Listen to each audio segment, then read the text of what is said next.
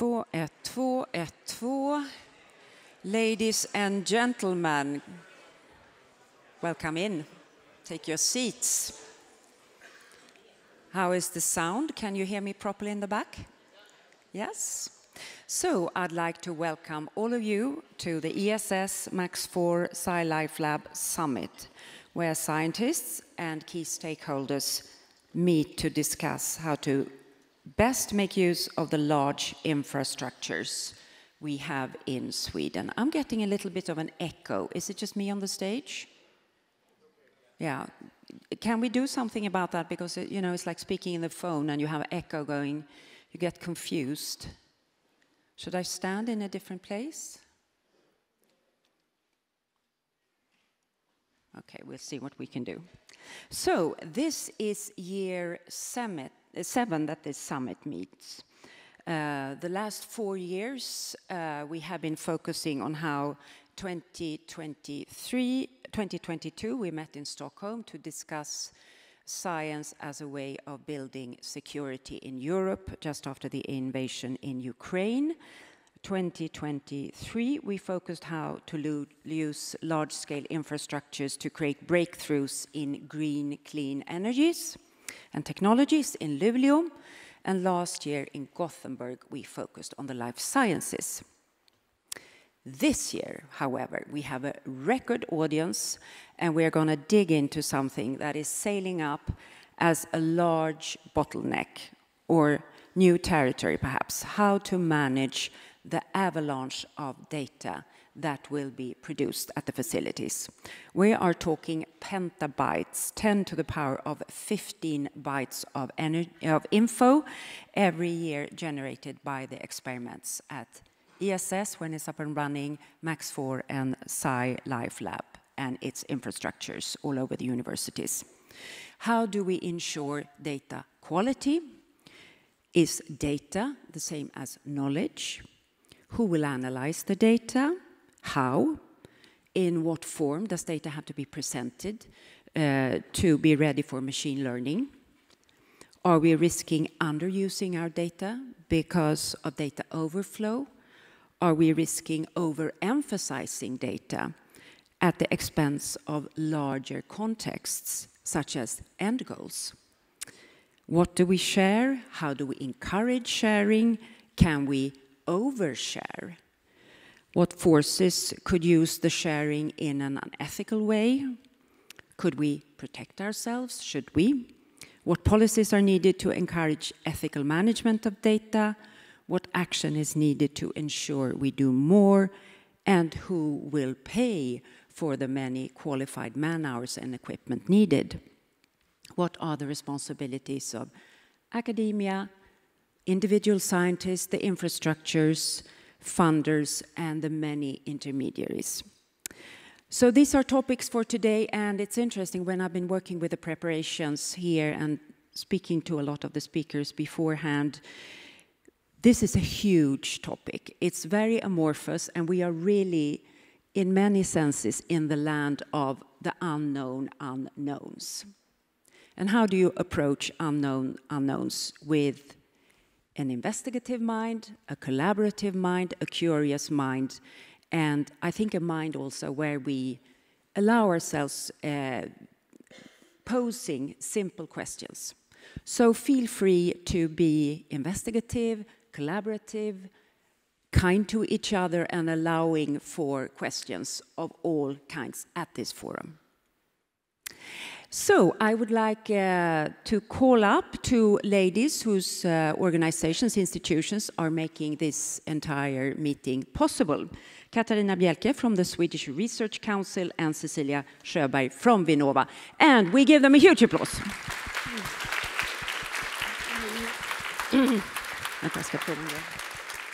Okay, guys, we're now going to try something. We're going to have a standing ovation for them. Please stand up.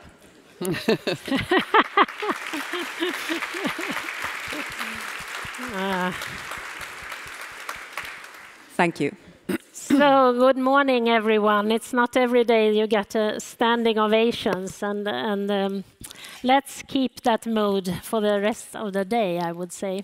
So, it's a great pleasure for me to welcome you all to this year's summit. We are very happy to be able to arrange this together with Vinnova. And this year also bringing together not only ESS and Max IV, but also SciLifeLab. And that is, I think, three of Sweden's flagship research infrastructures today to focus on one of the most, I would say, transformative forces of our time, AI and data-driven science.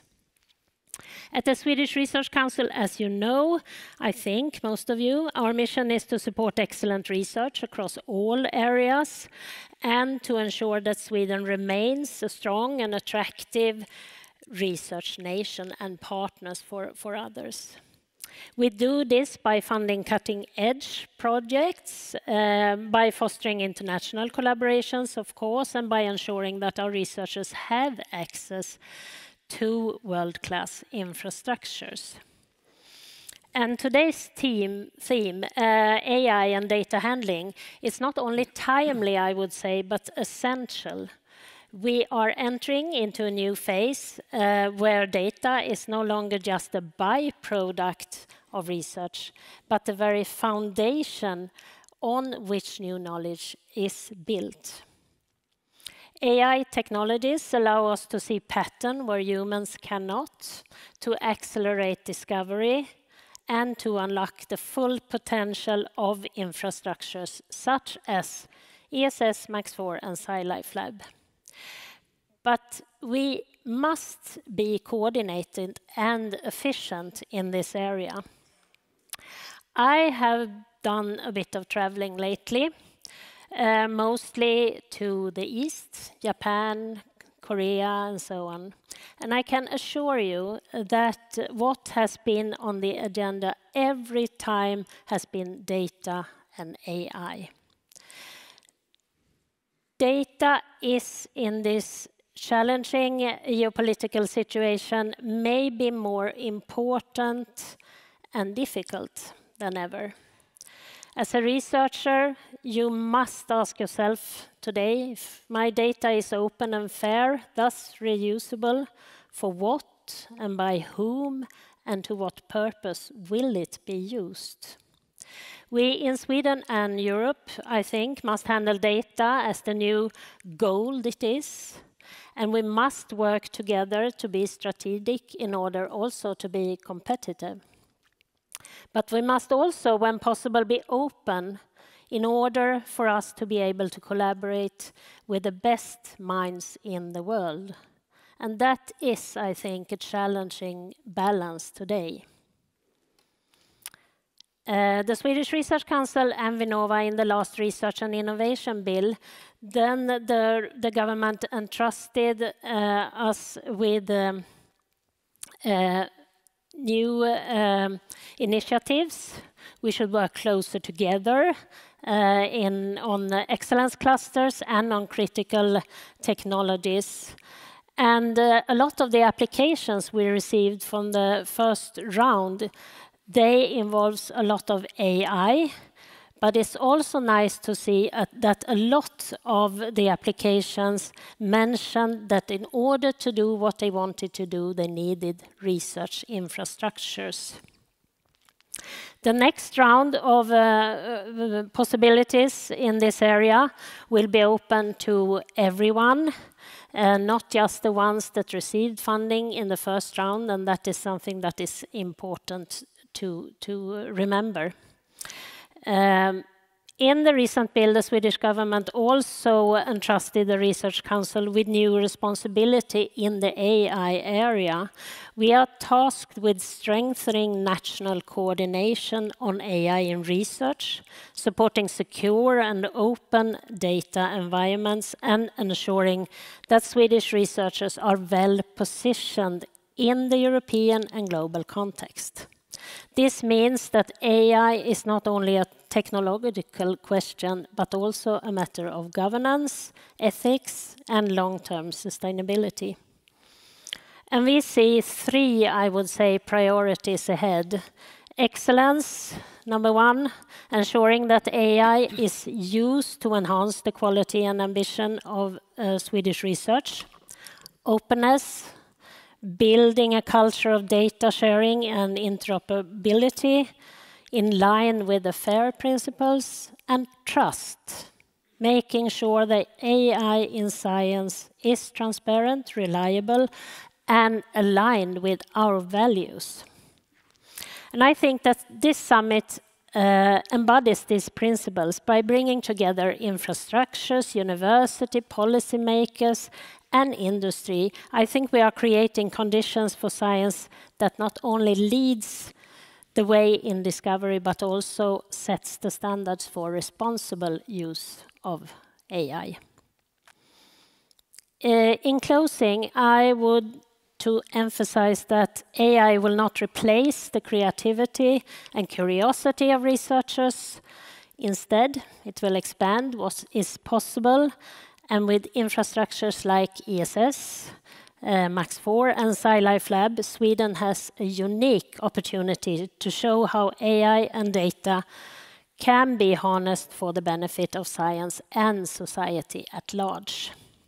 So I wish us all very inspiring discussions today, and I hope that we find new collaboration and partners today here. So, please.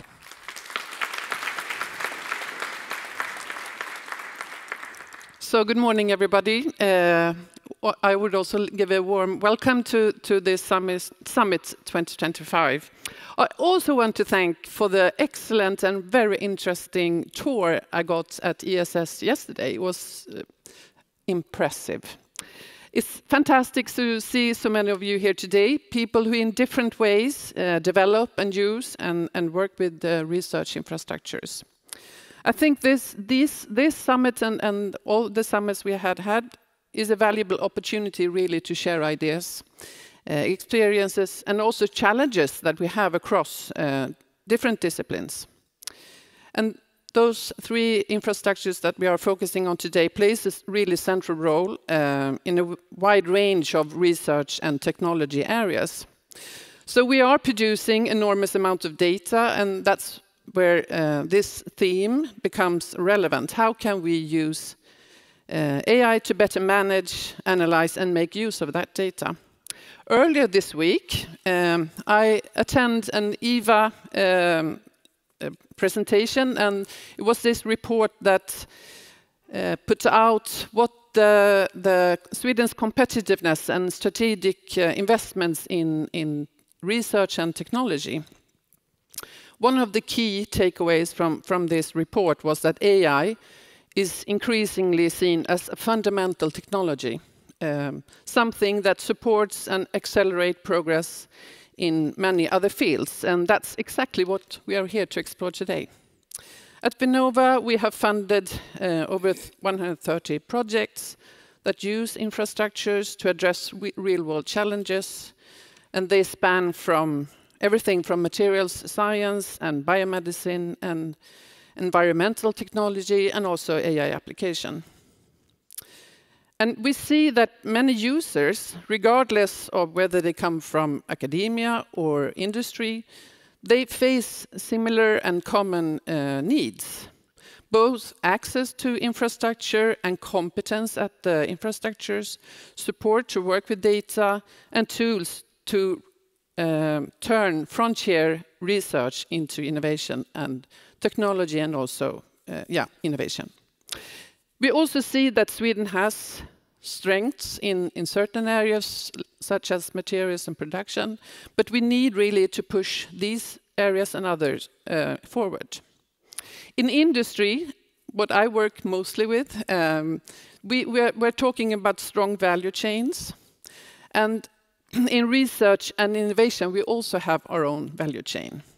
From world-class infrastructures, universities doing fundamental research, to companies that develop technology and innovation. And all these parts are important for Sweden's ability to really innovate and compete globally.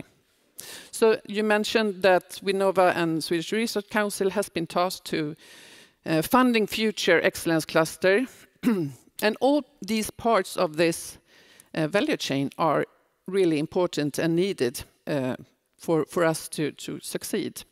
So at the task that Vinnova got, we're focusing on 6 technology areas: AI and autonomous systems, advanced digital technologies, quantum technology, energy and environmental tech, materials and production, and biotechnology. These areas are not only important in themselves, I think they are really also interconnected.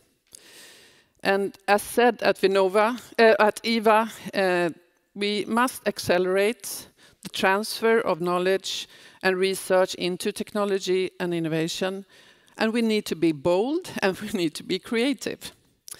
And we are going to invite, when we are working with these excellence clusters, we will invite and have conversations and dialogues with all the stakeholders. Absolutely. So again, welcome. I'm really looking forward to today's discussion, and really let's explore and overcome the bottlenecks and use AI to make research more data-driven, also efficient and impactful. And also we have some news. Yes, yeah, absolutely. We would like to also invite you to the next year's summit. We don't know when and we don't know where, but there will be a summit, because we are both Vinnova and the Swedish Research Council think this is a really good way of connecting people and speak about urgent issues, and we see also that we have a larger crowd every year, so we think it's a good initiative, and I hope that the large infrastructures also sitting in the back, yeah, they wave, they want to do this more. So have a really nice day, and it will be interesting to discuss these issues today. So thank you. Thank you.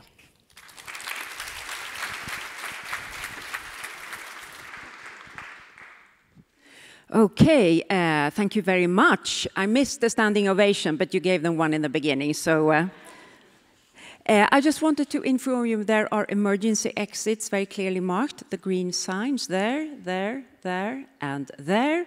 We will have a coffee break around 10:20, and lunch will be served out in the atrium where you came in. As Katarina and Cecilia mentioned, there is a record audience here today, a record amount of participants. So I'm going to step out here and ask Lars Börjesson, professor at Chalmers, to begin with. Why do you think there is a record audience here today? I think it's because it addresses some of the key questions actually for research infrastructure, which is data and AI, and how to make best use of it for science and also for innovation. I think that is the key thing, and when also the big four of world-class Swedish infrastructures meet at the same place, of course it attracts a lot of people. So, thanks. For you personally, what do you, because this is a very amorphous, huge cloud of issues. For you personally, what is the most pressing issue that needs to be solved in Sweden right now? That was a big question. Yeah, that is a very big question. When it comes to AI and data, yeah. Well, one issue which is being around is how we are create an integrated e-infrastructure for research infrastructure and also for scientists in Sweden. That is one of the key questions, and also how to make best use of it and together with the research infrastructure. I think that is a key thing for future research and innovation in Sweden. Excellent. I'm going to jump on somebody. Everyone is looking down into the table. Very dangerous person coming. Do you use, how are you working with these issues, data and AI right now? I'm actually a researcher, so I work with it daily. And what I'm seeing is often there is a gap with translating the problem to the proper AI problem. And then solving it would be easy afterward. So for me, there is a knowledge gap between understanding what's the problem and what data is needed for that problem. Can we get your name and where you work? Definitely. I'm Sepide Pershami. I'm a director of data analysis at RISE. Okay, I will dive into you. Your name, please. Alexandros Sopasakis, Infravis, Mathematics, Lund University. And why have you come today? I work in data analysis, I work in machine learning and visualization. And today is critical to find out the future of this field, because we need the infrastructures to support AI, which is what I do as a research. And in particular, what I heard today, I just wanted to point out that AI generates data, doesn't necessarily resolve the data issue. So we need also a solution about data saving, data processing, data transfer. I will have a final looking down into the table here. You, why have you come? Nils Skoglund, University. Well, I'm here. I've been working with large-scale research infrastructure and its use in industry and innovation before, through the RF Sweden project. And also for the AI side, we do a lot of, we call it multimodal analysis, but loading different techniques in a single pixel and just translating that, and just developing methods to get data transferred from one beamline to another and merging it. That's an interesting challenge, and also the volumes, of course. Maybe we could get a hand up here. How many of you are using AI to analyze scientific data? I'm not talking ChatGPT. Yeah, about a third, 40% something. Okay, well, to illustrate this problem, what happens when you have a thoroughly well-planned, ambitious research program with an industrial R&D question driving the project, many qualified partners, many big science facilities involved, and you end up with data that gets stuck? We have 3 researchers here from Lund University, Anders Mikkelsen, Philip Lerich, and Rashid M. Saoubi. Welcome up to give us a story from the factory floor, so to say. Stand with me.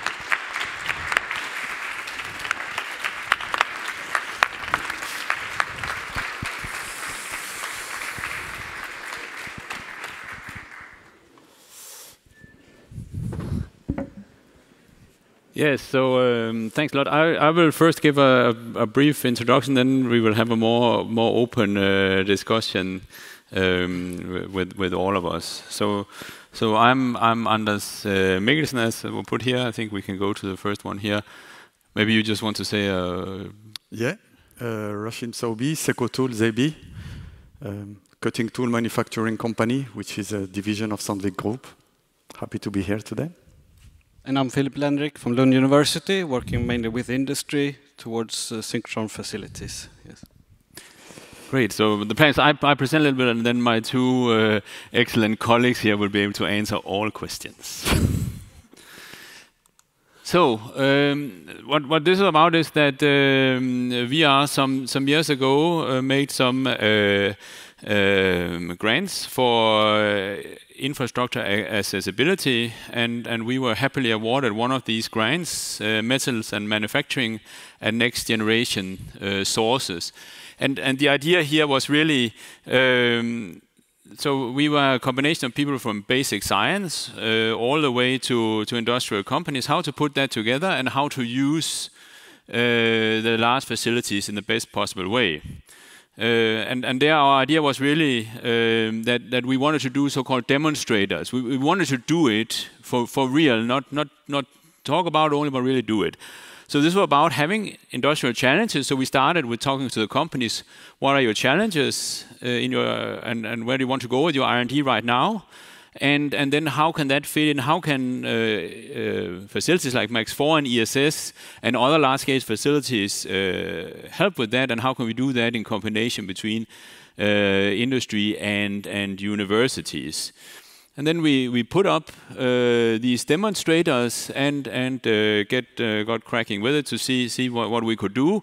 both to learn good processes for how to do things, but also to learn pressure test a little bit. Where are the problems? Where can we identify general problems or things that doesn't work? And I guess that's one of the reasons why we are here today. And it was a very successful project. I mean, we had 25 beam times at 6 different large-scale facilities all over Europe, 13 different beam lines. So we really got to try a lot of things here. And as you can see, the industrial companies also spanned very broadly Swedish industry, representing an enormous revenue actually for Swedish society if you start counting up here. So a little bit.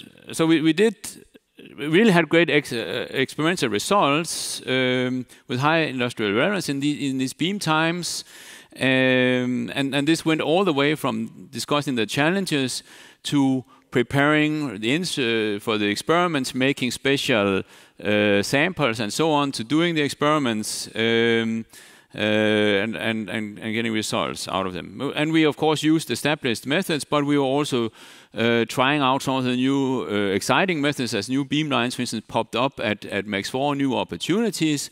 Then we were trying that especially in situ. We spanned all the 5 demonstrator areas we had promised, and that was going really all the way from the basic material.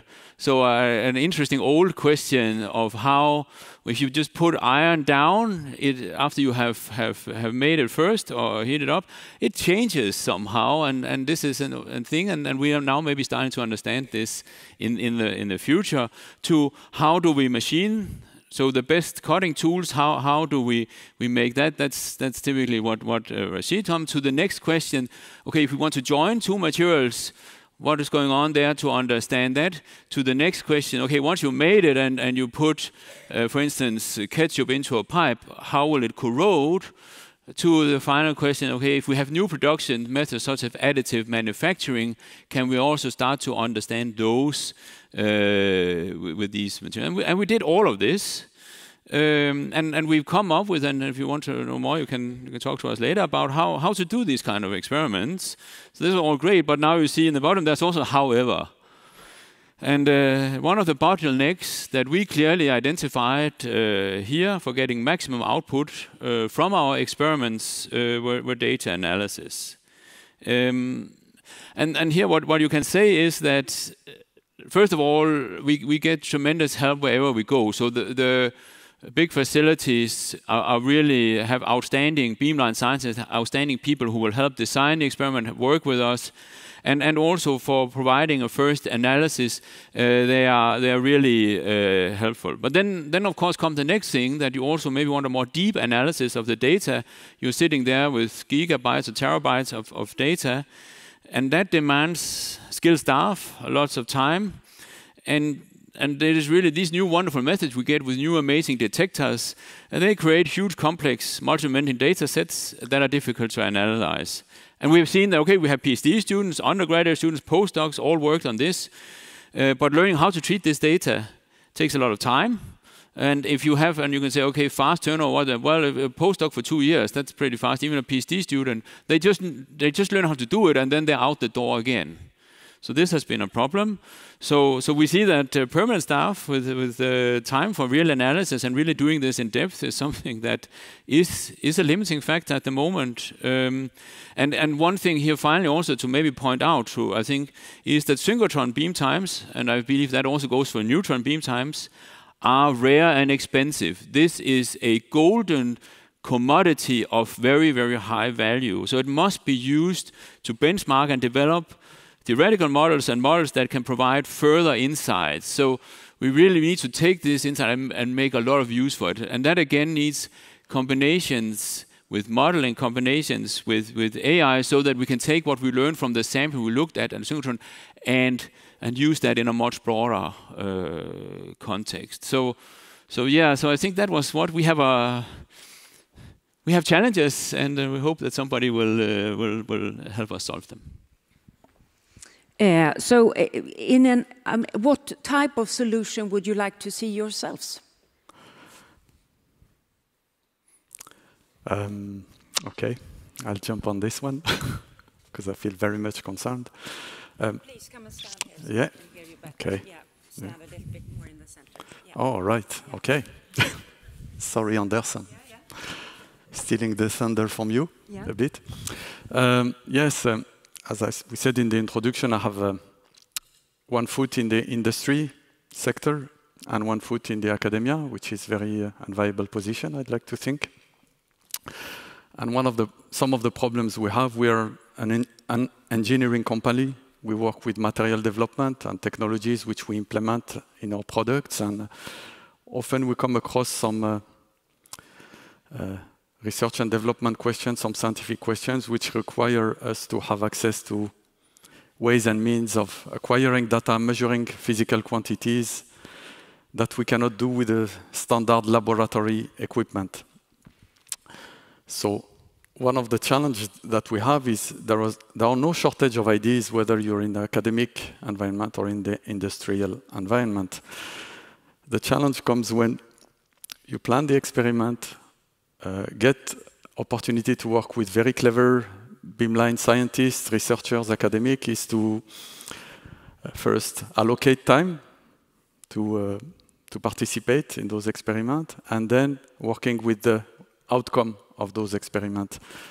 And where sometimes we're a bit struggling is actually, once we have measured things, is having internally the possibility to allocate our own internal resource to work with it, but also getting more time from our partners to help us getting the data unstuck. Yeah, can I ask you, you work for Sandvik, yes? Yeah. I have met your head of research. She is a very results-oriented woman. Agree? Yeah, she is a very results-oriented woman. Yes, and I would imagine. No bullshit, results-oriented. You come back to her and you say, this thing that I've been working on for a year, it's worked very well, but the data is stuck. What did she say? What did she say? Well, I never got to get to that point to talk to that person. So, but between that person and me, there are quite a few layers. And I don't want to say fortunately or unfortunately. I will let others decide. But there must have been huge, because you are a results-driven company that needs to report to shareholders how you spend the money. And here you are sitting with a couple of academics. I mean, it's more, I would say, acceptable for you working for Sandvik. Wasn't there a bit of grunting and a bit of, what is this? I would say our company is very research intensive. We have lots of brains, highly educated, and we believe that by partnering with academia and we can achieve that much. So that buying in from the top management is there, no question about that. I think it's in the realizing the ambition that I think we need to improve ourselves, but also from the industry, but also improve our dialogue with our academic partners. I think this is key for us to, we need to at some point to meet and speak a common language where we can set mutual expectations and understand each other in a way that is healthy and reasonable. That's, I think, part of the solution. But if we take the situation right now, so the data is stuck in the sense that you cannot analyze it or you cannot draw any conclusions from the data. Where are you right now in the process? Yeah, maybe it's a good time for me to jump in. So some of the data were completely stuck. We hadn't even opened the first files. So an idea we had, which is why I'm on stage here, was we would try a summer school where university students could get going with data. 4 students focused for 4 weeks and see if we could just get them started, like a kick-started. And in order to get the best student, we also wanted students to be paid, so summer work. And this is where the companies like Seco Tools and others came in and paid the students for this summer work. And this actually worked. We got the data unstuck. The data is unstuck now. It's analyzed. Partly. Partly, yeah. But the initial hurdle of opening the files and plotting the diagrams and so on, that is now unstuck, and some of the data is on the way to publication. On the way. We have many learned people here in the audience. What would you recommend these guys to do? Do we have any ideas? Nobody who wants to give a friendly hand? Excellent, I'll come down.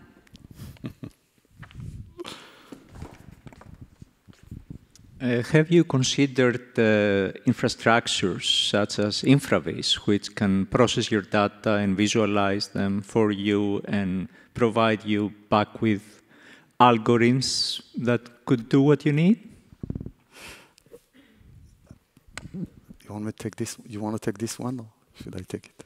Well, I guess I can start a little bit. So I mean, yes, as Philip said, and we're getting the data and stuff, and we're getting things out of it. And now you mentioned in Infrabase, and I don't know all the data. Even I don't know all the data infrastructure. I don't know. I said if you know this, but I mean, I guess it's then you have a little bit the same hurdle as we had the first time we went to the beamlines. I mean, first time.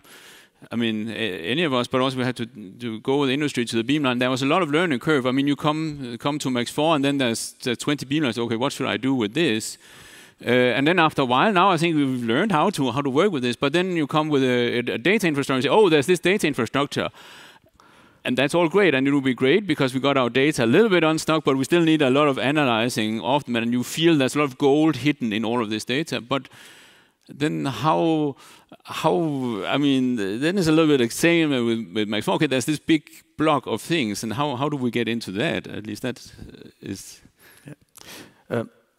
I think because of the nature of the challenge, we have seen also in recent years, coming from academia, for example, some very good, PhD students, postdoc scientists who even start up their own activities, companies. We have a couple of good examples, for example, from our colleagues at KTH.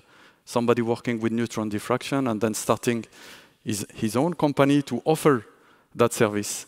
Because that person have identified that issue about the data challenge and in getting it unstuck. So there are a number of initiatives which are popping out in Sweden, but also outside Sweden. And the key is to try to channel these contacts through us in the industry, but through the academy to try to get the ball rolling. At the end of the day, finding a solution that fits all, I'm doubtful, but I think we can come along quite far in the process, and there will be always some specificities of certain measurement that you have to go outside from what a standard approach is for analysis. So it is there that I think I see a great opportunity. And in terms of project design going forward, what have you learned here in terms of how you design an experiment that will make you do something different the next time? On the thing, I think Obama said either I win or I learn. And here clearly you didn't win the whole way, so what did you learn? Very good question, thank you. I think I would say probably 70%, roughly, is in sample preparation. When we want to do diffraction analysis at Max 4 or Petra 3 in Germany and so on, it comes down to the quality of the sample that you prepare. And sometimes, depending at which scale you want to observe a phenomena, you need specific material preparation techniques. And those can be quite tedious to, but as in this domain also technologies for preparing samples have improved drastically, that kinds of ease a little bit more. So sample preparation, be more careful in that? Be more careful. Is your learn? I would like to get the learns from the two other gentlemen too. What is a learn here in terms of project design going forward?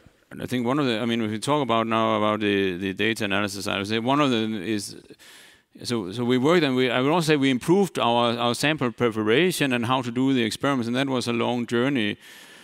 But at least in the beginning, we have not always secured that we also had, and also, I mean, you have a limited amount of resources, so just getting the experiment done and getting everything done took a lot of resources, but then also having the resources to not only do a first analysis and get the first things done, but to really get advantage. We maybe have not always thought that into the whole process from the beginning, and that's maybe one of the places you need to think also the total data analysis into this, and we already climbed some mountains, but this feels like another mountain that one somehow. It's a very good point. It's like I have 4 children. When you expecting your first child, you think that giving birth is like the end station, but some other things happen after that too. So a good lesson in terms of taking into account the processing part, the samples, and what is your learn?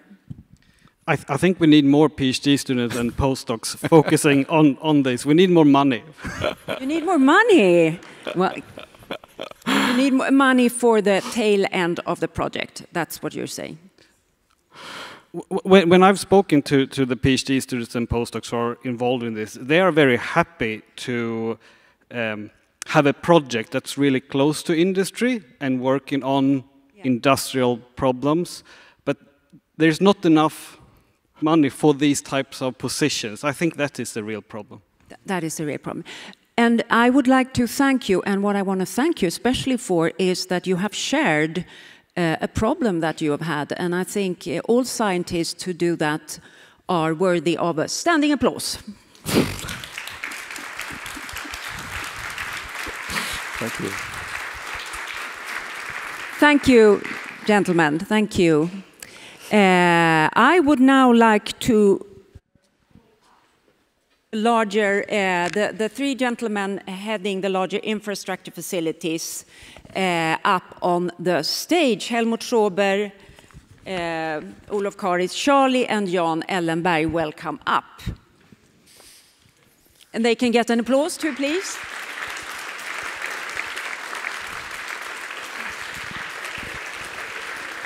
Thank you. It feels very natural for you to receive this, doesn't it, Helmut? Absolutely. I think you are a bit of a rock star. Should we stay there? Or no, I want you all to come sit here. Okay. Charlie, you go up there when it's your time. Hello, okay. Jan. Good morning. So, very, very welcome. Jan Ellenberg, if I begin with you, Director of SciLifeLabs. When it comes to life sciences, where do you see the biggest explosion in data right now? What aspect of life sciences? I would say it's across all aspects. I think life science has gone through 20 years of data production technology revolution, and that started with genomics and then went via proteomics and all the other analytical methods, so we can quantify now everything inside living systems at a scale that's completely unprecedented. So individual projects now generate petabytes of data. You know, 1 lab, 1 student, 1 study. And so that means we have an explosion in the depth, the quality of the data, and extracting the knowledge from that is really the main activity that we need to focus on. Thank you. Helmut Schober, we had a discussion this week, and you, being a German, of course, very well versed in your philosophy, you had interesting thoughts about what is the end game of what we are doing. You talked about data and knowledge, the difference between the two. Yes, because I think I'm not a big fan of talking about big data, because at the end of the day, as humans, I think what we want to do is understanding of the world around us, or sometimes if we have already understanding of a series of samples which then have a usefulness in our lives or in industry to make us competitive. And so at the end of the day, it's really this cognitive understanding, and we make observations, the result of the observations is data, and the quality of the data will decide whether we are capable then of reaching this end goal. And I think the talk we have just seen before clearly illustrates that. And already when you start your experiment, you have to keep in mind what you want to achieve, because that will mean how you prepare your sample. That will then mean how what data are useful for you. So in our domain, neutron science, the data volume, contrary to, I think, in the life sciences, was never a problem. we will have at the ESS have petabytes, which is... We will get back to the amount of data being generated, but let's just drill a little bit into this. So do you see a danger in focusing on the data aspect in itself? You become sort of method focused rather than end goal focused. Is that what you're saying? I think it's just if you have a lot of hype on that, you take away the attention of the whole chain that you need to reach this cognitive interpretation of our world. I think this is very interesting. Can we have a vote on this immediately? Is Helmut right? You're getting some support. You're getting good support here, like 50, 60. It took some time, but cognitive processes are slow. They had to digest and they wanted to give you an honest vote. Excellent. Charlie, you're going to show some slides. Yes. So I suggest you do that from the table over there. I'll stand up. So let me first of all say, since we are a user facility, it is our duty to ensure that our users get some tangible result. So in some sense, I agree with what Helmut just said. It's not about the data, it's about enabling a user to actually get some tangible result in the end that will either result in a new product or in a publication. So that is really what we aim at with our data strategy. The challenge, however, just like Jan said, is that we're facing a complete surge in data today. We already today generate several petabytes of data each year, but we now know that our next generation detectors will multiply that enormously. We will approach hundreds of petabytes per year if we really don't do anything. So our focus has to be to shift from thinking about how we store data to actually do something already at the detector and ensuring that we save the data that is meaningful and reject the rest. So we need to devote our effort in creating value very close to the experiment and hand over what others can do for us. I'm looking at NICE here and hope that we'll get support to actually handle both compute and storage by others. And by that, of course, we need to do things somewhat differently in Sweden. So this is a little bit our governing principles on this, and I will very quickly just say a little bit on what I mean with a few of them. So first of all, I think it's imperative that Sweden starts to think differently. We need to collaborate much closer. We have already actually allowed our users to request InfraVis support, incidentally, when they apply for Beamtime. I don't know how many applications InfraVis got through that channel, but it is a few at least, 8.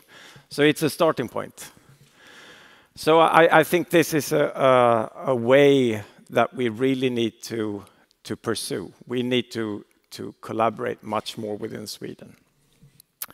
And this is also something that we do internationally, which is, of course, also absolutely essential because most of our users travel around the world and they need to have the same experience. They cannot get a different result just because they go to a different facility. So this is something that has to be very standardized.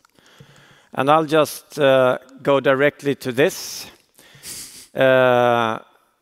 This can also be reformulated in a slightly more boring way, stating that don't reinvent the wheel. I think it's much more fun to say steal with pride. We at Max 4, and I think that is in general true in Sweden, we can have a very competitive edge if we ensure that we stay alert and learn from what is happening around us and make use of best practice much more. So our overall vision is that with that, we focus on creating a good user experience, creating value of the data that is generated, but in order to have the resources to do that, we need to hand over and collaborate with other actors in the ecosystems. Okay. Excellent. Thank you, Charlie. So one of the interesting things here is that electrons, photons, yield or give a much larger yield of data than neutrons when you use them as probing into matter. So your two facilities, what these two different, what does that mean for your facilities in terms of data processing, data storing? Helmut. Well, I think if you go back again to the presentation we have seen this morning, the bottleneck is the analysis. And that we know very well, and I think what we share, the two of us, is we have a very broad field of application, right, from the fundamental physicists up to people in archaeology. And we have to make sure that they all get the information that they're after, not data somewhere stored on a file server, right? And that's why at the ESS, for example, at our data management center, which is, by the way, in Denmark, over the bridge, the focus is that we try as much as possible when we go into user operation. Next year we will have, hopefully, first neutrons, and then soon after, that we are capable of delivering what the clients expect, right? Our users, we have to secure the success of our users. If somebody comes with a sword and they want to know whether this was forged in Sweden or whether it came via some interesting commerce with the Mediterranean from some Etruscan source, that is at the end of the day what, and for that we need to give them some meteorological data that they understand and not just a detector image that they cannot do anything about. So we have petabyte of data. I always like, as humans, I come back to philosophy. I mean, our eyes have about a gigapixel. So by the time we watched each other this morning, we have processed a terabyte of data in our brain. So let's tune it a little bit down. We can do that, right? That's not the issue.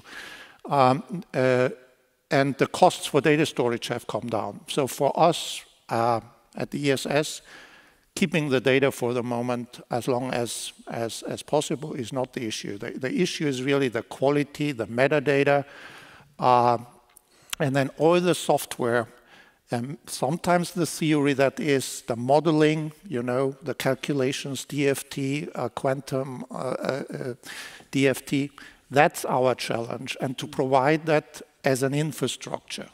Yeah. So that the user is not obliged to do it themselves, because as we also have heard this morning, if a company has to build up all this knowledge, that will not happen. It won't happen. So, but basically, you have a huge problem with the amount of data generated and then how it's going to be stored, don't you? Yes, already. In principle, that's a short answer. Yeah. I mean, just a little bit complementing on what Helmut said. I think it's, why do we generate the data? It's because we're doing new science. It's not like we want to generate a lot of data. There is nothing fun about generating loads of data. We're using new opportunities to do new science, stuff we couldn't do before. We can now do measurements that was previously static. We only made one picture and that was all the information we had. Now we can follow a reaction in real time, more or less. To be able to do that, we need to snapshot that reaction even down to the nanosecond or even faster.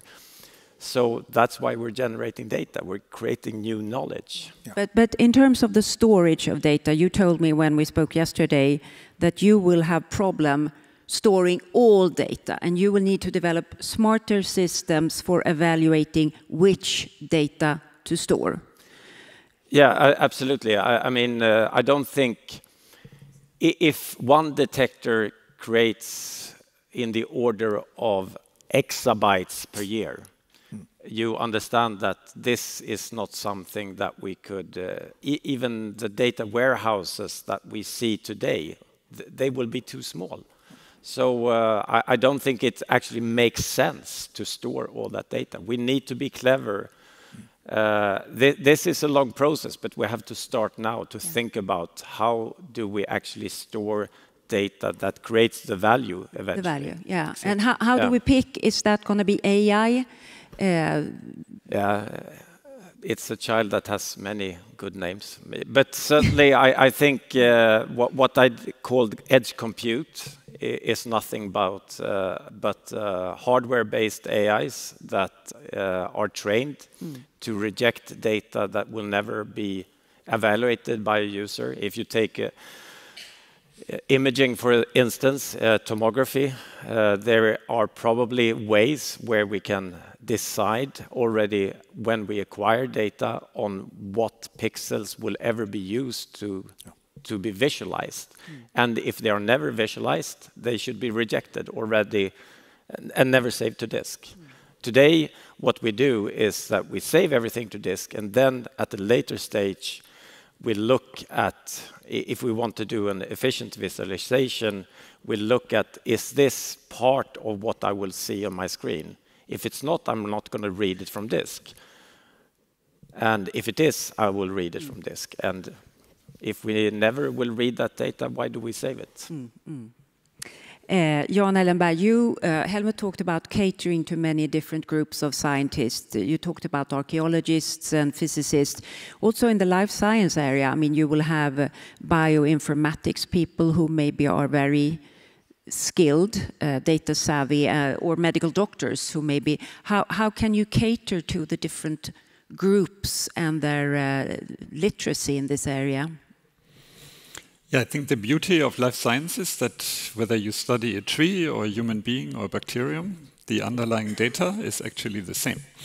The molecular organization of life is universal. So what we measure and the tools we need to extract information from that first, so that reduces data volume, and then knowledge from that second, are rather universal. And so that's really what SciLifeLab has done from its inception, is to provide data and bioinformatics services to the whole life science community across all areas: environmental biology, basic biology, medicine. And today, and as I will show in one of my slides, is we have a data science service community across Sweden that is 175 staff that are distributed across SciLifeLab's platform. So a data serving community of 175 people in SciLifeLab that support data analysis, data management. Do we have any of them here? Anyone? There's quite a few of these people. Quite a few? SciLifeLab data science, hands up. Because this is a great service function. A little afraid there, up with a hand. Are you afraid people are going to jump on you, ask for your help?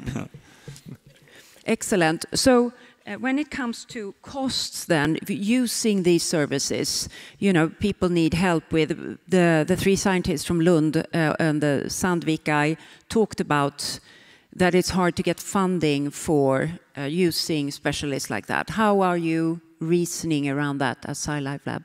So we have a very structured user fee model that the initial service to help people explore how could they analyze the data is free. That's an initial consultation. And we also have a data-first consultation process. Before people produce data in SciLifeLab, they immediately get a data consultation by one of these specialists to plan ahead and say, what is the data management you need, what is the data analysis you need, and what is the scope of that you're going to have to plan for your research funding.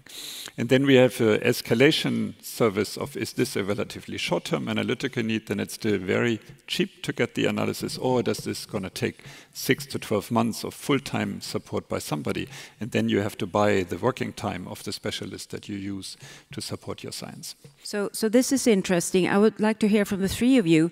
Do you think that the data scientists need to come in earlier in the project? Maybe even from the beginning to end up with... I think that was one of the lessons learned from... I mean, if you just go back how science works since I know it now, 40 years, right? That was always the case. If you, in normal, what I call academic science, started an experiment in superconductivity, naturally, before growing the crystal, you would have people coming in and said, what are we looking for with that experiment? How do we treat it? Do we have the collaborations in place that we can? That was the strength of a scientific collaboration, and it's always important to have that chain in place. So I think there's nothing new. It's absolutely important to think it through. And the data in itself, that's my experience from my personal research, they have no value unless you're capable of analyzing them, interpreting them. A publication today, you don't want the publication, right, which says, here is the image of S of Q and omega of this crystal. You want to know, okay, we made a step further in the understanding of multiferroics. We made a step further in understanding of protein folding, whatever. And therefore, you have to bring this in at a very early stage and plan the whole process all through from the beginning to the end. That's my answer to that. When you have to work so targeted on a specific goal, is there a risk that you miss things that could be really important? Because I was thinking, a couple of years ago, I was working with some scientists, and they were saying the problem today is that we have to be so geared at getting our funding that we only do research where we know exactly what results we will get. We don't dare to explore things a little bit on the side where we might end up with a little bit of gray terrain, because then that'll not be funding friendly. So a very focused approach, could that lead to like a diminishing horizon of science, Jan? No, I would absolutely agree with that. I think we saw a really good example of how valuable data is and how much the value increases over time, with 2 Nobel Prizes given last December in Stockholm. One for AI, and one for the very first tip of the iceberg application to life science with AlphaFold. AlphaFold would not have happened if we hadn't kept useless data for 40 years that was produced at synchrotrons around the world on protein structures, and genomics data that was produced at sequencing infrastructures like SciLifeLab around the world for 30 years. And the combination of these 2 data treasures, aggregated and accumulated and stored over decades, allowed then to train an artificial intelligence that could predict how one macromolecule folds. So that's the value of data. And I think if you are still at the beginning of characterizing a system, like complex living organisms like ourselves, we can analyze our genomes, but we cannot measure so many things inside us. This data needs to be stored. We want to be able to predict how disease develops, and this will require decades of data aggregation. So we can't throw things away. We, of course, have to filter and get the information out. What is the genome sequence, rather than the raw images of the molecules on a chip that you need to measure that. But that information needs to be kept until you've characterized the system completely. And in life science, we are still at the very beginning of characterizing complex, long-lived organisms like humans. So data aggregation is for the decades to come, and knowledge extraction will become more and more powerful as we move forward. Just to not get me wrong, right? This is not what I tried to say. If you look, for example, at the sky, which is also a unique sample like the biological system, naturally we should, with high precision, look at the movement of the galaxies and store every signal that we get and every input.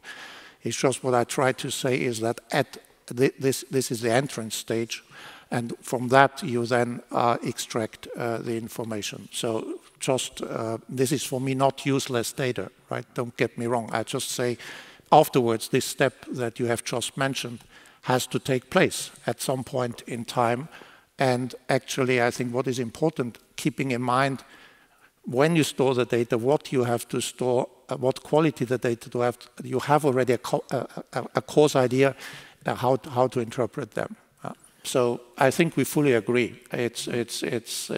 Yeah. Jan, you have a couple of slides. Do you still want to show them? I think some of them might be of interest to the audience. Maybe I show a few highlights very quickly, if I may. Yeah, very quickly. Yes, you're welcome.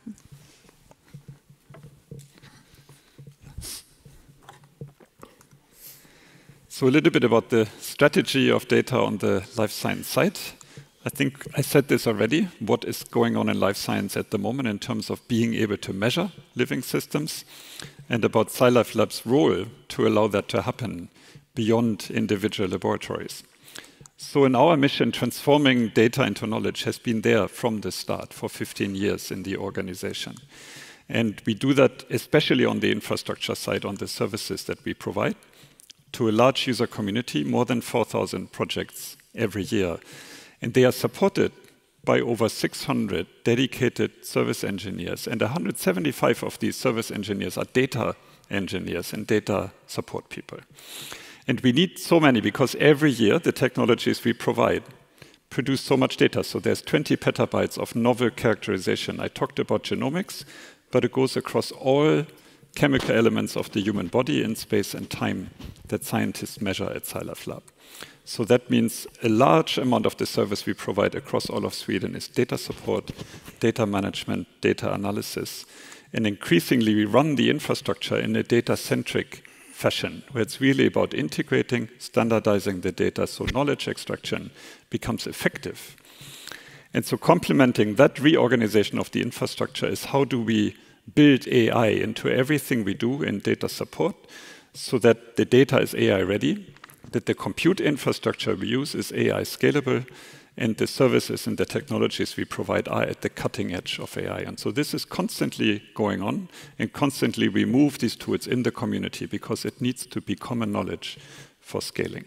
You have 2 more minutes. I'm just telling you, so pick out the most important things. And there are 2 more slides. So I think increasingly the life science domain produces a very large amount of the scientific data output and needs strategic collaboration with the high-performance compute domain, and that's something we are engaging with together with NICE. And I think it's not unique to life science. This is also true for the physical sciences. And so the 3 infrastructures here at the summit actually collaborate very intensely on this, also again supported by Vetenskapsrådet in the InfraLife project.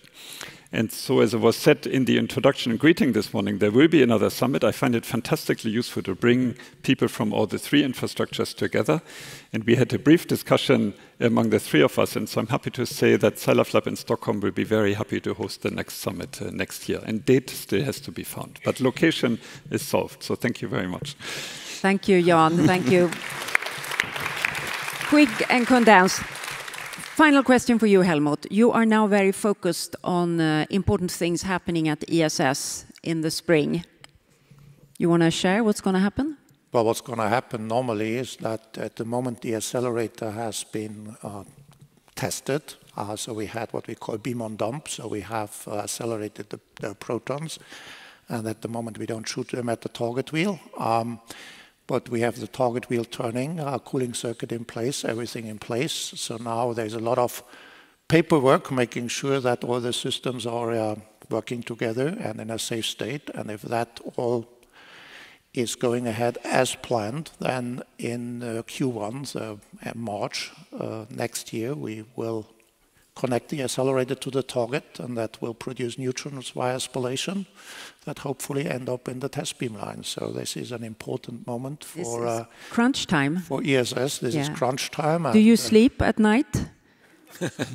As long as the wheel is turning, I sleep well. Yeah, okay, excellent. I think we wish Helmut well, and also Charlie and Jan with a standing applause.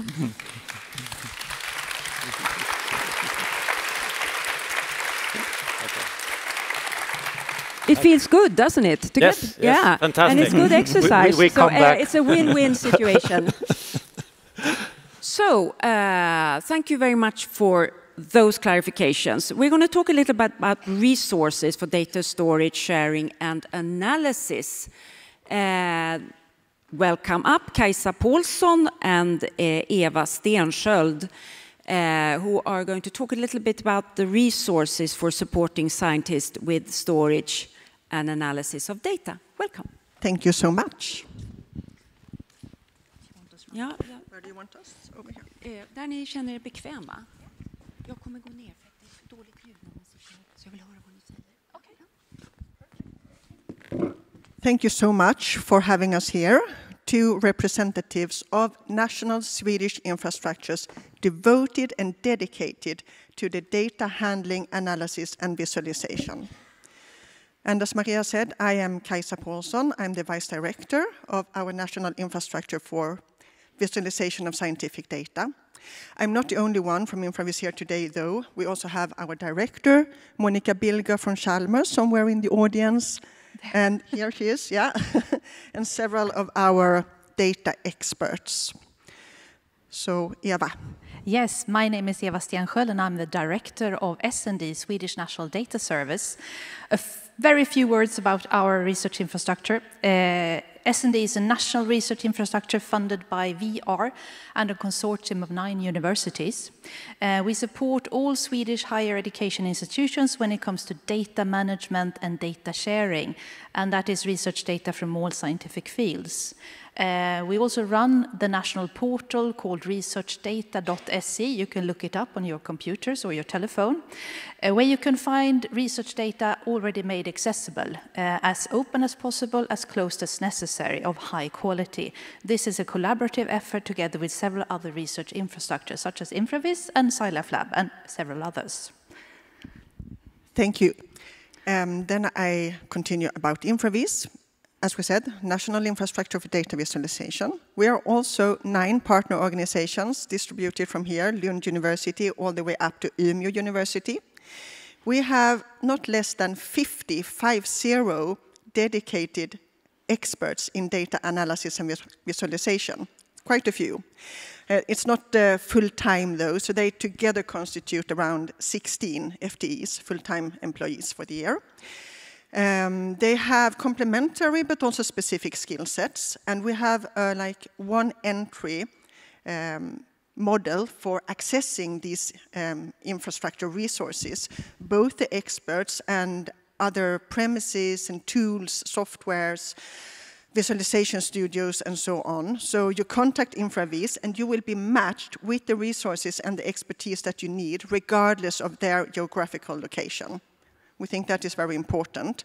We are trying really to work with coordination within our infrastructure, which also leads us to that we like to coordinate ourselves also with stakeholders outside our own infrastructure. But before coming into that, I think Eva wants to continue. Yes, thank you. I read the bottleneck report that is also linked in the information for this summit. And I know you were involved in it. And I thought it was really interesting because it pinpointed actually a few things that is needed for researchers in order to get an effective use of the large-scale research infrastructures that we are talking about today, SciLifeLab, ESS, and Max IV. And that is analyzing and interpreting data and manage, handle, and curate data. And here we have our 2 infrastructures that are willing to do the work. And that is all good and nice. But I also think that there is a change needed in the system in order to do this. And we were talking yesterday with each other about what that change could be. And I think it's really important to maximize the investments already made in research infrastructures. That is, to facilitate a better collaboration between research infrastructures, such as InfraVis, S&D, and the large-scale infrastructures that we have.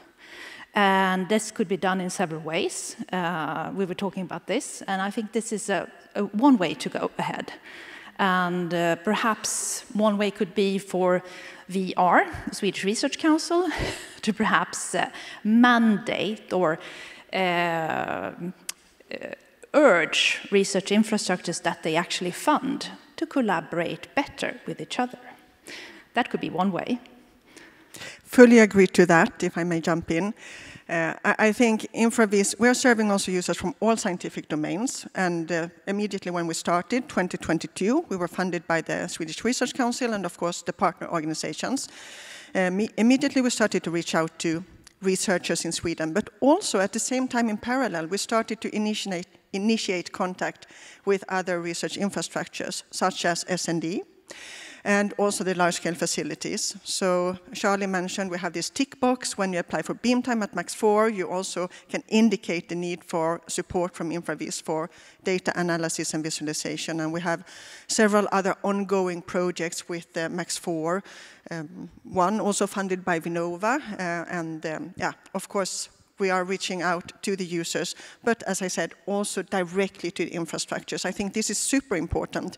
Sweden needs a mindset change. We are such a small country, we cannot really act as individual units. The infrastructures need to be connected to each other. That is the only way forward. I think it's completely logical if we think about the number of research infrastructures we have and the needs in Sweden. The way forward is to connect the infrastructures. We shall not be afraid of being dependent on each other. Yeah. We cannot do everything in InfraVis about data. We are experts in analysis and visualization.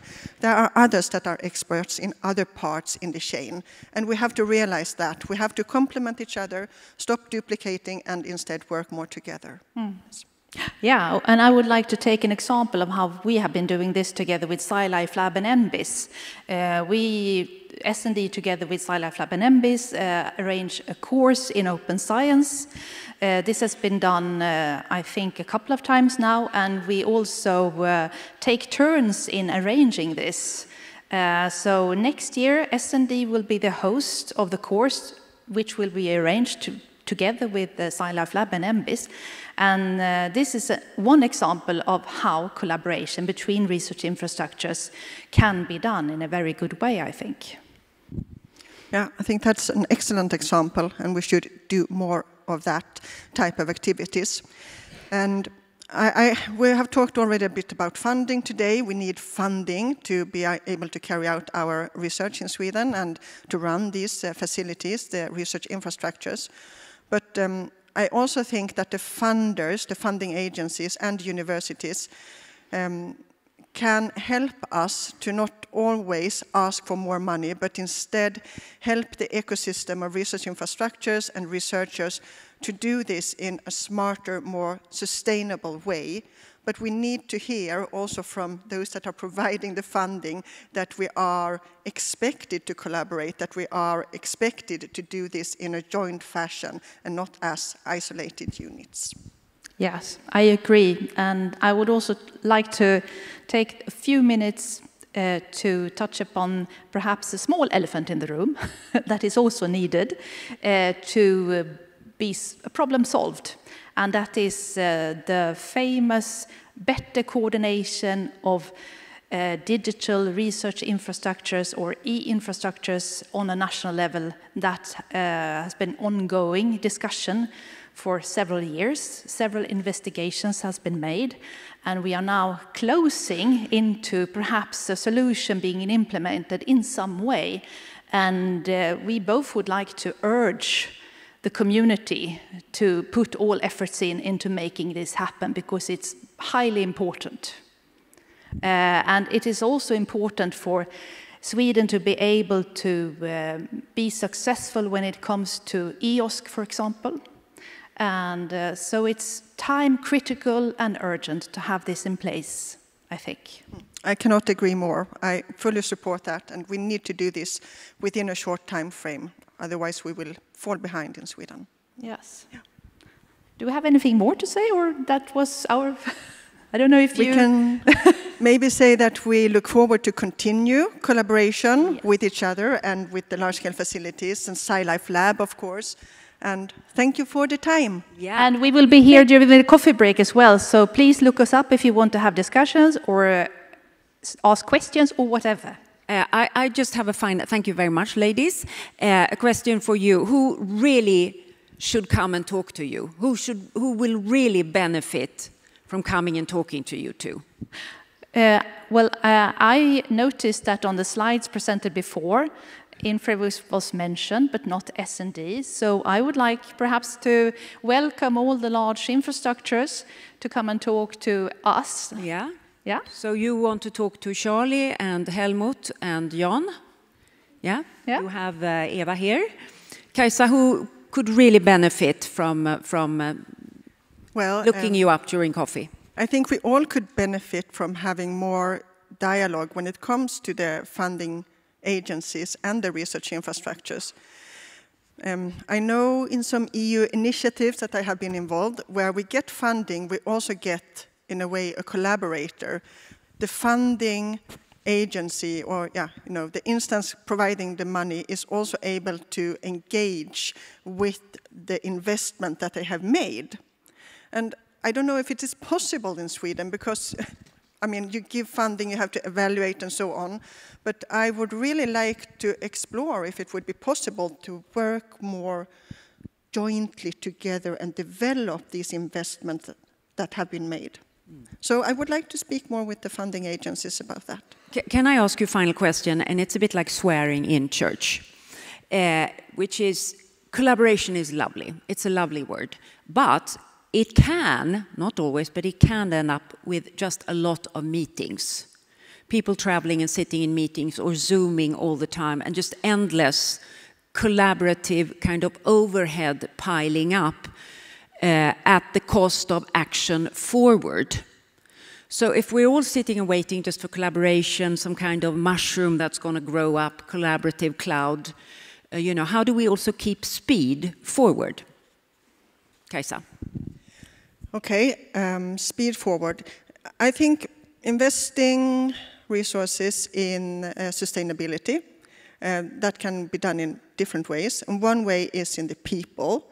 If you have these spiders in the web, I know some people here in the audience, they are engaged in many different initiatives, and they can really be these enablers and facilitators, bringing information between different communities and connecting different initiatives. That is one way of keeping it tight and moving forward with speed. Very good idea. I think they deserve a standing applause.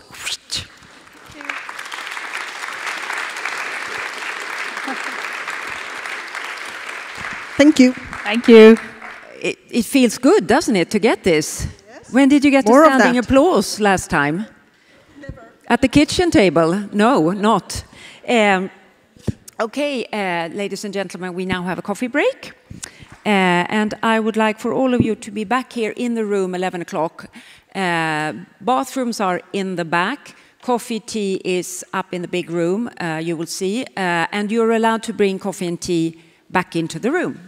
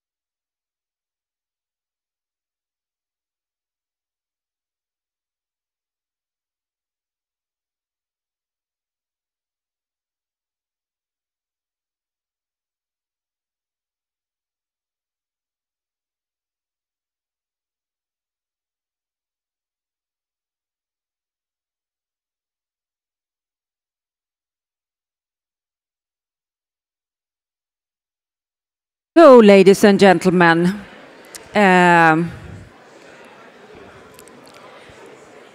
it's time for our next session. And I would like, yes, you're standing there waiting. Perfect. Come up, panel. And while you are coming up, take a seat. Chris Erdman, Pascal Dean, Joachim Schnatt, Malin Sandström, we're going to present you. I have a few slides I wanted to show you. Very simple ones. Please, take a seat somewhere where you feel comfortable. I wanted to show you this place, Asilomar in California. Has anyone been there? Who has been there? Excellent. West Coast, US, a place with a very funky conference facility, kind of old style in the sand dunes. And this became historic because in 1975, there was a big meeting in Asilomar on recombinant DNA. So the technology was new, and a couple of scientists with Paul Berg, eminent geneticist, took the initiative to meet to discuss the possibilities of gene technology, but also to try to envision what could happen if it all went wrong. And out of that came a lot of codexes and legislation that became very interesting and became a foundation for how to deal with DNA technology. And in 2017, there was a similar type of meeting on benevolent AI. Scientists, philosophers, economists, a lot of people from the tech world who met to discuss how do we deal with the possibilities but also the potential dangers. And I wanted to show this because we are going to talk a little bit about legislation and policies. And what I think is so interesting is that you got a real mix of people, and this was done from underneath. So the reason I know about it is the guy second from top on the right, Sam Harris. I don't know if anyone listens to his podcast, Making Sense. You do, more than me. He's a neurobiologist and a philosopher from Stanford. Very good podcast on science and society. You had Elon Musk, maybe soiled the name a little bit lately, but you had Stephen Hawking, you had DeepMind founder, you had research director of Google, and this was from underneath. It was not a state that told them, you go meet and you create these policies. It was about people organizing themselves from underneath with deep knowledge coming in from different angles and creating a framework for AI. I know there are many of these initiatives, but I wanted to show it to you to say that you all matter. Not everything is about the EU. Not everything is about the state telling us what to do. We matter also. What we think, and we can create these collaborations and these small circles in many ways where we discuss also wider issues. They came out with the goal of AI research should be to create not undirected intelligence, and we're going to talk about that later, but beneficial intelligence. They talked about which the Wallenberg Foundation has done, which I think is very interesting, that when you fund AI research, you also need to fund like an exoskeleton of other things like judiciary, philosophical, personal privacy, look at other aspects. You know, how do you sue an AI when something has gone wrong? Very, very difficult. And they came out with a lot of long-term recommendations too. Capability caution regarding catastrophes, existential risks. We have a lot of those, potential with wars, etc. And recursive self-improvement, what that could mean. So it's not to say that this is like the end result of all policy making. I just thought it was interesting because there was no government involved. It was just people with knowledge and engagement getting together. Okay, we are going to go back to the panel now, and I would like to welcome you all. Please say your names and tell us what you do. Then I guess I start. My name is Joachim Schnatt. I'm the science director of Max IV. I'm Pascal Dean. if you can hear me. I am the division head for spectroscopy at ESS, and I'm a professor of physics at Copenhagen University. My name is Malin Sandström. I'm a senior research officer at Vetenskapsrådet at the Department for Research Infrastructure. And I work with mainly E-infrastructure, HPC, and related areas. So I work with NICE and InfraVis to mention some. Excellent. I'm Chris Erdman. I'm the head of open science at SciLifeLab, and actually from California. You are from California. Yeah. Lucky man. Why did you move here? SciLifeLab. SciLifeLab. Excellent. We're going to talk a lot about sharing data, openness, closeness. I want to hear with you, Chris. You used to work at the Michael Fox Foundation, the actor Back to the Future who got Parkinson's disease, and he created a foundation geared at funding research around Parkinson's, which I find very admirable. My father had Parkinson's; it's a terrible disease. You told me how you were incentivizing the scientists that you funded to share their research at Michael Fox. Tell us what you did. Yeah, so one of the things we did was try to, well, it really starts with sort of the underlying vision, right? That it's the foundation starts with, the research needs to be shared, and one of the sort of fundamental things they saw when they first started it was that the main drawback was that industry and academia and all these other different players were not sharing data, and so they put together a shared database, actually, where a lot of their discoveries come from. But it starts with that vision of saying, we're facilitating, this open data, open research, and so it starts with that. And actually, one of the other examples is Sergey Brin, because one of the other organizations involved with aligning science across Parkinson's, found that he was running into paywalls with research and couldn't access research because his father has Parkinson's too, or a family member, it runs in the family. And so, again, from the start, it was that, that drive that research needs to be open so that everyone, can benefit from this and be a part of it, yeah. Did you manage to make the scientists who got funded by you spend more time on sharing their research through your sort of funding structure or the way you measured it?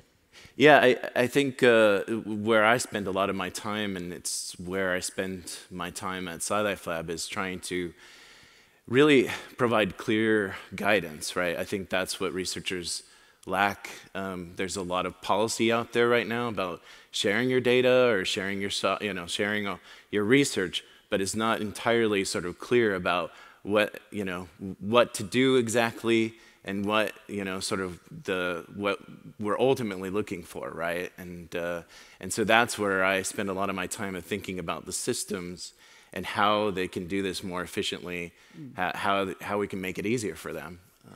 Malin Sandström at Vetenskapsrådet, how are you today kind of measuring or incentivizing data sharing when it comes to applications? Mainly we request that all our funded research is shared openly, and we do track statistics, but we mainly report those to EOSC, so it comes back to us in a nice report, but we don't really do as much as we could, I think. But do you is it kind of a nice to have, or is it an essential thing for even getting the funding? You are supposed to share if you get the funding, basically. It's not a nice to have. What happens if you don't? Nothing. What happens if you don't share the data? We don't track that, so we don't really follow that up. Yeah. But most researchers work closely with the research data offices, with setting up a data management plan and so on. Okay, Joachim, we had a very interesting discussion on the phone. You are very critical to the whole question put here about Max IV being responsible for data analysis. You were like, nope, we cannot do that. Why? I don't think I formulated quite that way. But well, you were very clear on the phone, very, very clear. No, I mean, like, if you look at the some of the challenges that we have with data, so one of the challenges is ownership. It's as easy as that we do not own the data that are being produced at Max IV. No, it's an interesting legal question in Sweden who owns the data, and there are different answers. One answer is the universities own the data, but there is a definite legal answer to who owns the right to commercialize the data, and that is the researchers, and that has implications for what we can do. Spell that out. What implications? Right. I mean, if for example, now we come back to that question. I mean, if the researchers are forced to make the data publicly available, and there are huge benefits to that, then depending on the way of how you do it, you make impossible for the researchers to actually make the right of commercialization. For example, taking patents relies on that the data are not available yet. So it's not an easy question. That's what I'm trying to say. So your main objective to being responsible for data collection is about lärarundantaget, as we call it in Sweden, about the researchers' proprietary right to their own data. Well, I mean, it is about ownership, I really would say. Ownership, and then this additional right of the lärarundantaget, of course. These are two different questions, but both of them are important questions, which doesn't mean that we should not work. We need to work within that area, but we need to be aware of the legal obstacles. Yeah, let's put your... Okay, you have a viewpoint. Let's put it to the plebiscite here. Do the facilities, how should we phrase this in a simple yes-no question? Do the facilities have the right to publish the data of the researchers that have produced them openly? Openly, okay, hand up. We have a few meek voices, a little this, voting like this. You feel ashamed of your vote? Please stretch out. Okay, you think they do. Please explain why. Come.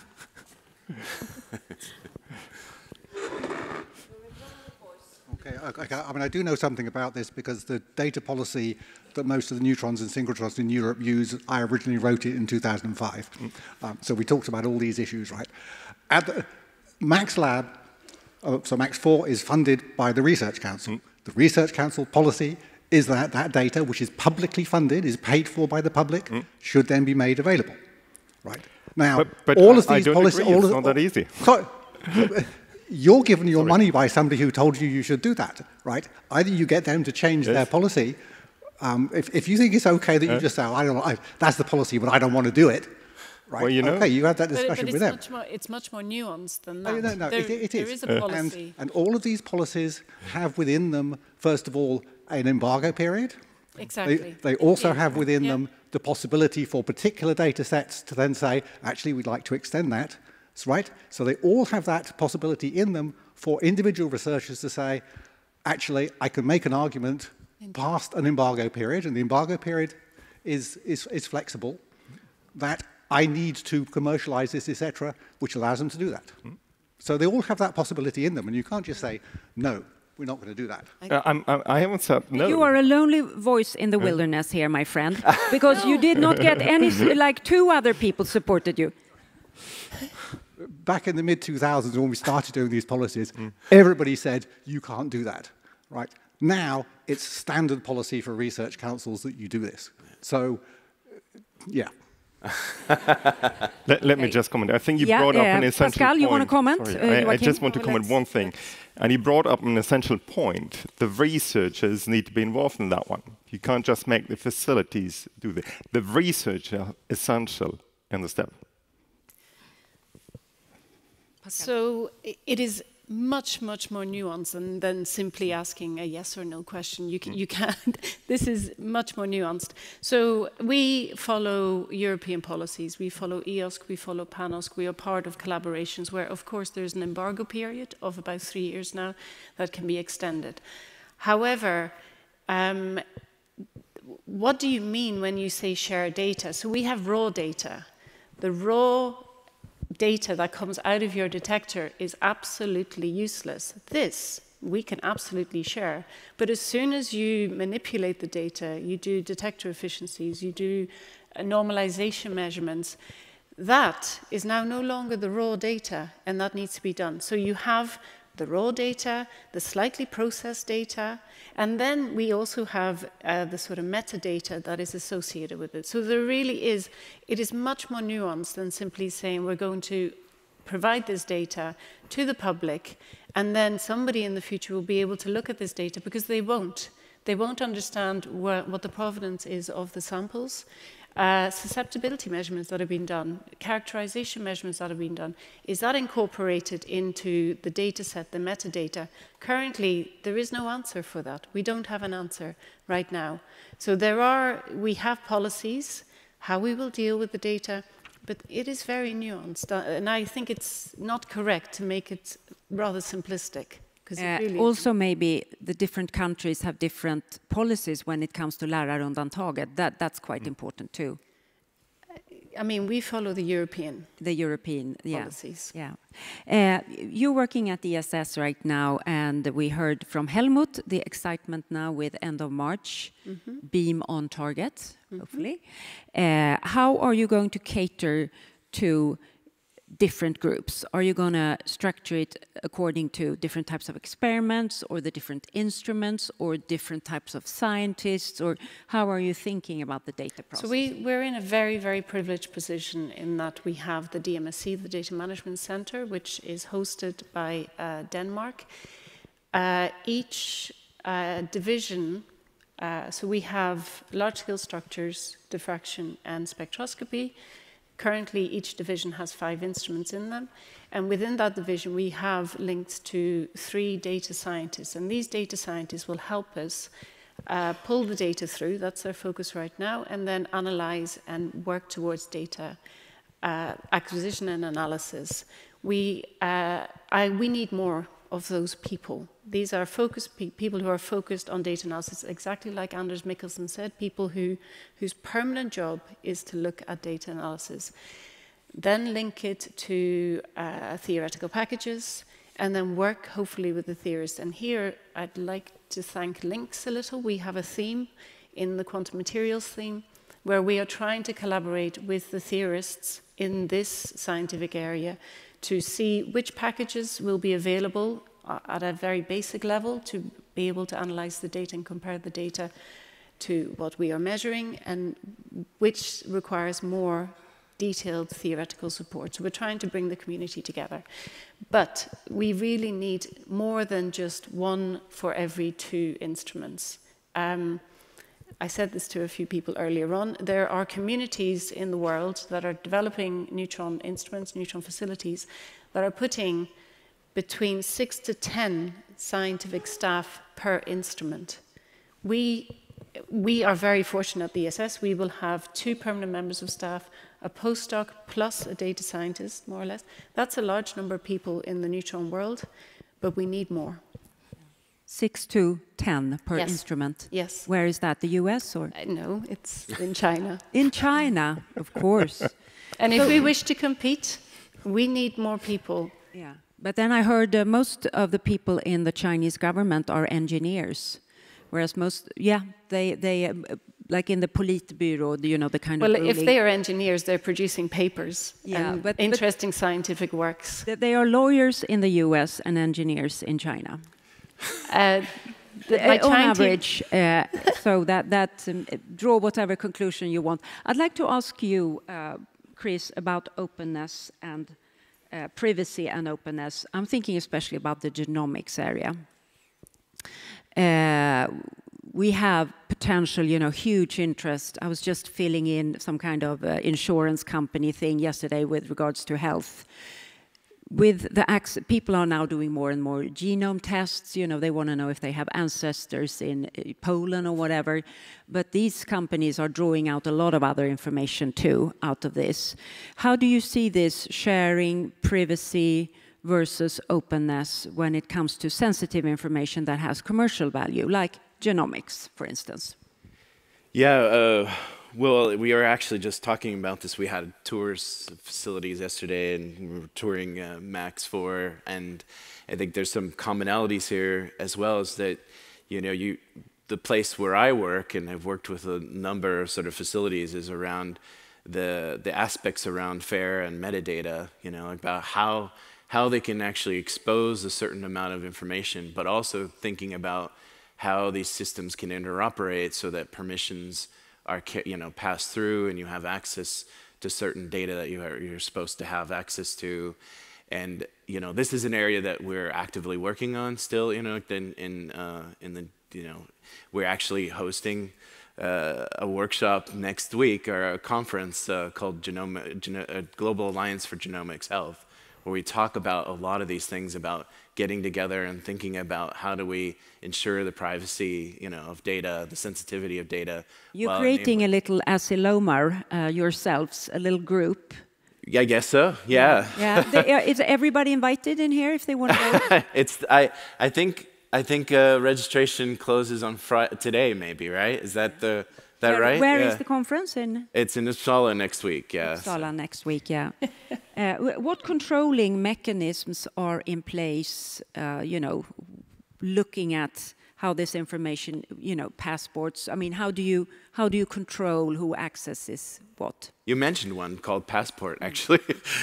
So there are like, I think this is one of the jokes we were talking about on the side, is sometimes there's a lot of standards out there, and there's like this famous comic XKCD where it says, hey, we have another standard added to and that's the tricky part, is trying to get all these people together to sort of agree on shared standards and shared approaches, and that's what we're trying to do with that group. And I think you also mentioned earlier, about collaboration and how it's so difficult, right, with all the different groups. We've named a number of them.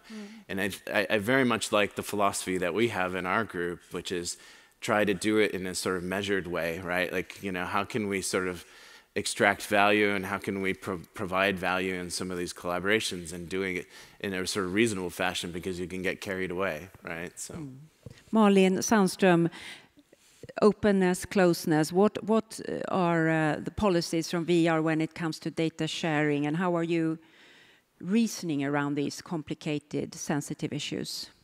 Well, it is, as Eva said in the last panel, that's as open as possible, as closed as necessary. And especially when it comes to sensitive data, it can be a variety of different scenarios, how easy and how hard it is to share. For clinical data, you might need to write a specific statement, for instance, detailing what you need to do. For other personal data, it might be even harder. But it's on a case-by-case basis. I guess it's quite difficult to do general standards, or how do you see this? I think for sensitive data, it nearly needs to be on a case-by-case basis. In large fields, like genomics, for instance, you can probably come up with a standard way, but sensitive data are tricky just for that reason. What are the good standards out in the world when it comes to data sharing? You talked about China having, for instance, manning up the instruments with a lot of computing engineering. What other benchmarks are you seeing where people are doing good, interesting things that we could learn from?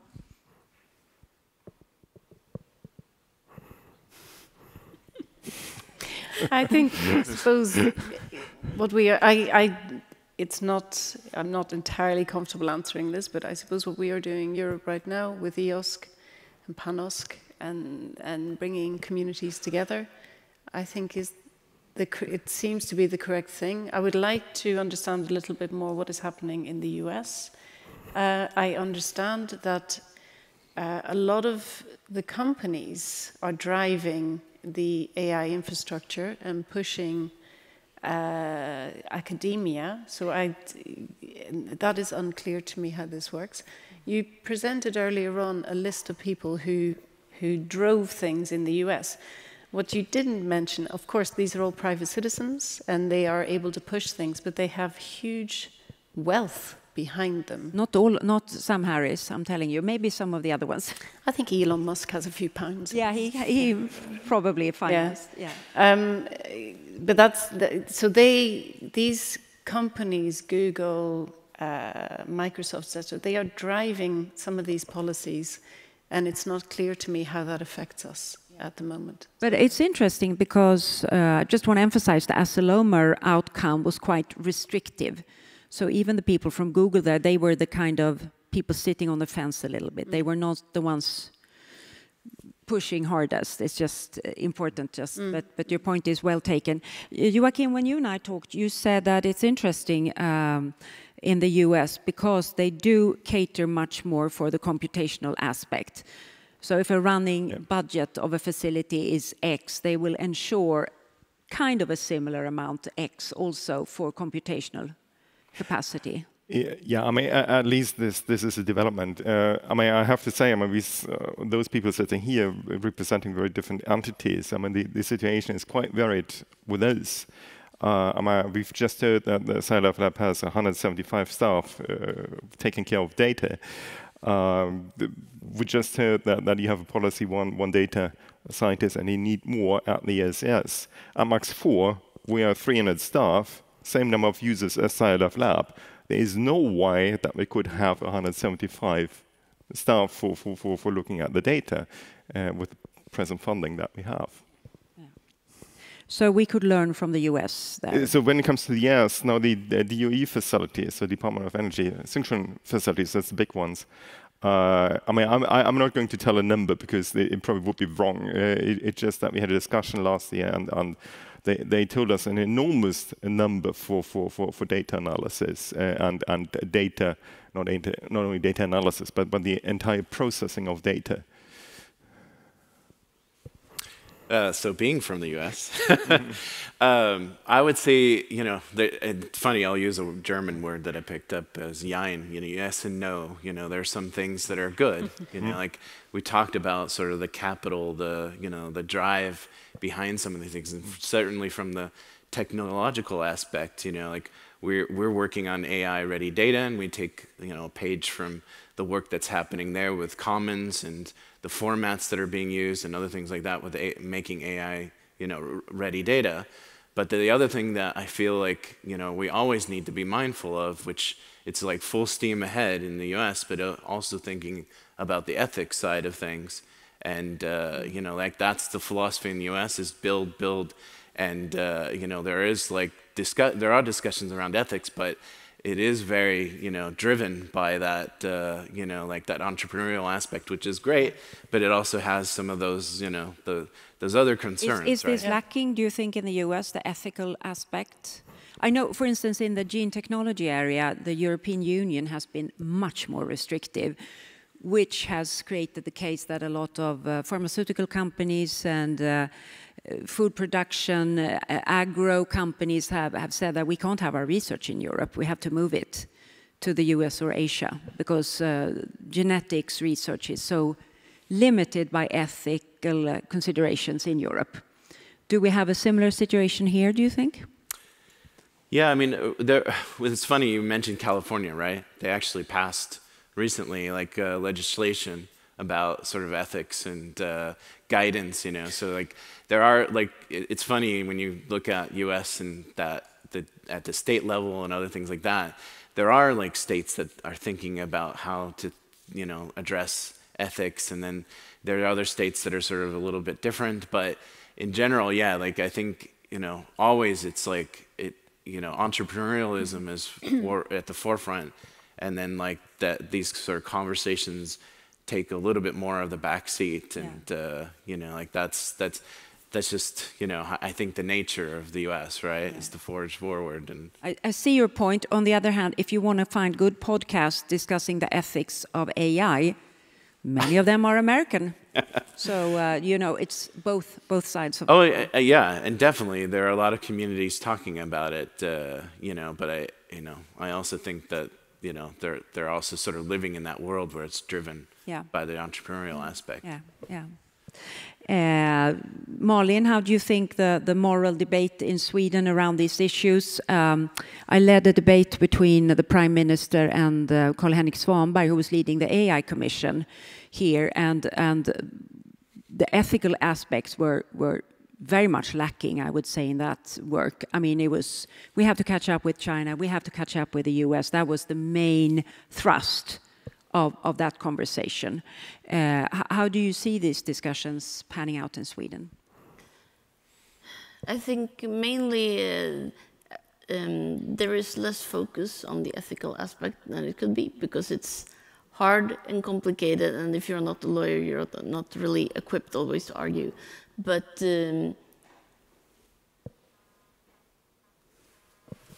I think it's a debate that needs to be done. I mean, there's a lot of focus now on AI policy, on AI guidelines, on AI checklists and requirements and what to do and not to do. And I think there's a large need for guidance, and many different organizations need to provide guidance in different ways. I mean, Vetenskapsrådet only has if you use AI in your application, you are supposed to tell us about it.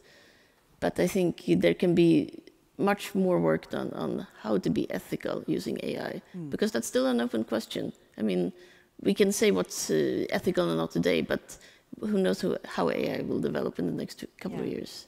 But this, I think, is my key to just finish off here with the Asselomar, that a lot of them were tech experts. If you put all the policy making at the sort of EU level, I stick out my neck and say that I don't think the people doing the policies there have enough scientific and technological imagination to be maybe the right ones only making policies. Yes, they can do, I'm sure they do the legal stuff well, because most of them will be lawyers, but they're not scientists, they're not engineers, and they will be lacking in that imaginative power, understanding where this could go. So that's why I thought it's an interesting complement to the legislative. Yeah? Well, you mentioned something. I think we just recently hosted someone from the Linux Foundation that developed the model openness framework, and I think that person, working with people like that is a bridge to the EU AI Act, and how our researchers can sort of, like how they can bridge between that, because I think you do need the researcher input. And that's what, like by working with groups like Linux Foundation, others, like that's, what we're trying to do too, so, yeah. Excellent. And that's why we have these meetings. It's also an excellent place for input. Okay, Malin, you wanted to show a slide where people could contact you? Yeah. Yeah? Do we have... I always find it so annoying when you do these things and people have an interesting conversation and then you don't pick up the name and the contact details. And I'm blessed with a fairly generic name. Can we have the next slide? So I'm hard to find online sometimes.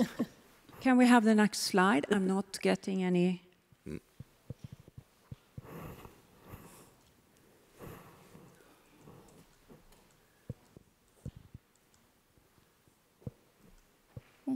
Oh, that is... Yeah. No.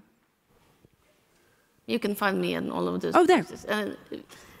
Excellent. The contact details if you want to get in touch. Okay, panel, stand up because you're going to get a standing ovation.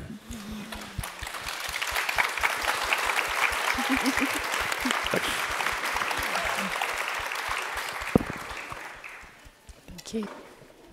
Thank you. Okay. Nästa man till rakning, as we say in Sweden. We are going to have... somebody said something to me? No? Yes, sure. We can... Nick, please step up next to... We have a comment. I would love to get it in a mic because we do have people following us. Yeah, come. So yes, hi, Anna is my name, and I know very little about AI, but I just wanted to comment on this whole thing about Europe being sort of trapped in legislation, that I felt that was a sense.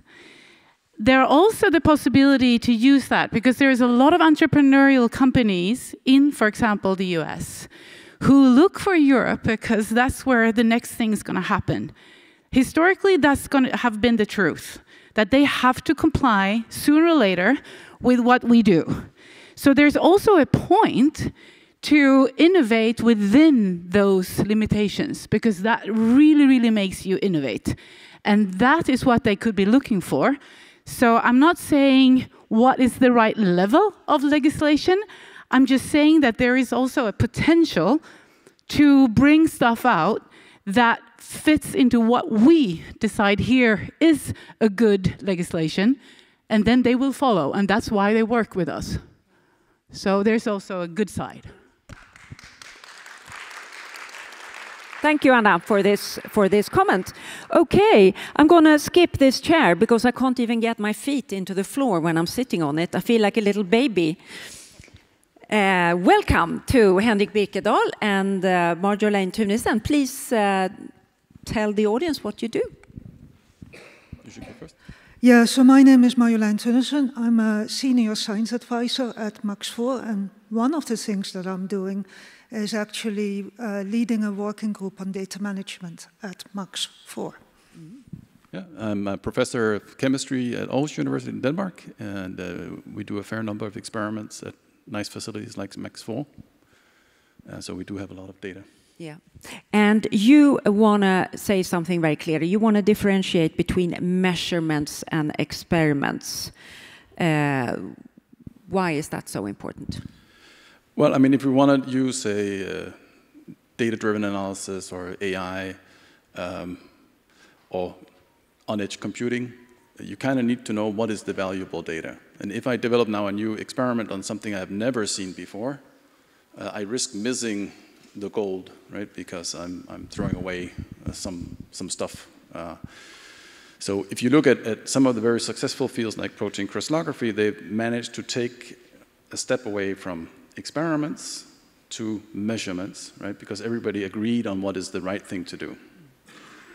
And most of the other people who do experiments in large-scale facilities, they're not yet there. So I think it's a very important point when we talk about the use of computing facilities and automated analysis is that we don't, wash out the baby with the bathwater. Okay, we had a discussion this morning about how goal-oriented you should be when you set up your experiments. I think Helmut brought this up, and Jan Ellenberg, did you hear that?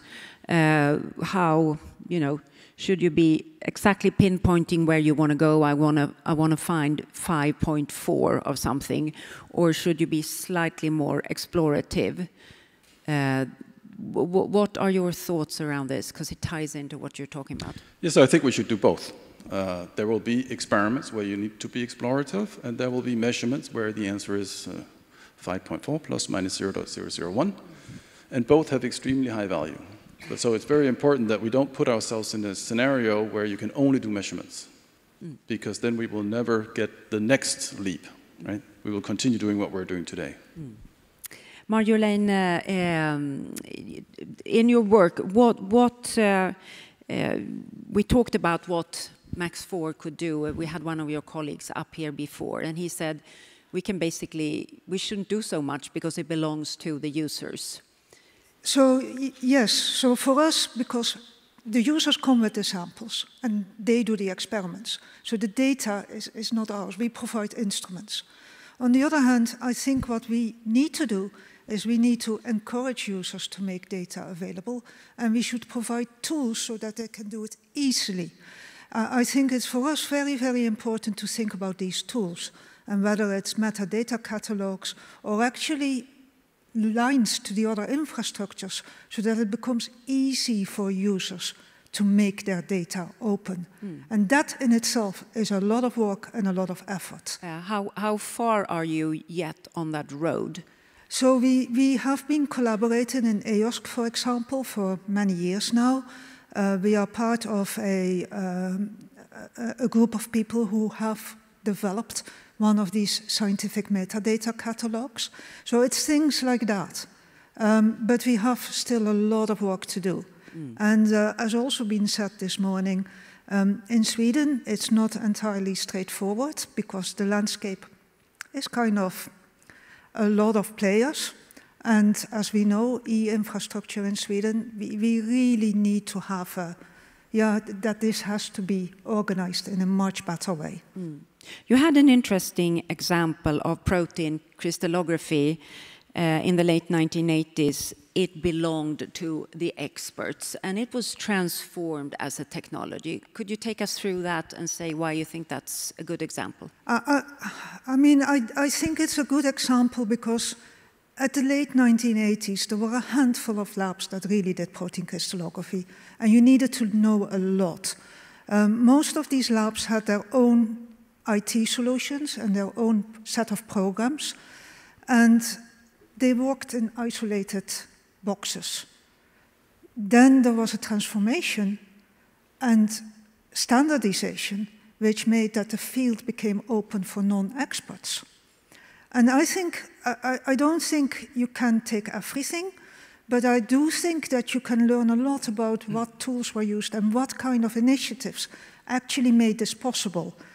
And as quite often, it's also a matter of carrots and sticks, as we say in Sweden. Yeah. If you would be a little bit more concrete, what steps were taken? So I think a few of the steps were already there from the beginning. For example, sample presentation was a defined standard. On the side of data, standardization was really a very big step. That data formats became standardized, and that we got a format which called the MTZ file, made that software could be shared between labs much more easily. Then this was actually be built up, and GUIs, so intuitive user GUIs, were developed so that even non-experts could get easy access to data. And finally, validation and very good indicators of data quality were also established. That's interesting. So who drove this standardization of data presentation? What drove it? Who drove it? So I think one of the biggest players in this was actually CCP4 in Britain, which was paid by the government through their infrastructure council. And this was a very important player. But it was also accepted worldwide, and I think there the International Union of Crystallography also played an enormous role. And finally, actually, journals, because journals made things obligatory. So it was a whole interplay of players. A whole interplay, yeah. When Henrik, your comments on this standardized data presentation, I mean, when you have experiments where standards are not set yet, what extra requirements do you have then on those experiments or the data? I guess that depends a little bit on the field of application, right? But you need to then be very careful about uncertainty, yeah, right? And think about how do you design your experiment so that you can answer the question that you're after. And in that, you need very classical scientific training, I think. So I really think it's super important that the people who do the experiments will collaborate with the people who are developing the analytical tools, which is exactly what we saw in I guess you need to store data for a longer time. You also need to store data longer, exactly. And so in some of my own research, right, we now at Max IV easily generate 100 terabytes, 200 terabytes in 3 days. And my university really does not like it, right? Because I have to store it longer than one PhD student. And this is a big, big problem. So what is your most pressing, urgent problem right now with balancing data quality and data quantity in your work? What if you wake up 4 o'clock in the morning and have the demons in your brain? So I think there are, in fact, a number of pressing problems. You have many demons, yeah. Lots of them, yes, exactly. I think one of them is the way we do education of the future PhD students, right? So I'm a chemist, and in our chemistry program, we teach them chemistry, which is a good thing. But we're not yet good enough at also making them data savvy. And there's a huge potential there. So I think we, in the application disciplines, need to be much better at integrating data savviness and And what is it that we don't teach them that they should know about? What is lacking to become data savvy? Well, I don't know how you do it here in Sweden, so I can only say how badly we do it in my university. Right? We give them a standard course in statistics. You know, you need a normal distribution, yada, yada, yada, and they get nothing because they're just not ready to receive it. So we need to integrate it much more when they are taught standard chemistry or standard physics or standard biology. It needs to be fed in at the right level where they're seeing, you know, okay, the crucial next step is that I need to understand how to do comparisons between two models or something, right? That's very interesting because it fits into model for cognitive development. You really learn stuff when you own the question. Exactly. And when you don't own the question, it just washes by you. Yes. So when you start owning the question, then you become a good statistics student. I think so. Yeah, or a better one. I don't want to say about statistics students, but at least a good chemist. Yeah. Chemist students. Okay, so this is demon number one. I allow you one more demon. Yeah, well, the second one is who has the obligation to store data and for how long, right? So it's nice that I need to share my data, but I have so much that no one even agrees what is the data. We also talked about this in the previous panel, right? Is it the detector frame? Is it the reconstructed data? What is the data? Or is it the little 5.4 result, right? So I think we need to agree first what is data, and what is the valuable data that we need to share. And then we also need to agree who's going to pay. Who's going to, yeah, excellent. And what do you sweat about? Well, manpower. That is for us, I mean, as Achim just said, if we compare ourselves to the other facilities, we have very little, and we have a very big challenge. As the report already showed, that was mentioned this morning, one of the biggest hurdles for really making Max IV work optimally is data analysis. But we don't have the manpower. And we really, really need to collaborate because the question is not only owned by us, and it has to be between us and the users. Also because the users really know about their samples. So it becomes a very complex question, but the biggest problem for us is really manpower. Okay, we have concluded this panel. We are going to stand up and give you a standing ovation.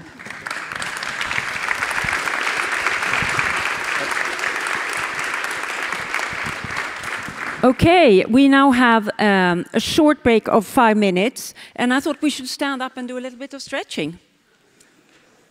We're going to stretch in the 3 dimensions of the backbone.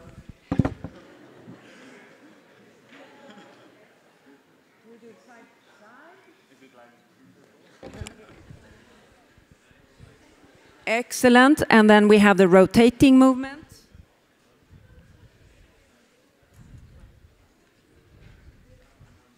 Excellent. And then the up, down, back, forward.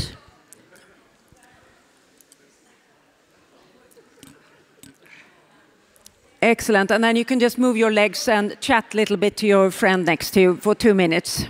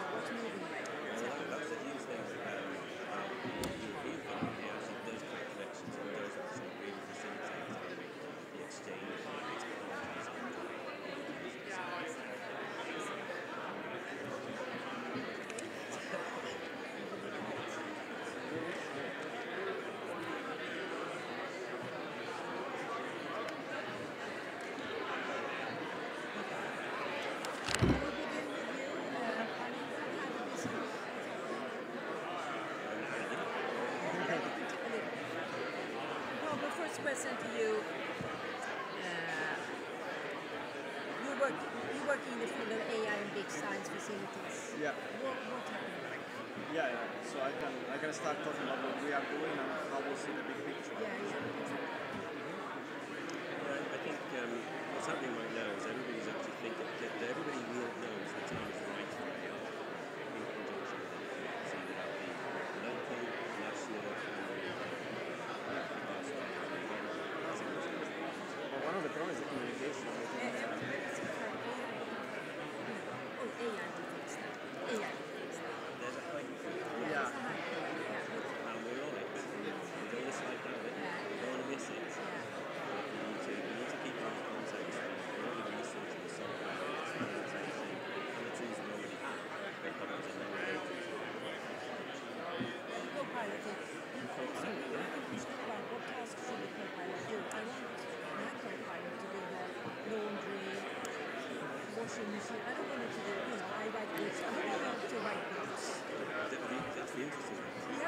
You can't take it. You can't let the co-pilot do what you need to do. That's what engineers are.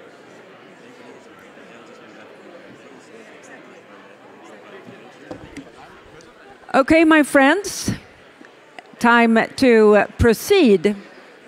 Please sit down.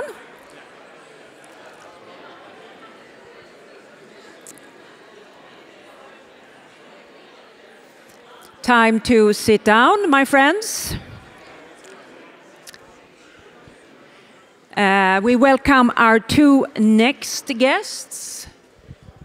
We have Pablo Villanova Perez and we have Alun Ashton.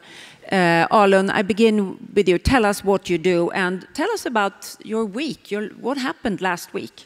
Thank you very much. Yeah, so I'm Alun Ashton. I head the Science IT department at the Paul Scherrer Institute. If you're not familiar, we're a campus site just north of Zurich in Switzerland. We have 5 accelerators, so local people, you need to get a few more. We have a free electron laser as well, which you currently don't have, but I guess it's not too far away, neutron sources and other side of it. And we're involved there with obviously experiments which take petabytes a week right through to kilobytes a week. Obviously AI is a new enabling tool. It's a disruptive technology. The week we've had, I've just come back from a conference in Chicago, which I'm going to mention, but also we've been looking at AI in the business operations side of the work as well. So everybody where we're releasing the scientists from maybe doing some HR work or doing some administrative work, how we can use that. We had a representative last week as well from the Daphne project, which is a German-based PANOSC, if you like, where the national nodes work together. And here I'm here today, and it's really quite very interesting. Thank you very much for inviting me. So a very busy week. It seems everybody's on the AI ball now. I was talking to I'm a columnist in like the Swedish Financial Times, and I was talking to 2 entrepreneurs who both say they will only employ people now who have the experience of running an AI project to increase productivity. And they looked almost fanatical in the eyes, and I said, do you want somebody like that to make your coffee? I mean, I think that's a bit harsh in terms of the, but it's really the hype right now. Isn't it? It definitely is. And so last week I was at a conference in Chicago. It's not really the most interesting title. It's the International Conference on Accelerator and Large Experiment Physics Control Systems, which is a bit of a mouthful. The good news is ESS and Max IV were very well represented in that. And when you're running accelerators, the whole point there is actually that you do need predictability, you need reliability, and you need stability, and you need the speed as well. And that's where AI tools were also becoming quite prevalent in the areas on that side of it. Yeah. Pablo Villanova, you are at Lund University. What do you do there? So we have a small group that, and we are working on X-ray imaging. So specifically, we use these new facilities like Max IV and other ones around the world, and we exploit their unique capabilities to push what is possible to do in terms of X-ray imaging, in terms of spatio-temporal resolution. So we want to push the boundaries to see faster phenomena, prove them in situ and operando conditions, and seeing smaller things. And in that context, for us, I mean, X-ray imaging is one of the most interesting techniques for many users because it has a very low entry barrier, but it has a fundamental problem.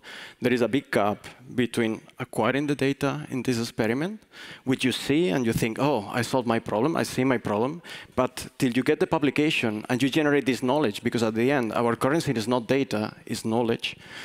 There is this big gap that can span over several years. So when we develop these techniques, we have to bridge this gap and make it as short as possible that the users finish the experiment and they have the knowledge already at hand. And you are working in the field of AI and big science facilities, developing AI to facilitate this, or kind of shorten the gap, or qualify the gap, or how do you see it? So let's put an example how we do it. So we developed these new methods that unfortunately there are no reconstruction algorithms on how to treat the data. And in the planning phase, when we develop these microscopes or these new techniques, we have to think about how to deal with the data problem. So we did it at several stages. We first want to increase the data quality. So when we acquire the data, we want to put in place data analysis strategies that online they tell you if the data is useful at all, or you should just trash it. And a second step, my big dream is that nowadays you acquire these reconstructions and you see 4D images, but that's not physics, for example. I'm a physicist, I want to understand the physics that underlies in this movie. So what I want to is that with AI as an enabling tool, get actually the physics reconstructed there, and I don't need even to look at this movie. I just see the physics, and I can operate and have my knowledge right at hand. So this is how we work, just to the end product, to the knowledge. But if you look at developing algorithms for machine learning, what are the differences when you develop them for big science facilities, large-scale infrastructure, compared to, for instance, developing algorithms for machine learning in the corporate context? What are the big differences? Okay, that's a great question. I mean, my view, or how I understand it, so when you look at big corporates like, I don't know, Google, Meta, they rely on 3 pillars. So they rely first in hardware. So they have computing capabilities that in academia we cannot afford, actually. They have these amazing farms of GPUs. Then they have great software developers and software. Luckily for that, most of the software is open, so we can access it and we can share it with them, and we can even improve upon it. And then the third pillar is huge amounts of data. Actually, we are the data for them, so we provide them the data, and we don't have this amount of data in science. So that's why I think in science we should incorporate an extra pillar, and this extra pillar should be actually science, so domain knowledge. What do you mean exactly by that? Fundamental science, the laws of nature, or how do you define it? Exactly, in a way is that. So, for example, I mean, when we make an AI model or approach, many times we forget, for example, how, in the case of X-ray imaging, how X-ray photons or photons move through matter, how they interact with it. And then the AI tends to learn it or has to learn it. But that we know from the 18th century, from the 19th century.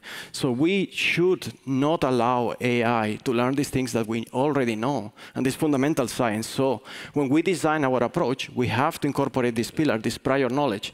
That actually results, I mean, in my group, we are playing with this, and what we result is that we use much less resources, much less data, and then we have even improved the data quality. And if you ask me... Have you seen this, or is this a thought you have? Have you seen that it reduces development time? So we've seen it. So for example, we had one reconstruction that took us several terabytes of data to get it. And now, with using 100th of that data, we could get the same quality of reconstruction just because the whole prior knowledge of the science and the domain knowledge was included in the approach. So, yeah, this is, in my vision, in thought, this is the way to have sustainable AI, by incorporating this extra knowledge and domain knowledge. Yeah, we had a similar project where we didn't need AI to learn diffraction. We could tell it about diffraction, and then it could actually process the data and everything quicker. But I think there was one thing missing hugely between industry and academia. They're organized, they're driven, it's clear what they want to try and do, and their single focus is actually trying to produce things. Here, you say that academia is non-organized and non-driven. It's a very harsh statement. At some levels, possibly not. It's a case of, I've heard some fantastic infrastructures here, but it's clear that maybe at a higher level that they need to be pulling into the same direction on that particular problem, or there is a clear resource there to actually make sure that all these components fit together. Because a lot of the problems that researchers have, maybe if it's moving data or recording the experiments, I published my first information management tool 20 years ago. It's a case of making sure that they're doing jobs that need to be done, and then release the scientists to actually then put in the domain knowledge and actually utilize the tools. But that needs to be the data storage, the networking, the computing, all need to be targeted towards that problem, not necessarily another aspect of what their overall goals are. So I think there is an opportunity there. Yeah, but is it so strange, really? Wasn't it Einstein who said, "I stand on the shoulders of giants"? Yeah. You know, he stood on Newton, he stood on Aristoteles, he stood on Eratosthenes, Archimedes, Pythagoras. So you are basically allowing for the AI to stand on the shoulders of giants. Yeah. That could be a good way to frame it. So it becomes smarter, quicker, yeah. Yes. That brings in to my favorite name that we've coined this morning. It's a co-pilot. Yeah. You tell us about the co-pilot theory of AI. Well, I think AI is absolutely fantastic, but it's no coincidence certain companies call their product co-pilot. It's there as an assistant. You are still the pilot. The researcher still needs to be able to pilot the work, pilot the experiment, and have the AI as an additional tool to actually improve their efficiency in their work and actually get them results quicker. And that's the AI tools will reach a point where they'll start hallucinating. Some people are actually looking to see whether or not that's called science, but that's another story. For now, when you want it to be reliable and have reliable results, you need to use it as a guide to help your work, whether or not you're doing software engineering or whether or not you're analyzing your data. Yeah. But this, I think it's very interesting, and it's very appealing, this very concept of the co-pilot, because I'm worried, that the AI will do everything I love, which is writing and science journalism, and then I'm left with the dirty dishes and my washing machine. I want it to be the other way around. The AI can do these things, and I do my work. So that's the worry, that the fun thing will go. The fun thing will carry on, and you'll get to do more fun things because you'll be more efficient. But at the same time, and you'll get to trust the co-pilot more to do more as you're going along. Do we have to be smarter to be good first pilots? I think I've only just met you, but I think you're fantastically smart already. No, right. But but at the same charming time, Brits, yes. But at the same time, yes, we're talking about education in the next generation and the PhDs and postdocs. But with all due respect, we need to actually make sure that everybody in the facilities already are already trained to utilize these tools and this new opportunity that you can get from this tool safely, securely, and sensibly from the first instance. Pablo, how do you see the big infrastructures changing their approach through AI? What will they do differently, better? I see many opportunities actually of AI in these large infrastructures. We can try to understand them with different levels. Let's say before the beam time, maybe they could help us as a co-pilot, trying to devise what are going to be the hurdles in this beam time, what are the needs in data analysis, which kind of data we are going to generate, what are the requirements to have a successful experiment, try to help us with literature research, things like that. But the crucial role of AI, where I see it nowadays, is during and after the experiment. So during the experiment, we can think about the different levels. I mean, they could help, for example, in Max IV or ESS, for the optimal operation of the facility, like helping you to tweak the parameters of the accelerator, to keep the best beam for the experiments to run. So it could be a co-pilot to Helmut, Charlie, and Jan. Yes, exactly, and tell them, oh, there is potential alarm in 1 hour because some variables or something we are going to lose the beam. Could be something like that. Then also it helps the scientists when they want to optimize the beamline. I mean, it's not easy. Nowadays we do a divide and conquer approach, so we start from first element, second element, optimizing each of them individually, but maybe we could find a global strategy because AI is very good at finding correlations across big data and many sensors. So that could be an option. And then I talk about what we do in my group. I mean, and what we are obsessed is it's about actually data selection. So how do we, I mean, we cannot cope. I mean, one of the last experiments we performed at another facility that's not represented today, we generated 1.5 petabytes of data in 1.5 days, almost 2 days. How do you analyze that? Impossible. There are no computing resources. So we need data selection, data triggering protocols. And finally, what I described, how do you take this data and make knowledge out of it? So it can guide us and help us through that process and accelerate it. And I think it's an enabling tool there. Can I ask you, when it comes to data selection, how specific or, could you do really wide algorithms that work with many different types of data, or do you have to be very specific for a specific beamline, specific type of experiment, or could it be more general? How does that work? It depends. I would answer it depends. There are some parts that are very general. So I come from high energy physics. So I come from facilities like CERN or infrastructure like that. So one of the things that there is very clear there is that they have already simulation tools that allows them to simulate the whole facility and to understand what they expect in the detectors. In most of our facilities, we lack that. We lack these simulation tools that they go from end to end. And with AI, we could think that that part that training with the simulations, understand basic things when we get good beam for that application. But then there are domain-specific and let's say application specifics where these should be tailored one by one. But at this general purpose, I mean, maybe the facilities, they should have their own infrastructure to help with this. Do you think this AI will be standardized so it's used between the facilities who do similar things, or will it be proprietary technologies? That would be a dream. I mean, honestly, standardization is where we have to work. I mean, data, share data. Yeah, but you have experience of CERN, you are at PSI, you've been at Diamond, ISIS. Would the facilities be willing to So it's a perfectly leading question to actually mention what we are doing on a European level. It's over 20 years ago when we were working on our first European collaborations.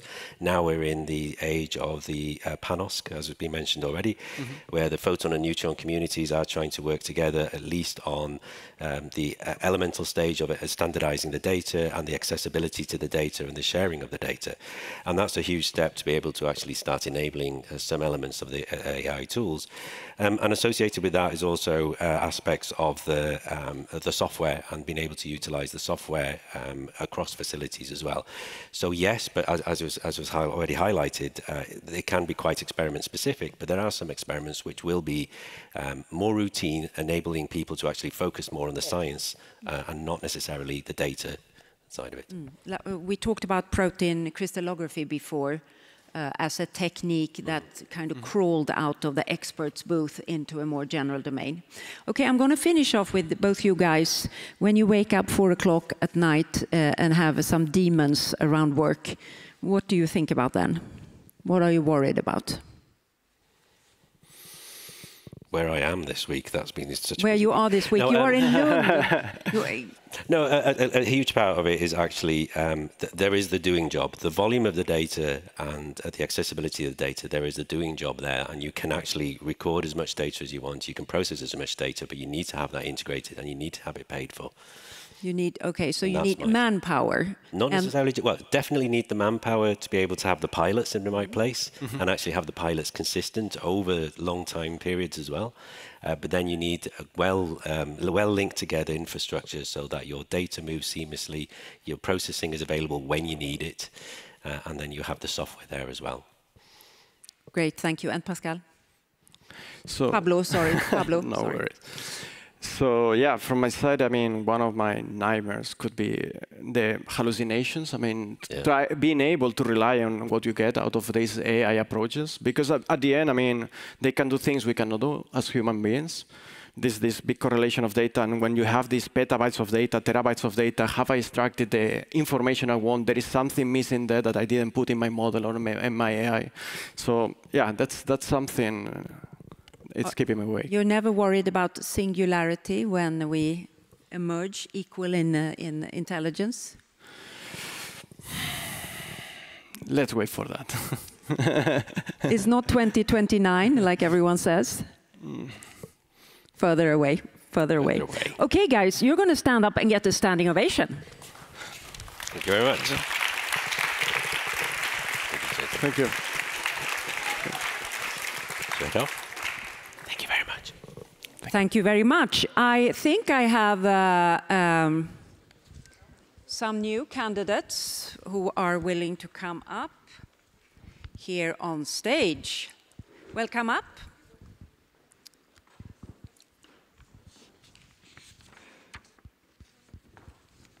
Please sit down. Welcome up, Magnus Hörnqvist Colliander, Shirin Nui Sverim, and Supriya Chittali. Yes. Welcome.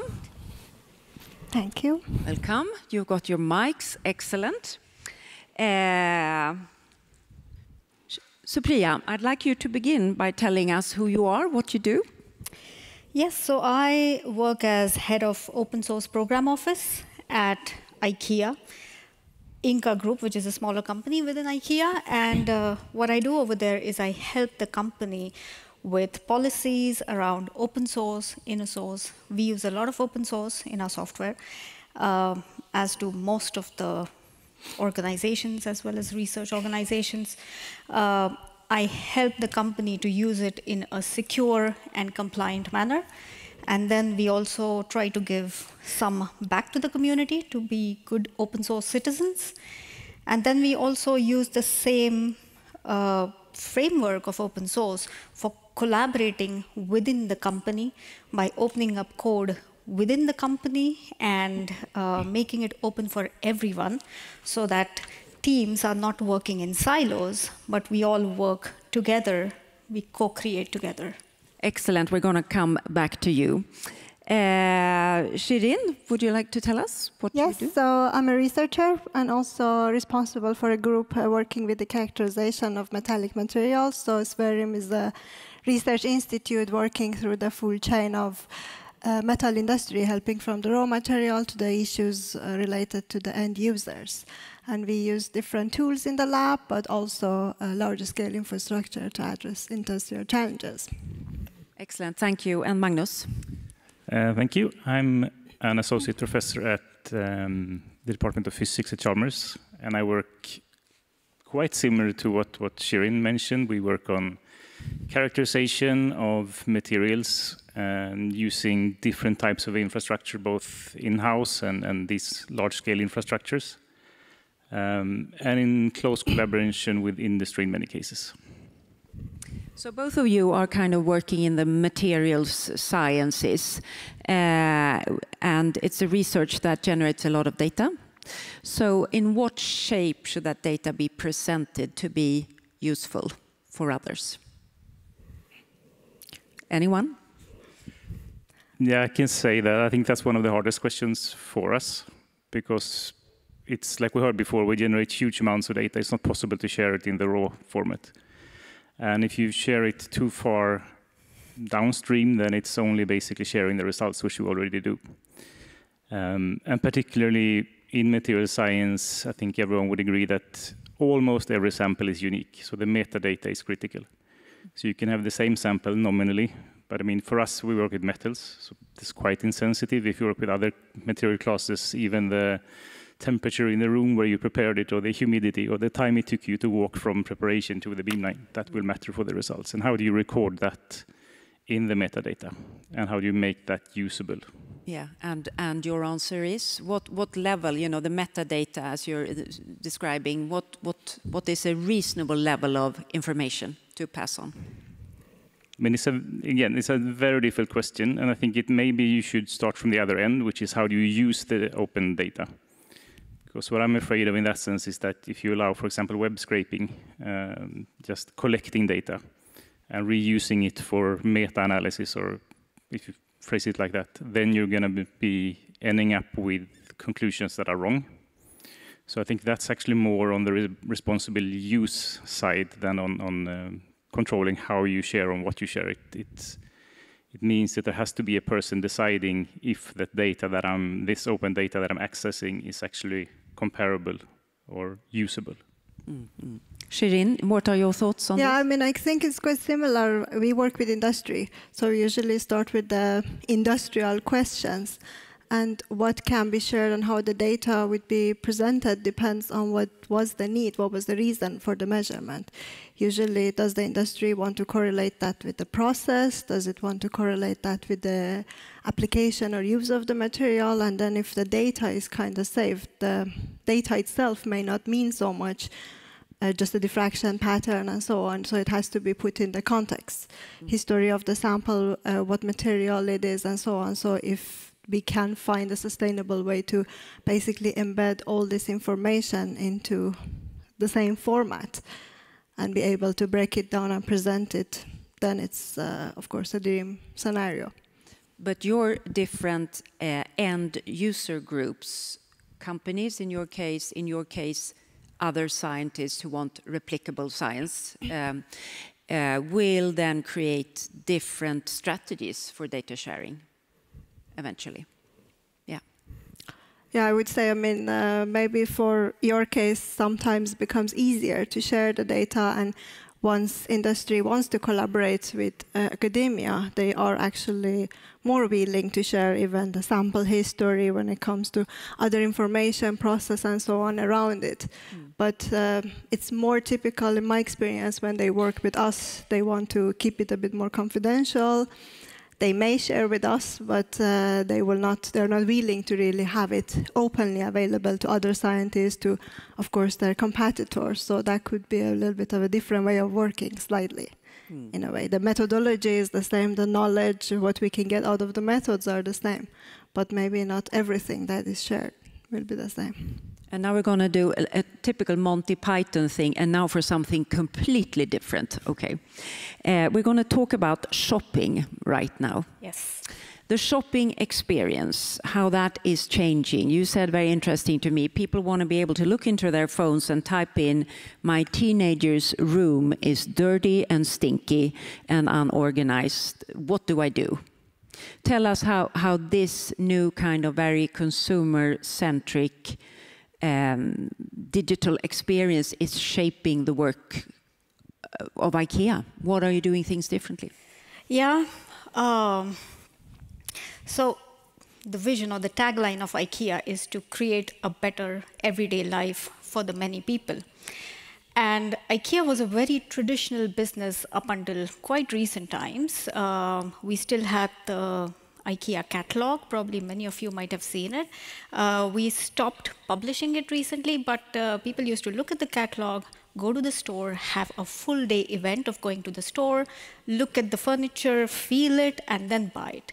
But now, after COVID struck, and also with this new generation of shoppers, they don't have the time to do that. They don't want to do that. They want to start off the shopping journey on the phone. They want to look at it. They want to use AI. We have AI tools in the IKEA app. So if you have a room, you can just take a snapshot of the room, put some pieces of furniture on your phone in the room using AI, using augmented reality. And that's how the shopping experience has changed. So we realized that we need to change the ways in which we meet our customers. And so we made all of these changes, one by introducing e-commerce, a supply chain, where shoppers can now shop online. They can shop on the website. They have something called click and collect, where they can shop online, but go to the store and buy it, have it delivered. And also, depending on the country in which you are selling, shoppers have different expectations. In Sweden, people love to go to the store, whereas in China, in India, people want everything delivered at home. We will have a vote on that immediately. How many of you love to go to the IKEA store? Oh yeah, that. we have a few. You have you have your audience. Yes. A full day out with meatballs for lunch. Exactly. The IKEA meatballs. But in China, people want a more digital, clickable. Yes, they want something delivered home, maybe not even by a human, maybe by a drone. So they don't even have to interact. The drone comes home and just delivers everything. That's how things are changing. Yeah. With the bookshelf Billy from the air down. Wow, now we're going. So anyhow, this has put enormous digital pressure on IKEA. And you told me that there are some 4,000 people now working with digital development. Yes. And what are they mainly doing? So we are not a tech company. We create software that is useful for our customers, so like the IKEA app, the website, and also software that is helpful for our coworkers. So if you go to the store and you want to buy a kitchen, a coworker will help you with a handheld device, and all of that software is made in-house. It helps us with the supply chain. It helps us with knowing how much we have in stock. If we don't have it in stock at the Malmö store, can you get it at the Helsingborg store? So for all of those digital solutions, we have 4,000 curious rebels working with digital. So, and most of the software that you are developing for is open source? No, I wouldn't put it that way. I would say about 60 to 70% of the software, not just in IKEA, but in most tech companies, is open source. So we reuse a lot of that. We don't want to reinvent the wheel. We reuse that and we build our products on top of that. But still you are dependent on amount of free software out there to develop your commercial product, which a lot of companies do. So your initiative, the open source initiative, is a way of kind of giving back. And what are you giving back to kind of pay for this usage? What type of things do you give back? So we either make some of our software that we think the customers might find useful back to the community on our public GitHub account, but also in the open source that we use. If we find some bugs, if we find some features that we think will be helpful even for others, we make those contributions back to that particular open source community. Okay, so you kind of develop the software one step further. Yes. Yeah.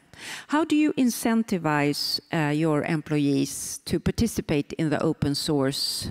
Because everybody is busy, you know, we have KPIs that we need to do a lot of things in our work. So how do you make time and space for this? Yeah, we have to incentivize not only the coworkers, but also the management. And with the coworkers, what we do is they get to spend time on many different technologies. They get experience of different technologies. And when they contribute to an open source software, they are working with a global community. So tomorrow, let's say if they leave IKEA and go to another company or start up their own startup or do whatever, they have a legacy behind that is open, that everybody can see. And so they're, in a way, they're building their resume. So that's how we sell this to them. And for the management, of course, it's a cost-conscious way of software development. So it helps us to save costs. And you also have clear KPIs involved in this? Yeah. Yes, we do. We have KPIs wherein for coworkers, we have something called Free Fridays. So a part of the Fridays, we give them time to work on their passion projects. And for those who are interested in open sourcing, this is one of the KPIs. I'd like to get your comments on this, the work that IKEA do. I mean, you could argue that IKEA is using a lot of stuff that's been developed sometimes by public money, but IKEA is now also giving back. What do you think about this flow from academia? From the academic point, I think it's like the natural flow of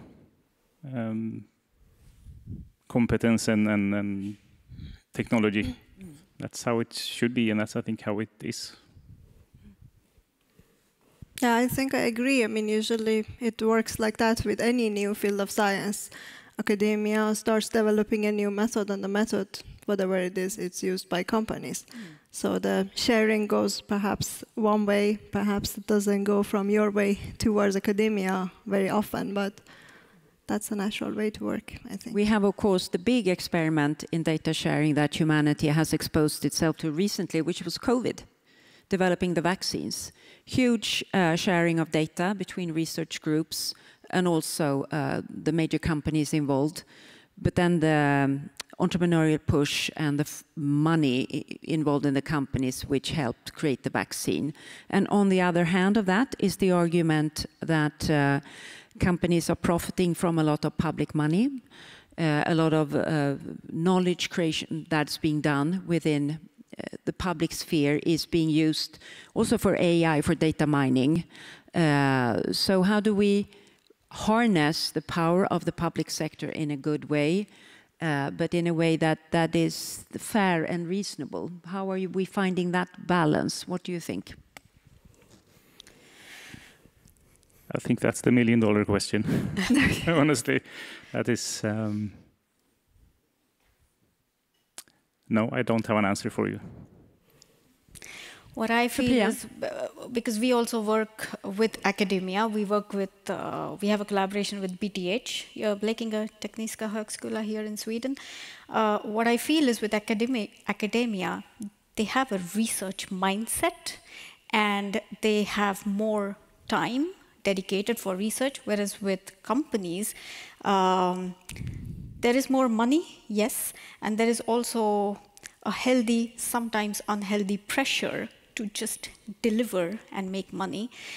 So if we can find the right balance and marry these two, then the combination is perfect, because to create anything new, to create something good, it does take time. And it does take a research mindset. Sometimes we don't know what the outcome is going to be. We have a vision, we have a dream, and we need to put in the money as well as put in the time. And that's how we can get things done. I'm going to give you the nightmare in the night thing too, because it's always interesting to hear what people are anxious about in your field. So Priya, I'll begin. Geopolitics. You're worried about geopolitics. Is it supply chains or it is the economy? Or yes, it is the supply chains. It is the changing trends. It is the different legislations that are coming up because of the geopolitics. Data. Where do we keep the data? How do we keep the data? Should we keep it locally? Should we keep it on the cloud? Things are changing too fast, and that's what I worry about most. You are from India, from Pune, yes. In Maharashtra. Yes. Because I feel kind of India is on the fence now. Is it going to become a Western democracy, or is it choosing another path when it comes to these issues? What do you think? Does it want to be open, transparent, or does it choose another path? I think India is always going to be on the fence. Non-alignment, that has been the policy, and I think that will remain the policy. It makes India stand alone many times, lonely. But yeah, I don't really have an answer for that, but I think that's how it's going to be. But one thing is sure, that we're going to see a lot of Indians driving the AI development all over the world with the education you have. You're one of the Indians, moving to the West. Yeah. Yeah, yeah. Okay, Magnus, nightmares. I think one of the biggest, one thing that I think about a lot is the way we structure education and where those people end up when it comes to these kind of large-scale facilities, data analysis, big data, because we do train a huge number of people to analyze large-scale facility data and large data sets. And they graduate with that competence, and then they do something completely different. And then we start all over again with a new PhD student that has to learn the process all over again, and they graduate and they go and do something else. So when we talk about these problems of data analysis and the lack of competence, etc., I mean, that's not true. We educate so many people, we just don't hire them in positions where they can do that. And I'm a little bit worried that we keep doing that. We keep just repeating the same thing and educating more people instead of actually creating opportunities for the already capable people to do their work. So I think Magnus pointed at a good one. It's not actually my nightmare, but I think this is the thing that a lot of these people that are educated, at least to use these facilities and are very competent, they do not continue because perhaps we do not have as much application in, let's say, industrial. We don't have as much use of these facilities. That becomes a very small portion of their work when they go out to a big portion of them to industry. And that is something that we can help by promoting the industrial use in these facilities. But in general, I wouldn't say I have so much nightmare when it comes to AI and how it's developing, because it's very exciting times. But of course, you always have the fear of being left behind. Are we actually catching up, updated? Can we use it in the best way? How can we actually combine it with what we already know? We already know quite a lot of physics, and we have a lot of knowledge of, let's say, in our field about the material. How are we using them in the most effective way instead of just generating data and putting everything in a black box? How can we, in the best way, combine this together? So I think that's probably something that is up on my mind. Excellent. So Magnus, Shirin, Supriya, thank you very much. If you stand up, you will get a standing ovation. Thank you so much. Thank you. Okay, lunch is on the menu, and you will have 45 minutes. Lunch is going to be served out there where you had your coffee, and I will see you back here again at 1:15. Thank you.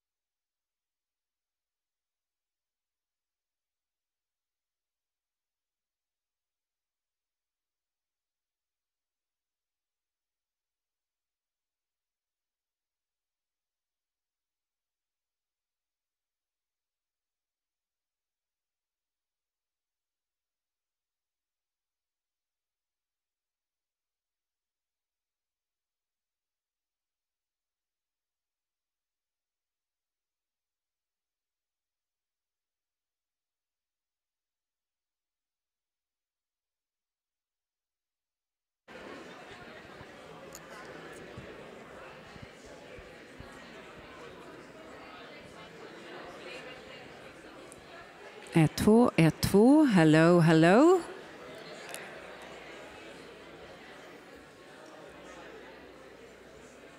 Welcome to take your seats. Take your seats. Well, we are now in this wonderful new building. It's so exciting to see what's happened here the last year, and we're going to get some presentations both about the building and what is being created here. First, I'd like to welcome Daniel Fex from Vectura. Welcome up.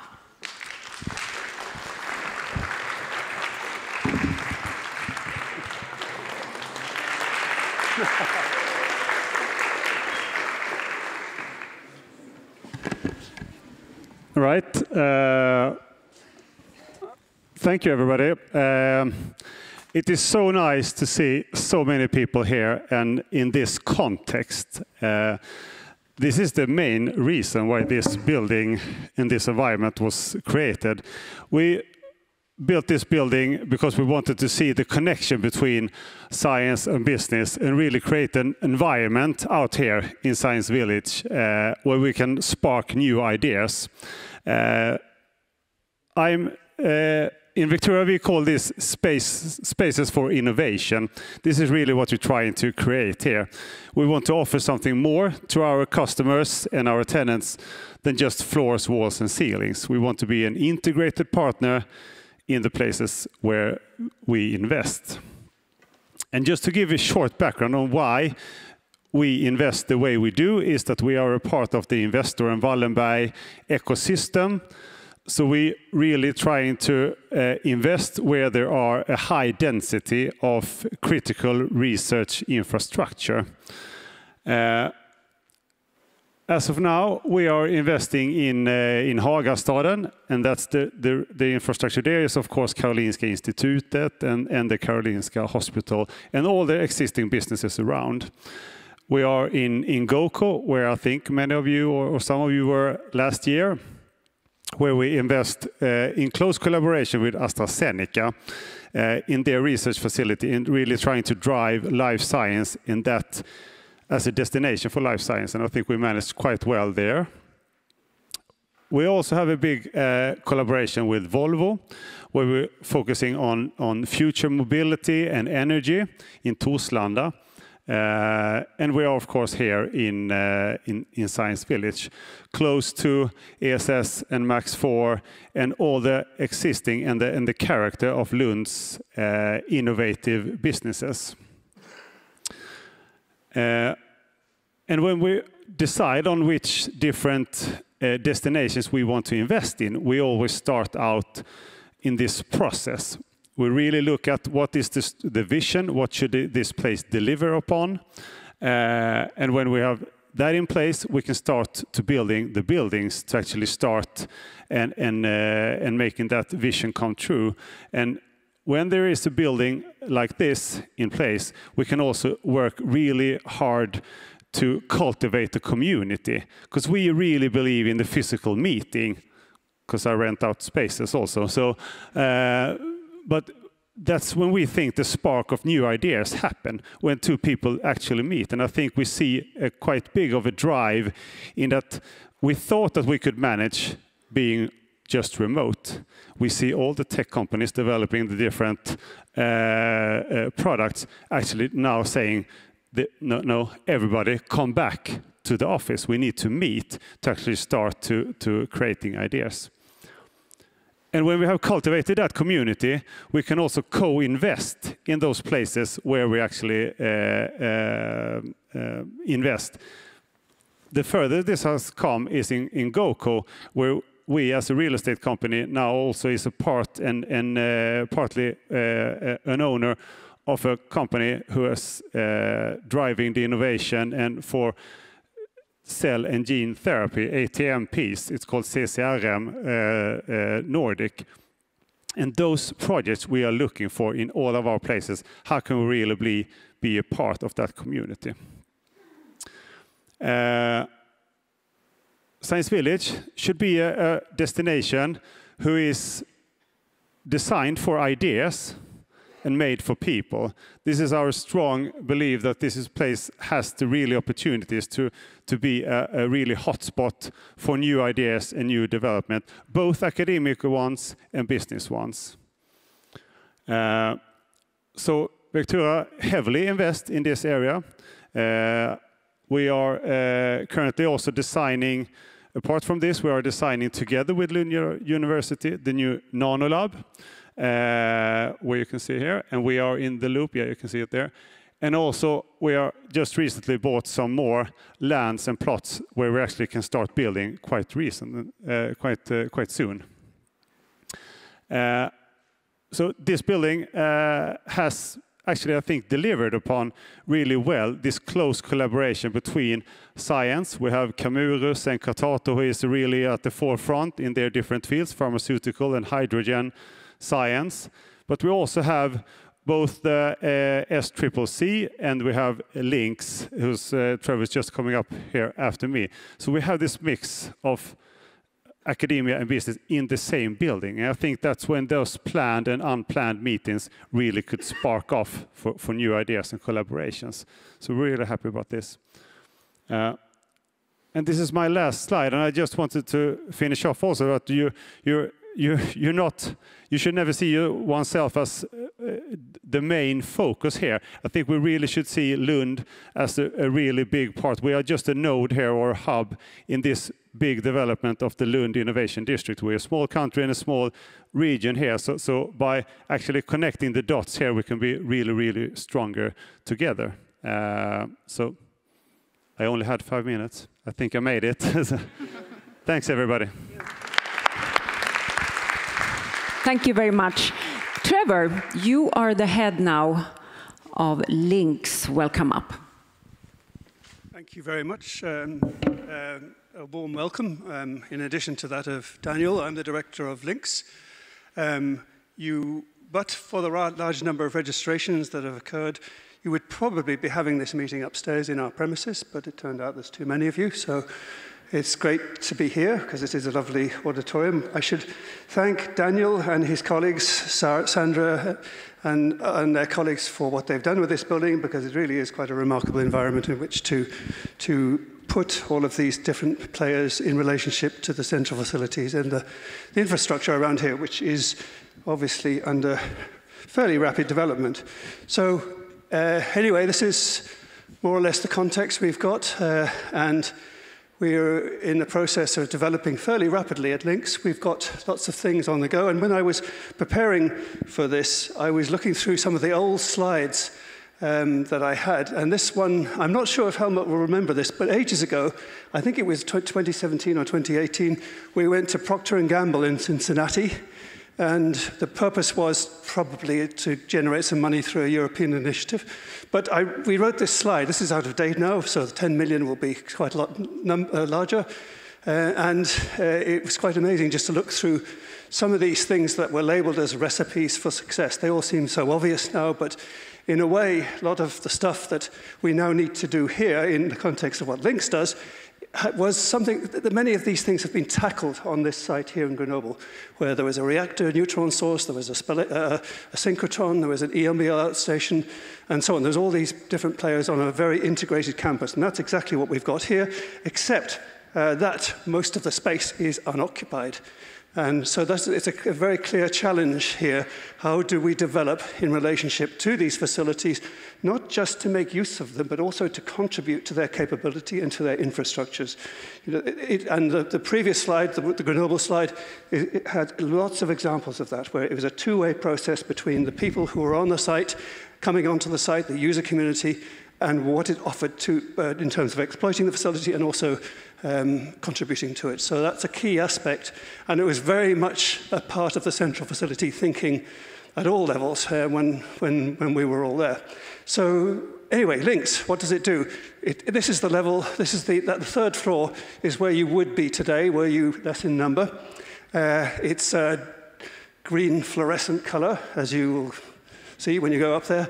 It's a very welcoming place. It's in a lovely premises, much better than what we had before in the Ideon Science Park. And it's the whole concept of LINX is that it's centered around themes, what we call themes. Themes are of finite duration. They are funded competitively by the user community for a period of 3 years or so, and they tackle key scientific issues. They don't fund the research itself, it just puts together networks and gets people to work together in a way that wouldn't otherwise happen, and which is very much more than the sum of the parts. So, and at the center of all of that is the exploitation of the large facilities and the associated complementary techniques, of which there's many. So that's sort of what we are. These are current themes that are active at the moment. That you can see that the LINX is a very outward-looking initiative, right? It's not focused internally on the area, not even just the country. It's international. It's set up as an advanced studies institute, and these are some of the active themes. There's one on image analysis. There's one on rheometry. There's one on heritage science. There's one from Oxford and quantum materials. It's been mentioned already. One on environment and climate, and one on chemistry of life again from the UK. So there's, and then on the left there, you'll see some of the previous themes that have already been completed. Finite duration, 3 years, and very much something where we hope to see sustained impact beyond the completion of these themes. So the idea is that we have a sustainable impact. So those are the themes that we have. Each one of them involves quite a few researchers, 40 or 60 researchers. And they are they form an active network with many working groups, and they have various activities ongoing throughout the period of the themes. And they typically end up, I don't know, they're doing projects. They may apply for beam time. They may do experiments. They may apply for grants. It happens. It has happened all the time throughout the various themes that have happened. And so that's the sort of thing that goes on during that period, and a lot of stuff then gets sustained after they finish. So, and then at the center of it all is, very importantly, I would say, for this area and for the facilities and indeed for departments and companies relevant to the area, is young researchers, because eventually, you know, there were people who will fall off the system. People like me will fall off the system. We will retire. We will move on to greater things. And the youngsters are what will hold the future. It's not just the departments and so on, but also the facility scientists at Max IV, at ESS. And so we've put together a Young Researchers Initiative, which has worked very well. It's operated by the young researchers, for the young researchers. They do their own thing. The PIs aren't present, and they have their meetings and workshops and so on. They make plans, and they think about their own futures. And so that's a very important aspect. There's one in each of the soft matter, life sciences, and hard matter areas. And every now and then, all three of them come together. They have a collective effort and discuss things as a whole. So that's been very successful, and we're very pleased you know, how much interest there has been there, and that we are going to be pushing hard in the future. The move into the loop has been, you know, it's been a very stressful move in a way. A lot of things to do. Fortunately, we've had Anna Danito, who's sort of led the charge into that, and Josephine and others as well. They've led the charge as we move into the new premises. So that's been a very important development for us. It puts us right into the center. There were people who said to me, "Oh, well, people will forget where you are. You know, you will move out of your old place into the new place, and they won't know where you are." And it just hasn't happened. It's been very, very quick, and it's progressed very quickly. So I'm very pleased that that's worked so well. This is the inaugural conference we had in June. I mean, that picture sort of says it all, really. There's the young and the even younger. There's people from all over the place, from Chalmers, from Stockholm, from Berlin, Munich, Oxford, Cambridge, Nobel laureate, facility people. And so that was a very, very nice meeting that we had. There was about 300 people there in this auditorium, slightly differently configured, but in this auditorium. And it was an extremely lively event, and it was good to see all of this interdisciplinarity talk occurring in a one-day meeting. So that's been very successful. Before I finish, I just want to mention a few things. We've put quite a lot of effort into generating money that will bring people together. One of them is a European funding project, a co-fund project that funds 47 postdocs through Lund, Max IV, ESS, EMBL, Leicester, and I'm all in Poland. So that's 47 postdocs. These interact with different components of the thematic activities that are going. So that brings quite a lot of activity within links, but also without links and amongst our partners and collaborators. And then recently we've managed to get major funding from the Crawford Foundation, where the whole goal is to fund the move on to Science Village, which is sort of ongoing and partially complete, to fund postdoctoral support for the Young Researchers Initiative that I've already mentioned, and interactions with the theme, bootstrapping new initiatives, and also to put together data analysis clinics which will help. We all know what experiments are like at central facilities. Typically, you do your experiment. If 1 or 2 days later, you may still be able to walk, and you walk out of the facility scientist moves on to the next experiment and moves on to the next thing, and then you go home, and at a certain point later, you start thinking about the data and trying to analyze it and so on. And typically, the gap between an experiment and a publication is about 2 years, which is unnecessarily long in a lot of cases. And so we're aiming to help that process, and the Crawford Foundation resourcing that we've got, we're hoping to focus this on data clinics. We will generate digital twins so that the environment in which people work at links after their experiments will be very, very similar to or identical to that they are familiar with on the instruments that they worked on. We want to promote the accessibility of artificial intelligence and machine learning, and we want to help development of open source and in an environment. I hadn't heard this phrase, sandbox ready, but it sounds quite good, and it's sandbox ready environment in which people can work, knowing that what they're doing is reasonably secure, within the scope of whatever embargo might exist on data or whatever you're doing. So that's the sort of environment that we're hoping to build up, and that's the way in which we're looking at artificial intelligence and machine learning approaches to lever the main mission that we have as Links as an Advanced Studies Institute in this environment.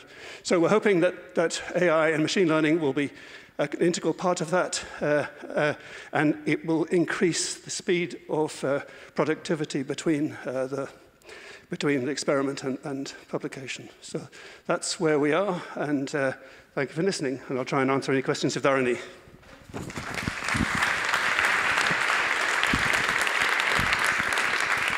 Thank you, Trevor. Very interesting. Well, we are now ready for our next panel. Ola Spjut, Erik Lindahl, Anna Stenstam. Välkomna upp. Har ni fått mickar? Did you get the mics?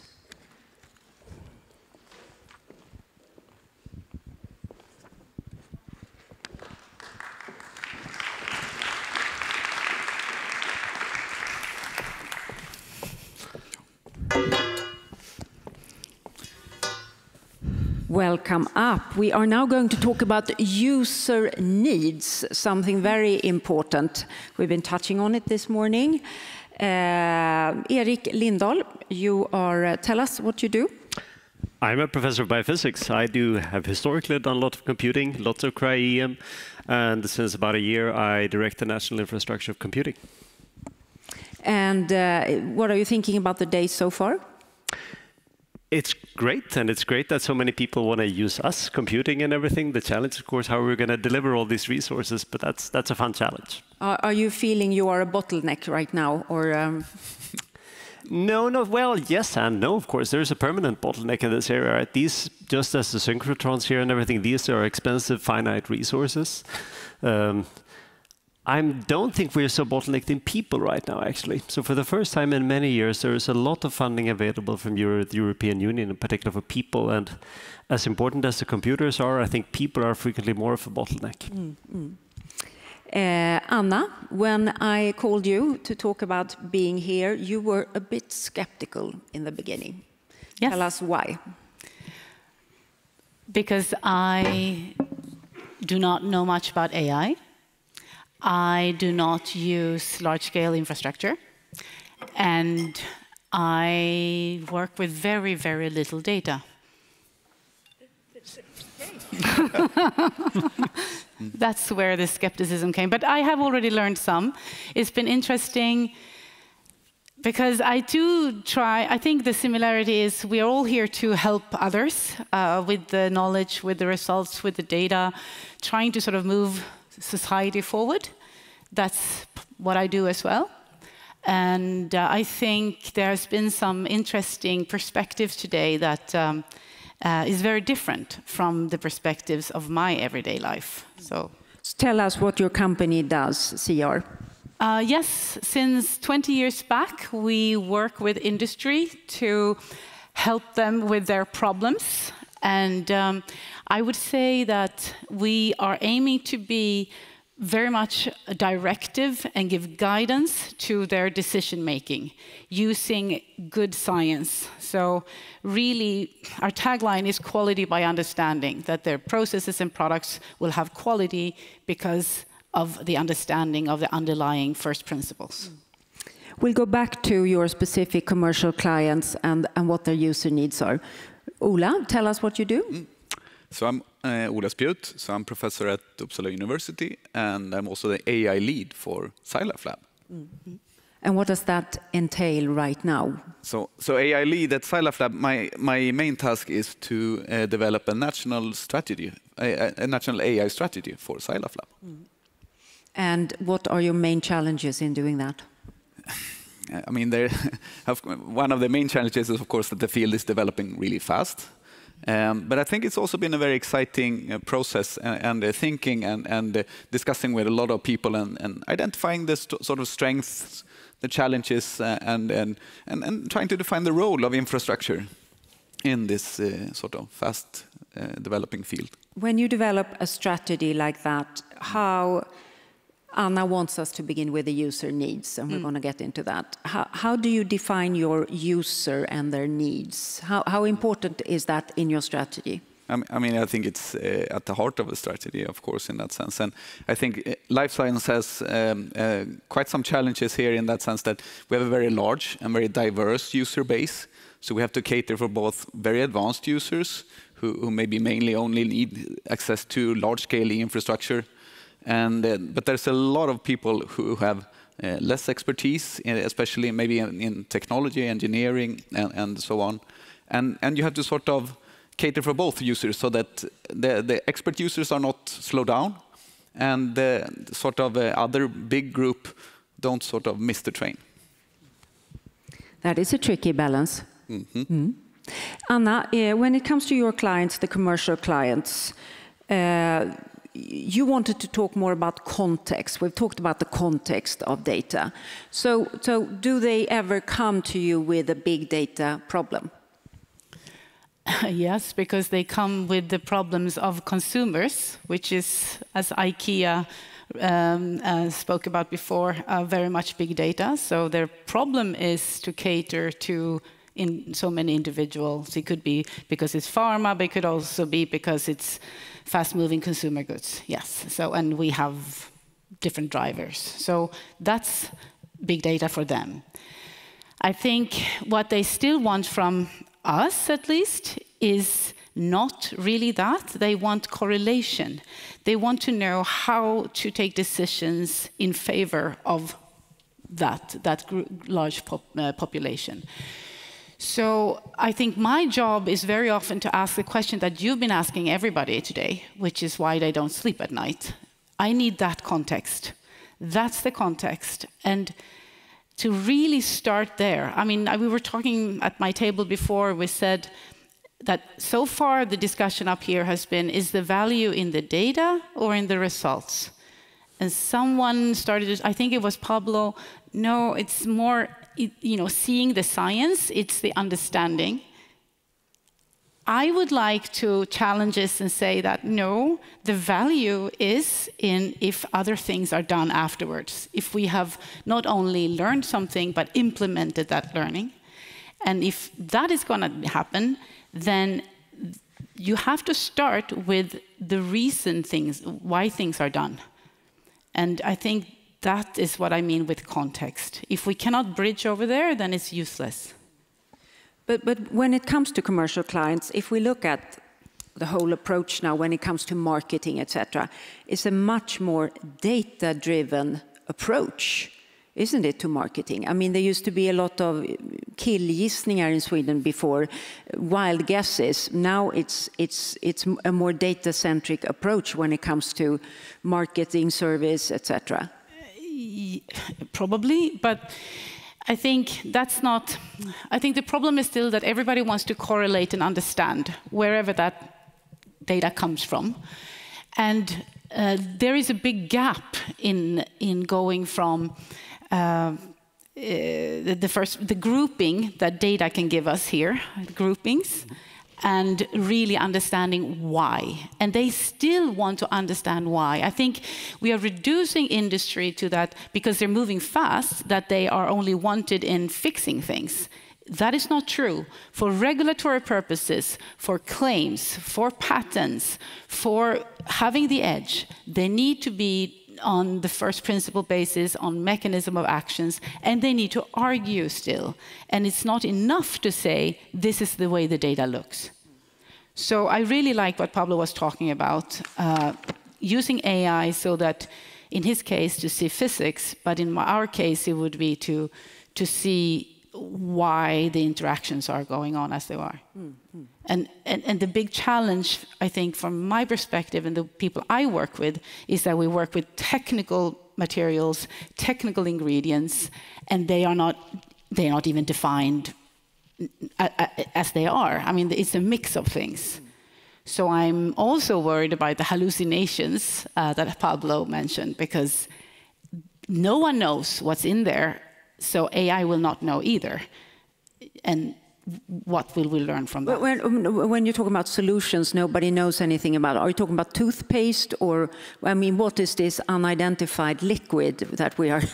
Yeah, maybe this is news to many of you, but when you buy something with an inky name, or like in chemistry you say a COS, like it has an identifying name, that can actually be many different things.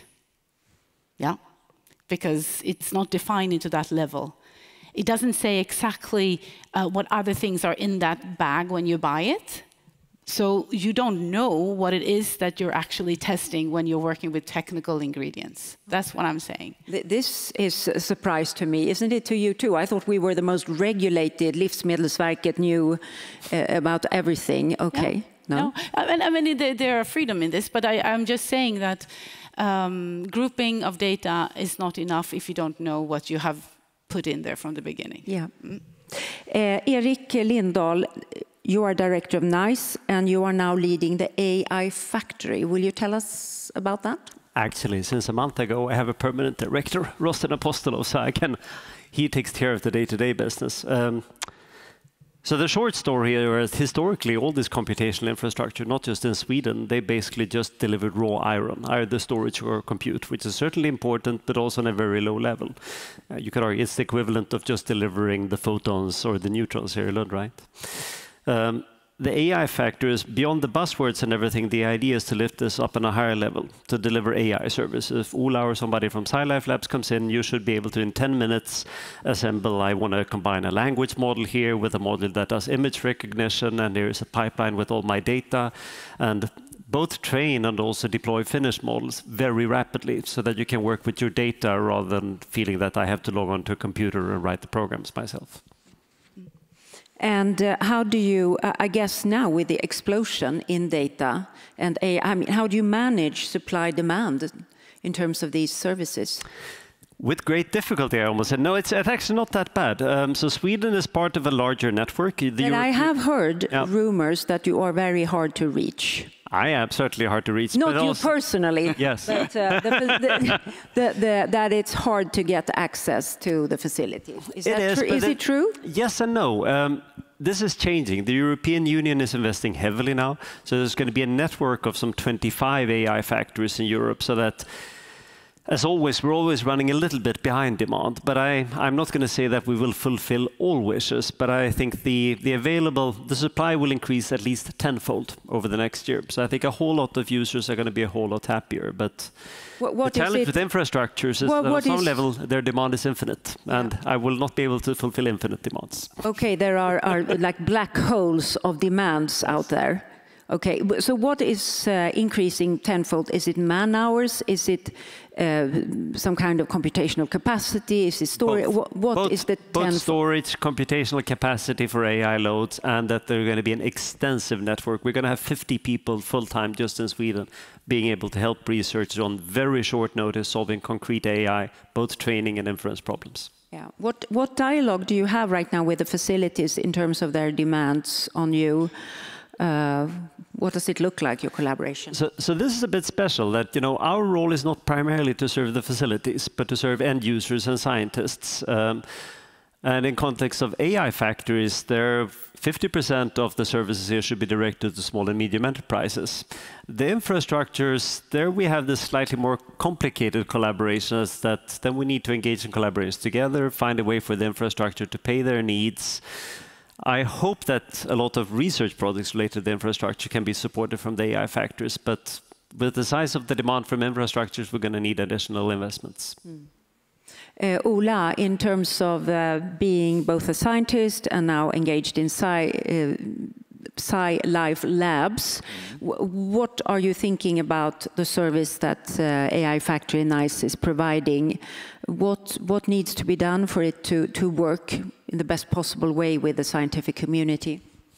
I think it's a good question. I mean, AI Factory is now emerging, so it's not really started yet, but I think the ambition is super well aligned with how we see it at SciLifeLab as well. So I think that there are sort of, we at SciLifeLab, if I take my researcher hat on, I think a lot about my research group. How will that evolve over the future years? What competencies do I need? And sort of think about what is the role of infrastructure? What should that be? What should be done at university level, at SciLifeLab, and so on? And I think it's very clear that the sort of high compute, the elite compute in that sense, that will be with NICE in that sense.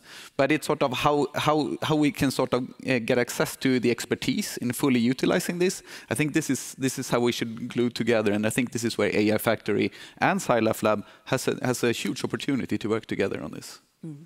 What is best practice in terms of other smaller countries in Europe? Is it to have one large centralized facility like NICE, or what models are there right now? I would actually argue that Sweden has been the one following behind here. Sweden has historically been distributed. In most countries, it's heavily centralized. So Sweden has, over the last 2-3 years, moved more to a centralized model. I would actually, hardware is the most boring aspect because it's just gray boxes. I don't really care where the hardware stands. It's more cost efficient to put the hardware in one place, and that's the only reason. People, on the other hand, needs to be distributed over the country. There's a clear added value for me as a researcher to be able to go down and hold somebody's hand, and they can show me how to do it in practice. And how do you see AI Factory developing? Because that entails a lot of training too. How do you see that developing? How will you collaborate with people like Ola and out at the facilities and the scientists with regards to this training? I suspect the hardest thing for us all is the people we all need to recruit. So first we compete with each other. The other challenge, we also compete with industry that occasionally pay twice the salary. Somebody said that to me. Talk about computer engineers, software engineers, because that's going to be somebody you want to recruit too, Anna, maybe a couple of years down the road. Yeah. Do we have enough of them? Are they properly trained? So just as a reality check, one of my old postdocs is now a group leader at Chan Zuckerberg Initiative, which means that they're very close contacts with Meta. We used to joke that Meta occasionally offer people $1 million a year in salary. That's in the past. It's $5 billion per year now for key people. I can comment from and that's what we're competing with. Hard for the universities to compete with, yes. I can just add from SciLifeLab, we're right now doing a rather big, strong investment on increasing the capacity on the engineering side. So there's a lot of sort of investments in that area. This has been identified as a critical piece that has been missing. And really we're striving to build that up at SciLifeLab centrally now.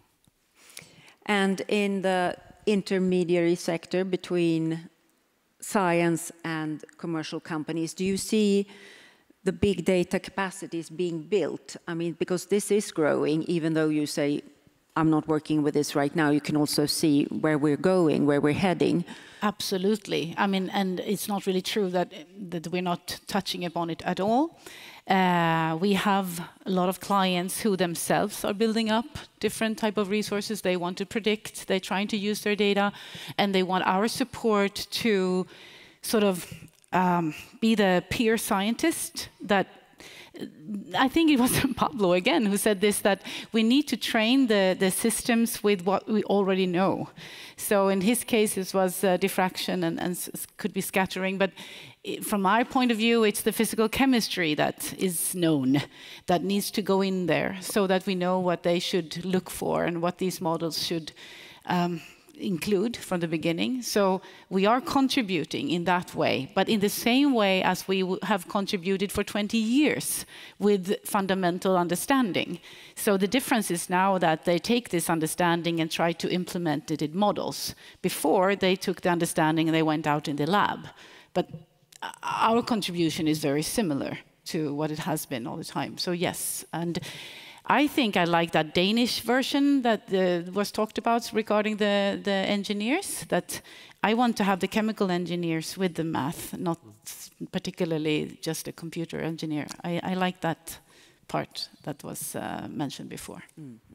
Okay. And I can second that. This is boring, but it comes down to understanding your data. That's an order of magnitude more important than whatever AI or ML buzzword you use. Which also means that you can't just wave an AI wand over this and hope that the processing is automatic. You have to understand the data. Yeah, and you also then have to understand what is really critical, in chemistry at least, what is really critical with what you have put in when you get the results. And that is not always known. And maybe that I can leave that for a coffee discussion, what that is. But excellent. Yeah. So we are going to give the panel of Erik, Anna, and Ola a standing ovation. Tack. Thanks. And it's time for our, I feel like a barber shop here, taking in people to become shaved, one after the other. Phil Ewells, Eskil, are you prepared? Please come up. You're sneaking up behind me. Welcome up. So please sit. Phil, you want to start by explaining who you are and what you do? Absolutely. My name is Phil Ewells. I previously worked at SciLifeLab in Stockholm for 8 years at the genomics infrastructure there. I've worked with open source software for most of my career in bioinformatics. And while I was at SciLifeLab, we founded a community around collaborating on analysis pipelines called NF Core, built on top of the workflow manager Nextflow. This has ended up taking over really all my time. And 3 years ago, I joined a startup company which called Secura. And we have a kind of a foundation of open source software for data analysis. And then kind of sustain that model with a commercial layer on top. Okay, we're going to go into that in a while. Eskil Andreasson from Tetra Pak, tell us what you do. Yes, I work at Tetra Pak in a materials and package organization with something called virtual modeling. And I'm also affiliated to Lund University as a researcher. And you can quite often find me at 4max or Max 4 as well. How has big data changed your work the last few years? Quite dramatically, I would say. We use AI or machine learning quite a lot, and of course we generate a lot of data in different large-scale facilities, but as Anna said and Pablo and Henrik said, we really have to understand the background physics, chemistry, and really how to utilize it and convert it into the modeling world in my case.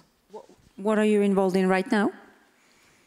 Oh, that's a tough question. My manager continuously asks, but yeah, we do we do a lot of X-ray scattering, X-ray tomography, neutron experiments. Try to, yeah. What are the key? Because for an outsider looking at the Tetra Pak packages, of course you deliver the machines for the packages, but it looks like a simple construct, but I have worked with you before, and I know it's not. There are lots of things to be investigated. Could you give some practical examples of challenges you have? Yeah, as you say, it's a simple product, simple components, but we add a lot of engineering, a lot of technology. We have magnetic particles and do printing of that one. We have a sterilization technique based on electron beams. We do thinner and thinner layers, of course, more and more sustainable and plant-based materials. So we really have to dig in all the length scales, time scales, and processes. Fredrik Bormsten from ESS, tell us what you do. Yeah, so I'm the group leader for a group called Scientific Information Management Systems at the Data Management and Software Center. So we are working with kind of collecting the data from the experiments and getting those into a data catalog, gathering up all the information around that data so that it then can be used both by the people that have created it, but also in the end by other people when it becomes open. We had a very interesting discussion, you and me, when I talked to you before, about motivating scientists to contribute with data. Tell us why you are seeing this becoming a problem or a challenge.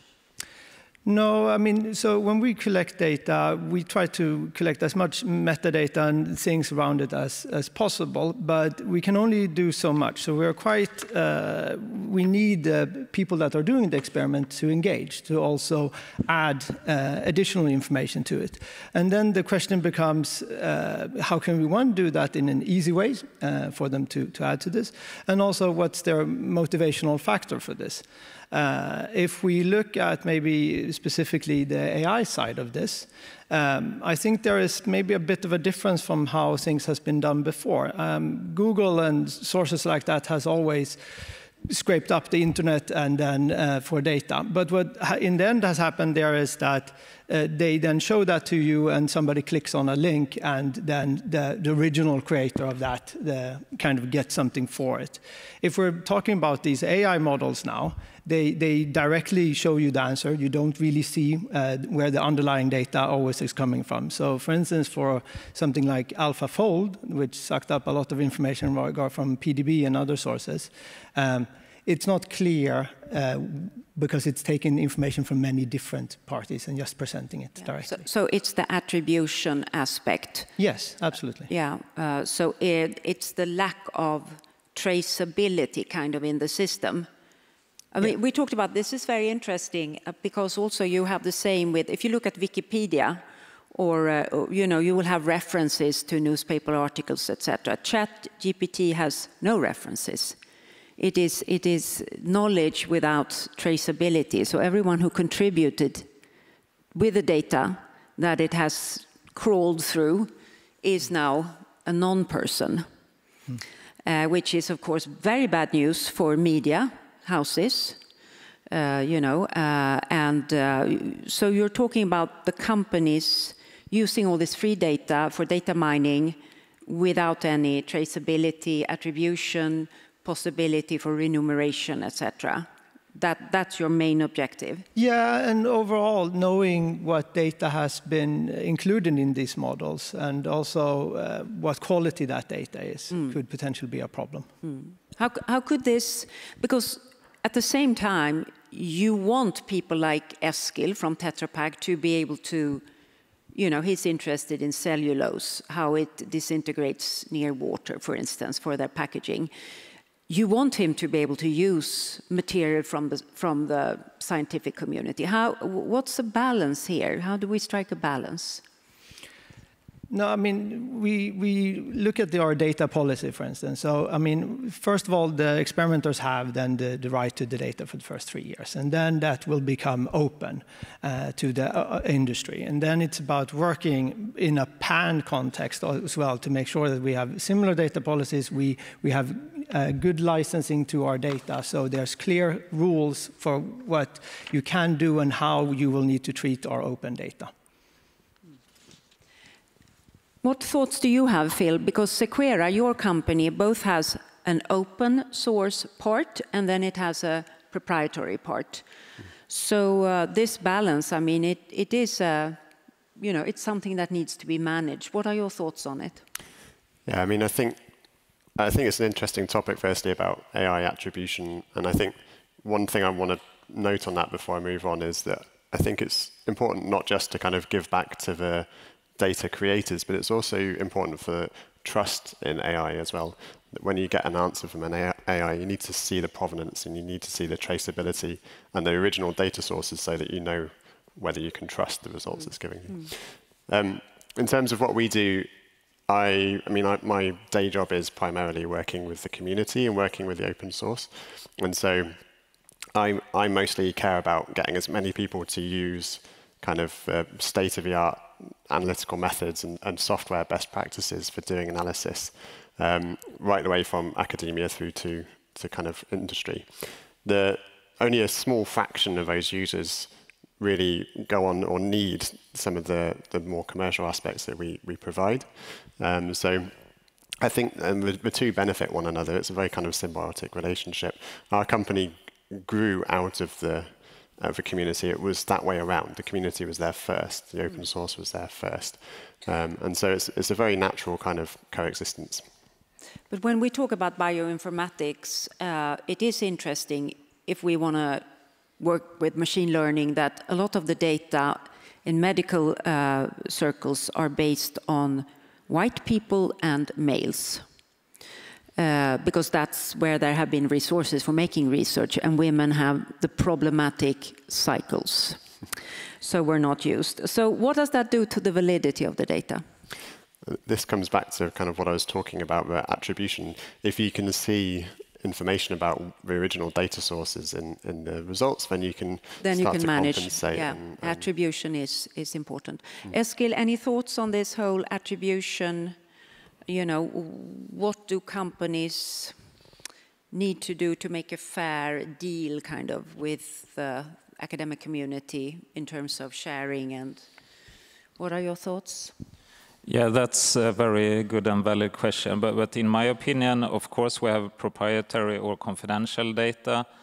But my take on it is we also have to share and collaborate a lot. So we have done a lot of public or academics, applied beam time and so on. And of course, we publish the data and of course we share because we take advantage of this large community. I get inspired of a lot of people like Stephen Hall, Pablo, Henrik Birkedal, and Karen Edler and so on. So, and also the AI community as well. We have to use the data in some context. Yeah. So we have a lot of ongoing research project, Vinnova funded, for instance, with RISE AI people and so on. So of course we have to generate data that is publicly available and publish it as well.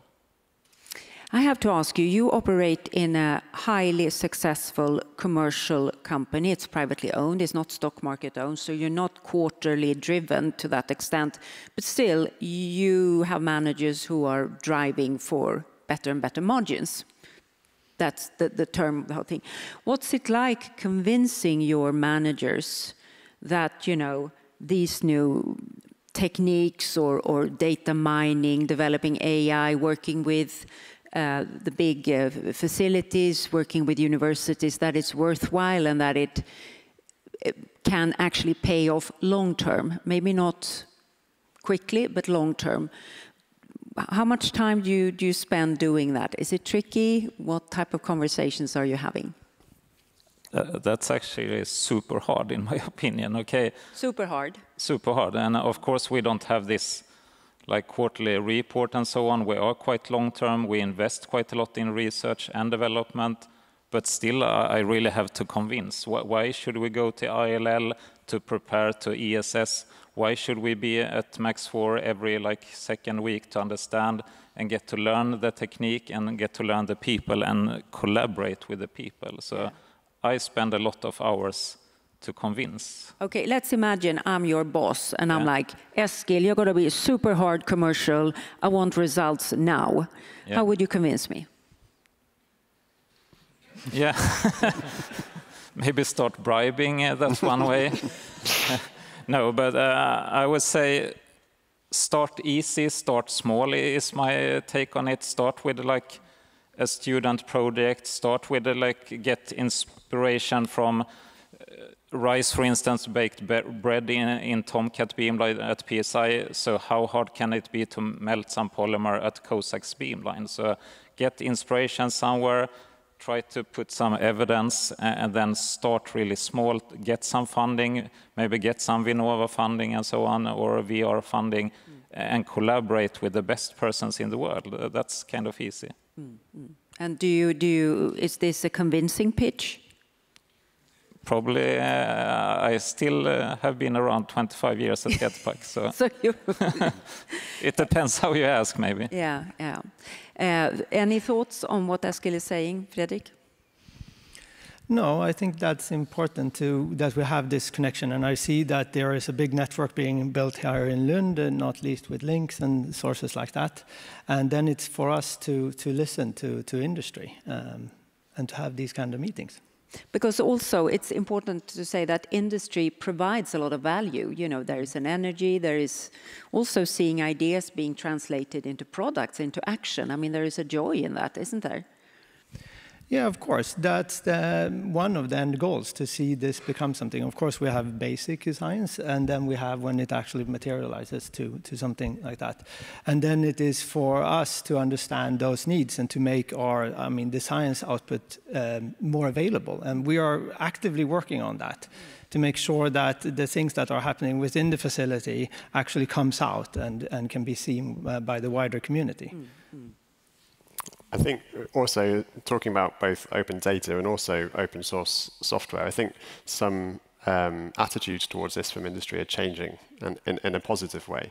I think contributing back to certainly open source software doesn't have to be a purely altruistic process. There are benefits for industry for doing this. Such as? If you put your code out on the internet, if it's not something that you're dependent on for making profit, if it's something you can share without detriment, then other people may use it, and then other people may submit fixes. You have basically a peer review system for the code that you're running in your internal processes, and that's mutually beneficial for you and for everyone. So it can also, bring financial and positive benefits for working in the open. Excellent. Okay, guys. I think I will let you stay here on the stage. Now, you don't know what's going to happen. But we give them an applause first. Okay, but you stay.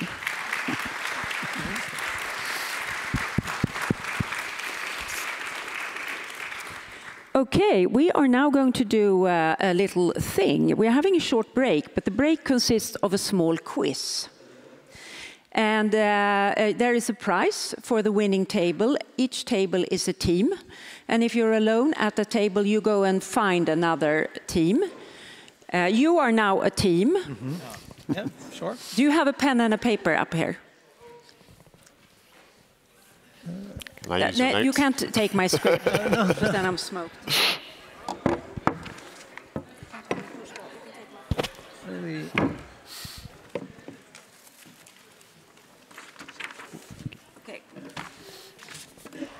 So this is a very light-hearted yes.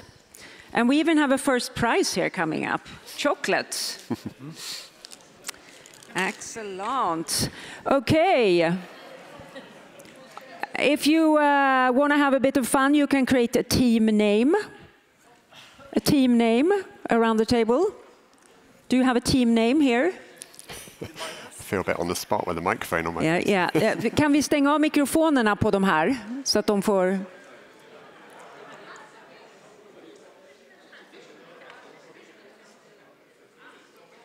What is this? What is this? Tutti? No. Det är quiz time, högre upp.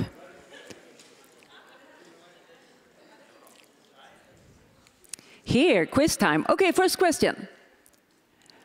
Who said this? It's a capital mistake to theorize before one has data. Albert Einstein, Sherlock Holmes, Barack Obama.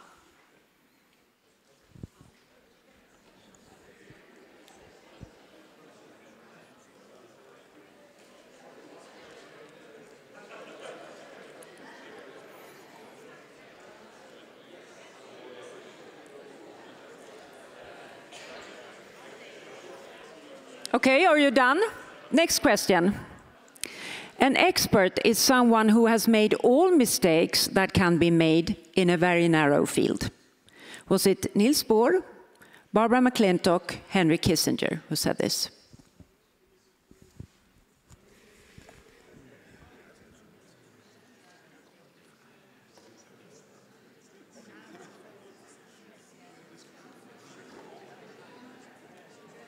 Okay. Are you done? Then you have to guess. Next one. Okay, investments in AI measured 2024. What color here represents the EU? What color is the US? What color is China?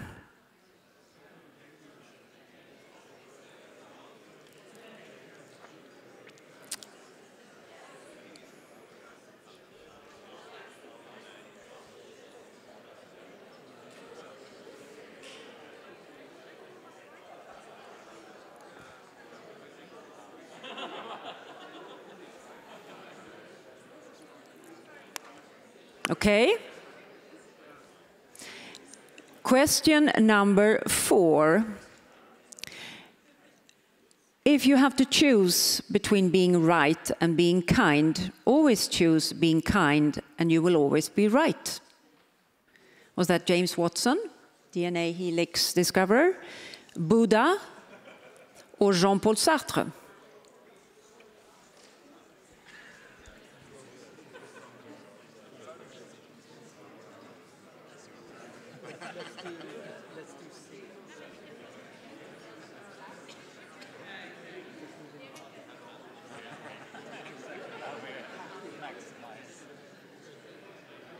Okay, have we had a guess?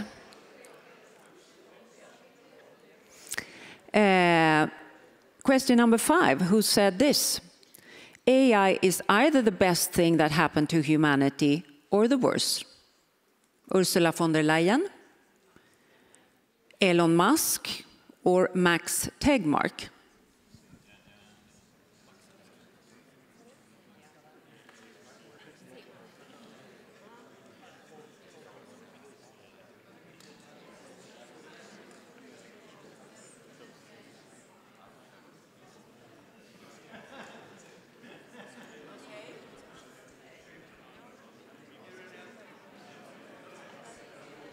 Are we coming to a conclusion?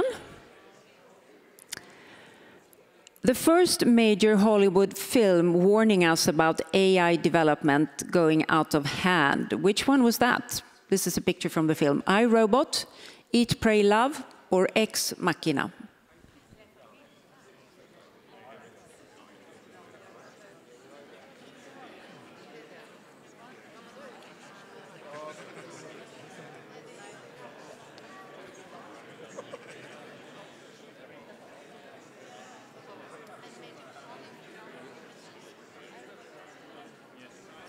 Okay, film experts, have you figured this one out?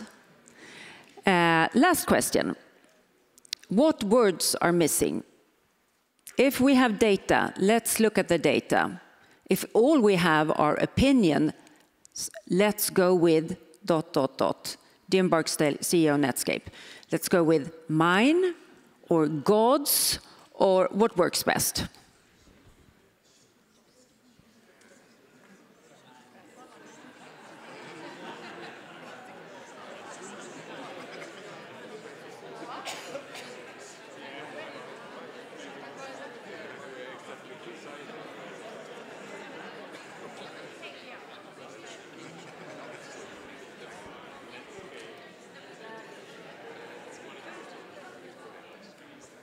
Okay, have you had a guess? Yeah? We are now going to go back and you are going to self-correct. Can I trust you all with this? We are going to go back. Okay, it is a capital mistake to theorize before one has data. Who said this? How many believe Einstein said it? Sherlock Holmes. Wow, you're a very clever bunch. Yes, Sherlock Holmes was correct, not Barack Obama. Excellent. Number 2, an expert is someone who's made all the mistakes that can be made in a very narrow field. How many believe it's Niels Bohr? How many believe Barbara McClintock? And how many believe Henry Kissinger? Okay, it's Niels Bohr who said this.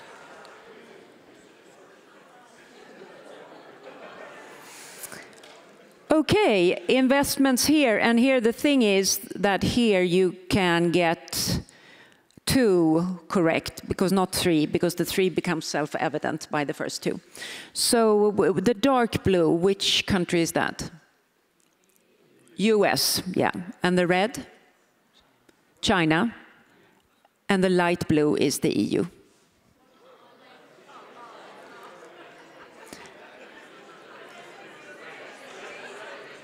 Dark blue, US, the largest investor in AI, and China comes second, and then the EU. Question number 4. Bit of philosophy here. If you have to choose between being right and being kind, always choose being kind and you will always be right. Is it James Watson, scientist? Hand up if you believe it's him. B, Buddha. And C, Jean-Paul Sartre. It's Buddha, because number A and C were actually very mean men. Very mean men. So I did a little tricky thing there. Okay, 5. AI is either the best thing that happened to humanity or the worst. A, is it Ursula von der Leyen? Nobody believes it's Ursula. Elon Musk, a few, and Max Tegmark, physicist. It's Elon Musk.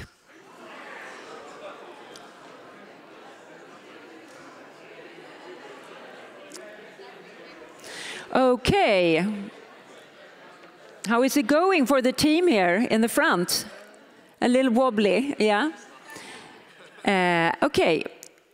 The film, the first major Hollywood movie warning us about AI development going out of hand. Which one? Is it A, iRobot? Is it Eat, Pray, Love? It's definitely not, I can tell you. Is it Ex Machina? Ex Machina is also about AI with Alicia Vikander, but that's much later. So it's iRobot.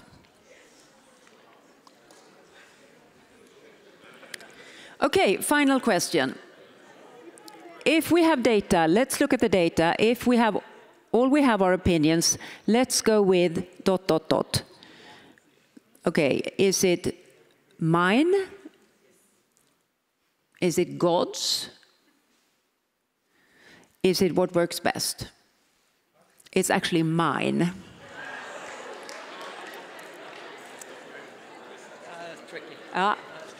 Okay, folks, we have 7 questions, but you can actually get 8 points because the AI investments could give 2 points. Does anyone have 8 correct? Oh, winning team!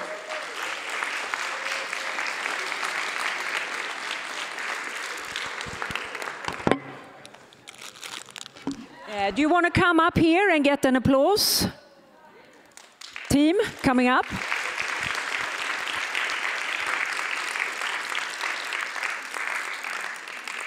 Well done. Are you alone, Anna?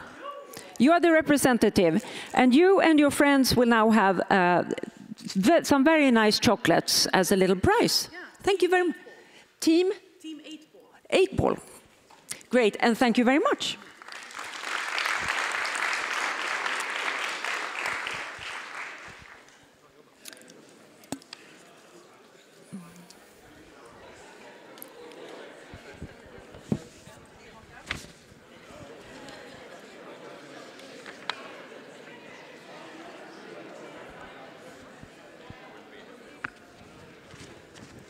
Okay, next team coming up. Karin von Wachenfeldt och Konstantin Tsirgios. Welcome up.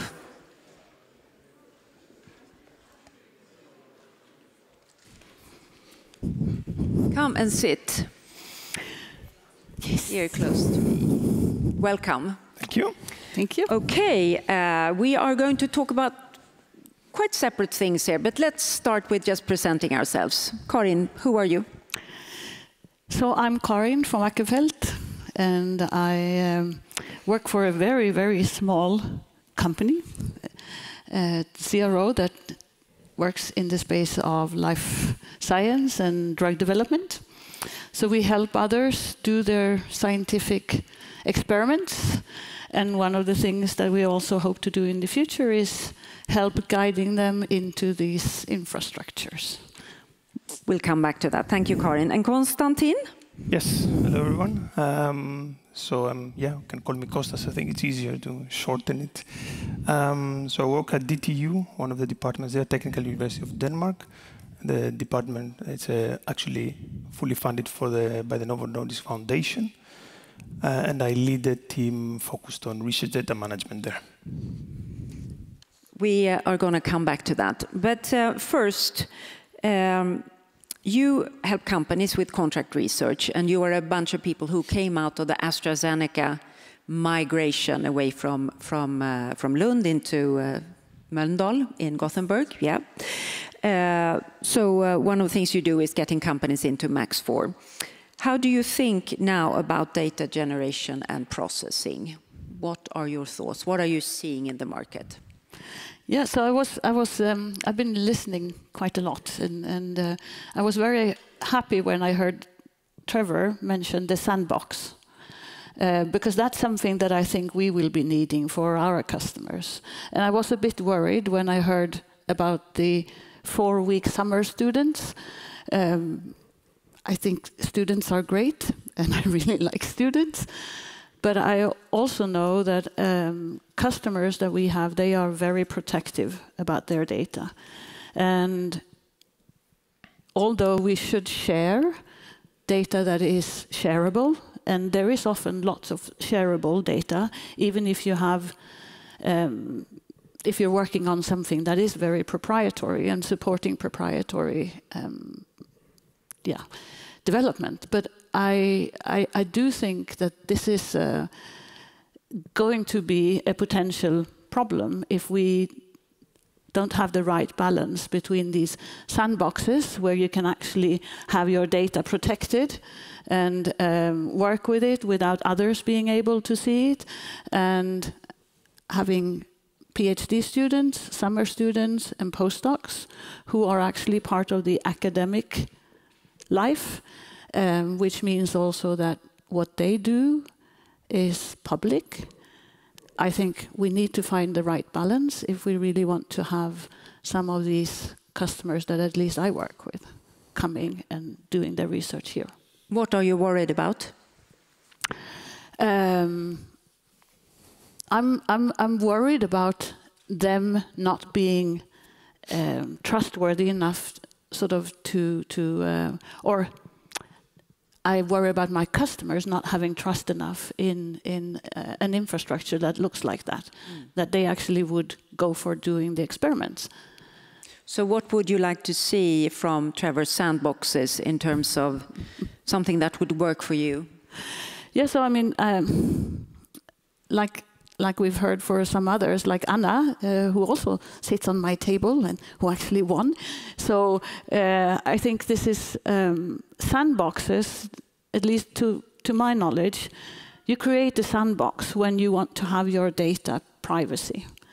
And that actually allows you to play with the data in a different way until at least you've collected the data that is important for your purposes. And then maybe you can decide to put it out of the sandbox and into the common sort of data pool where everybody can use the data. And I think that's something that would be very appreciated by the type of customers that at least I would like to bring. Konstantin, a university, how does it balance between the needs for written and the digital data storage? Yeah, I think digitalization for me definitely is a key core of research nowadays. But at the same time, we need what we were actually saying before, the boring documentation that inevitably must come with it. I would say that... Why? mainly, I would say that this is a backbone of scientific integrity. So having the ability to trace what you or someone else did back, keep the provenance, ensures that you can have what we want to succeed in is reproducibility research. And if we don't do that, if we don't have the context and we just have data lying around or fancy algorithms and so on, then of course that in the end is almost meaningless in a way, because your future self will forget what you did 5 years ago, and then it gets even worse if it's someone else who wants to repeat your work that has never met you, has never worked with you. So I think that's very, very important. When it comes to digital data, how do you balance against vulnerabilities? I mean, what steps are most important, most difficult to take? Yeah, I think it's very important to train people, even like I would say even having courses again around cybersecurity. We should have a backup of data so we don't lose it, of course. When possible, or hopefully always, use persistent identifiers, so we like DOIs or OKIDs and so on. So again, there is what we said before about the provenance, that you keep the history, you know where you are when you look ahead. So I think that's.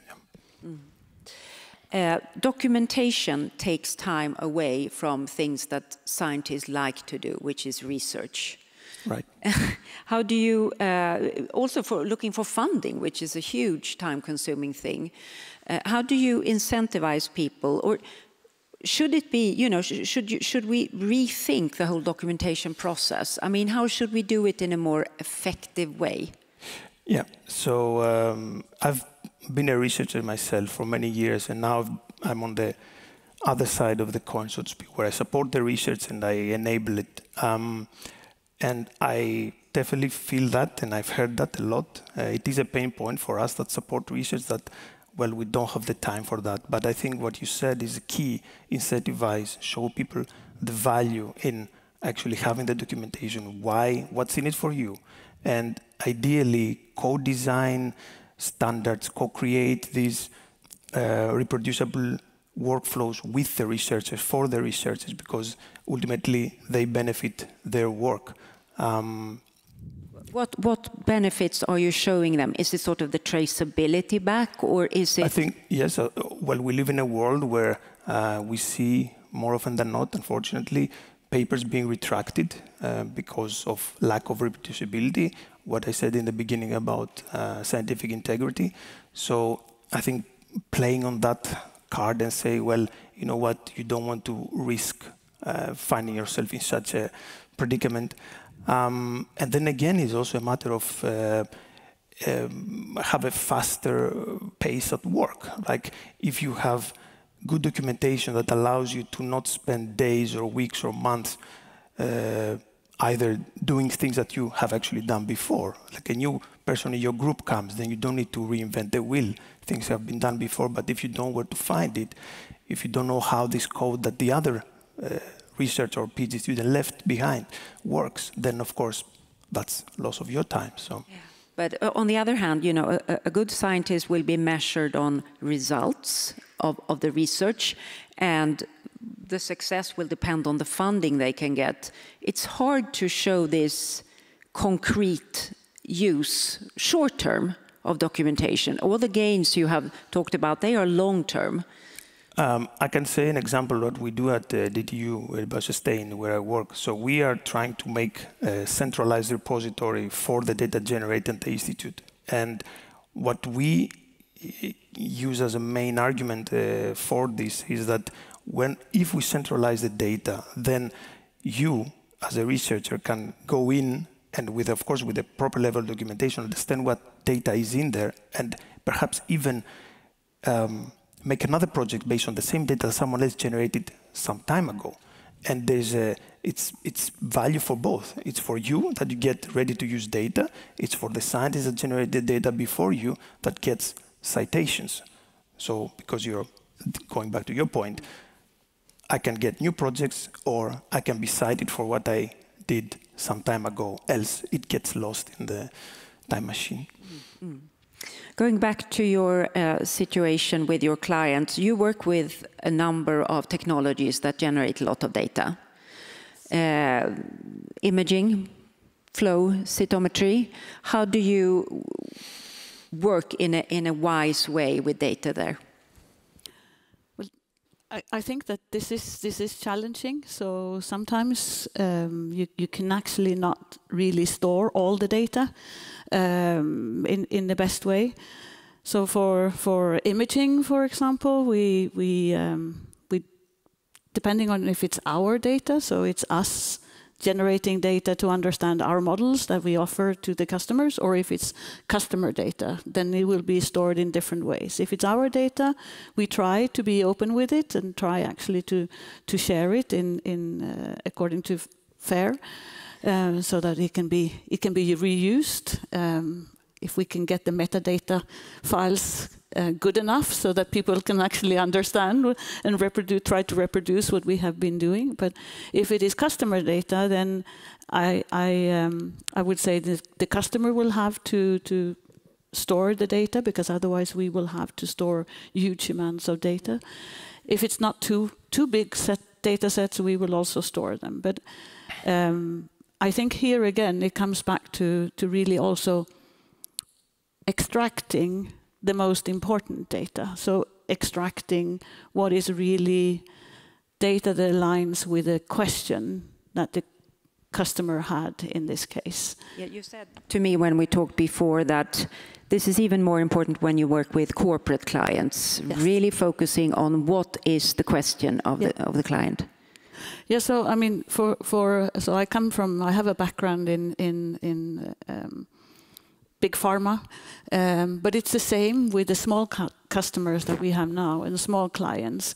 In the end, they hope to actually develop a drug.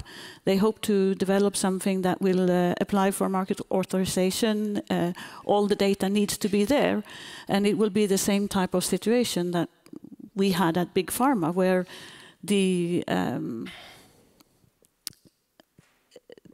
the market authorization is actually sometimes supported by actually you having to go down into the archive and pull out the raw data.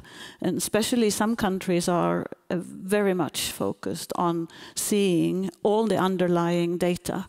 And in that case, you need to have extracted it, because it needs to be made available in a way that they can actually understand it and understand that this is both the correct data and it's correctly interpreted.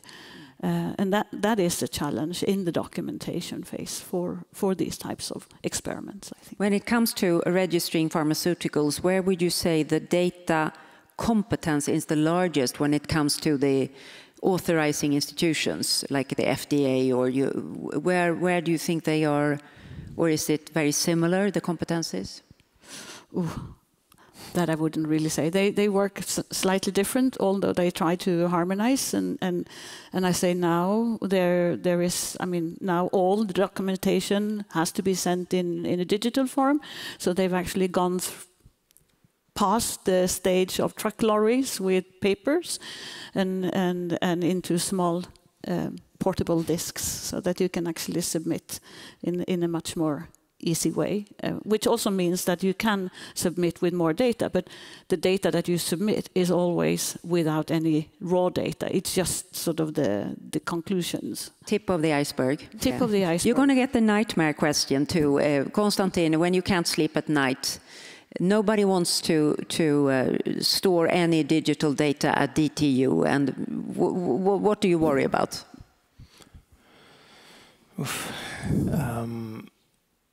You mean if this would be the case? If nobody... No, I in terms of your area of expertise, what are your big worries right now?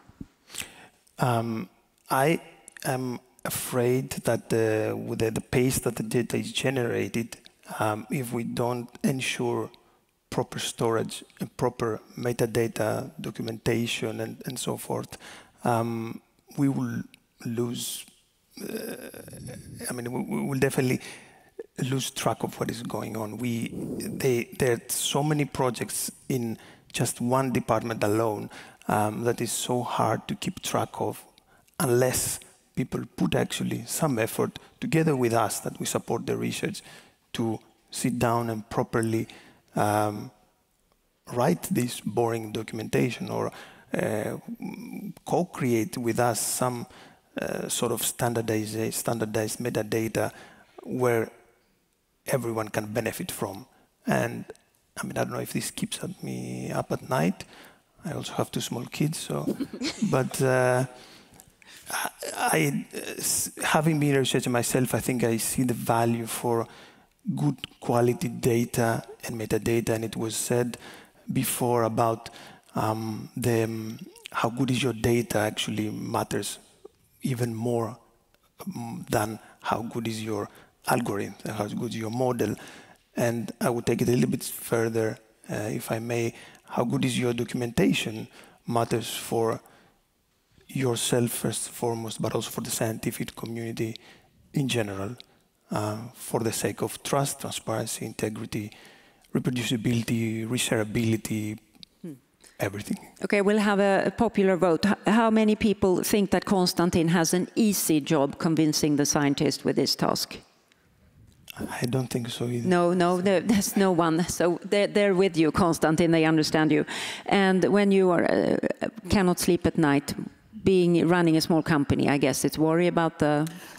Yeah, that's worrying enough in itself. But when it comes to the data and documentation, I think it was said before, geopolitics. I mean, I really do worry that we put too much trust in only having digital storage. So this is why we still have our archive done in the basement with these shelves that you can sort of wheel up and store at least printed copies of the key data sets. Yeah. They are. The head of the central bank in Sweden said that everybody should have some cash in the wallet, because we cannot have only digital payment system. This is the same, the backup that comes to data too. There needs to be some backup, and I think for some time at least we want to have both livrem och hängsle, as we say here in Sweden. We have people who wish for things to crash in our society, unfortunately. Okay, guys, you're going to get a standing applause.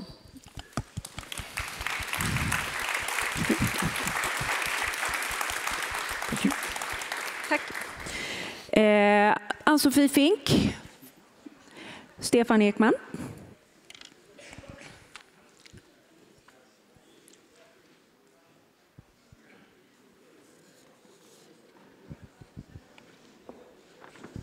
Welcome up.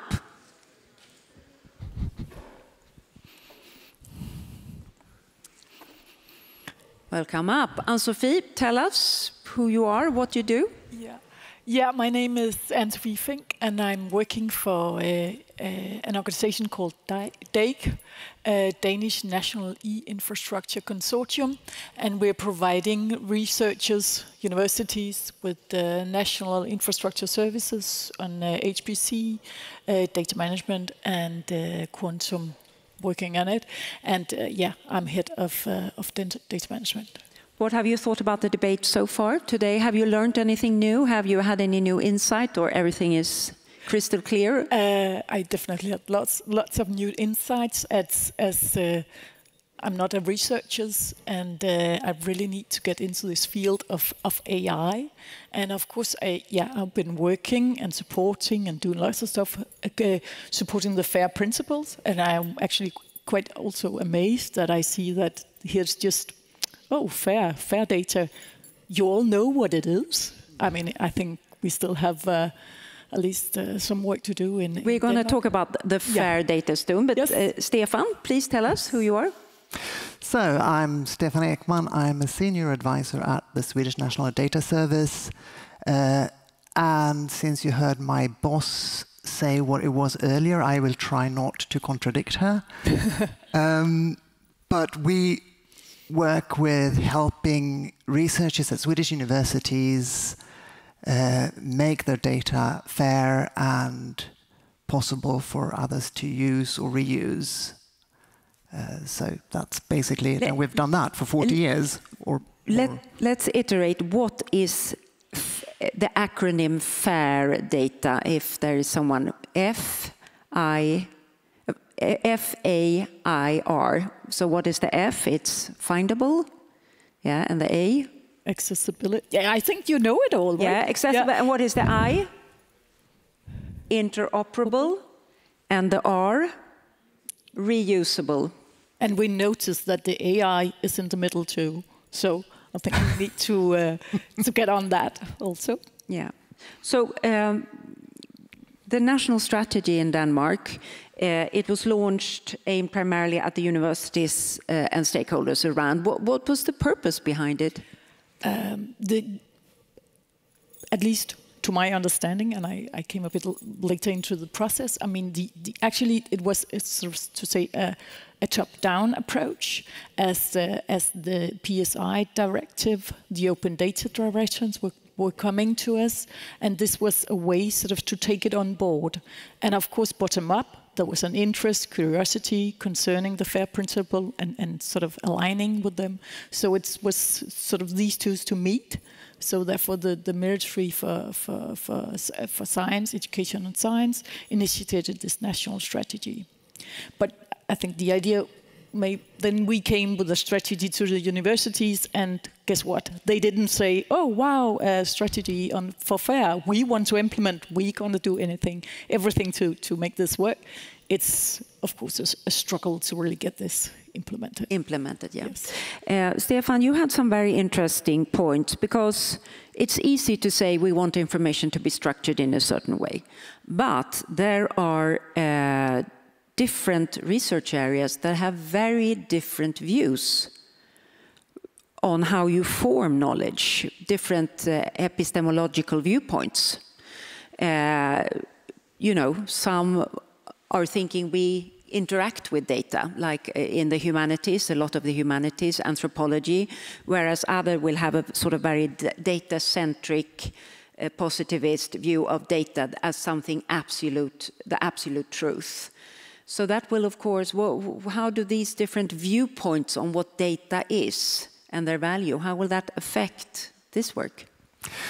Right, so FAIR comes out of the life sciences, and it comes as principles. It's not a set of laws, it's not a set of criteria. It's basically the ethos or idea that let's work together for science. And that's something that could work across all kinds of science. But it also carries with it this idea that data somehow can be transferred easily from one person to another. And in many areas that is probably true. But as we've heard also, in many cases you'd need a large amount of metadata in order to make data work, even within a discipline, within a field of research. And the further you move away from a lot of data from sensors, for instance, to observations, to being in a field and writing notes, data and the person transcribing the data, like the anthropologist, become very close together. It's not easy to give all the metadata necessary. In fact, I'd say it's impossible to give all the metadata necessary for knowledge creation to take place. So implementing the FAIR principles... So this is mostly in the humanities you're talking about here. That is certainly the other end of it. But this is connected to like a postmodernist kind of view of data, isn't it? Because that's been the trend in the humanities. Or is this, yeah? I studied during the 90s. I get a rash whenever someone brings up postmodernism. Oh, you get a rash? Oh, poor man. I don't want to give you a rash. It's terrible. But no, it's actually more a question of, can you understand the data? But we've heard several people here vouching for the problem. If you don't get the correct metadata, the data might be either useless or even lead to the wrong interpretations. And the more intimately you're involved with the data in the terms of knowledge creation, and I'd say this runs from possibly very data-centered, data-driven sciences, and you run through the natural sciences, you run through the social sciences, and you run over to the humanities. It's not a question of a view on data. It's a question of how you look at knowledge creation. Exactly, on knowledge creation. I'm sorry if I was... But does this mean then, because I thought you have brought up something very interesting, that the scientists that have a more positivist view of data, like here are the data, this is the truth, it was 5.4, that they will rush ahead and use the new big data technologies, use AI much faster than the scientists who are more thinking that I as a scientist interplay with what I observe, like anthropology. How do you see that? Will there be a divide here? So there's always been a discussion about this, or always, but at least since CP Snow, there's been a discussion about the two worlds, the arts and the sciences, right? I'm not sure I agree with that. I think it's much more complex. And I think, so open science and fairness are basically good science. I think most people agree, in this room at least. But good science means also that we must avoid dogma, and we must avoid cookie-cutter solutions. We can't make everything fit into the same mold. We need to consider the specific cases.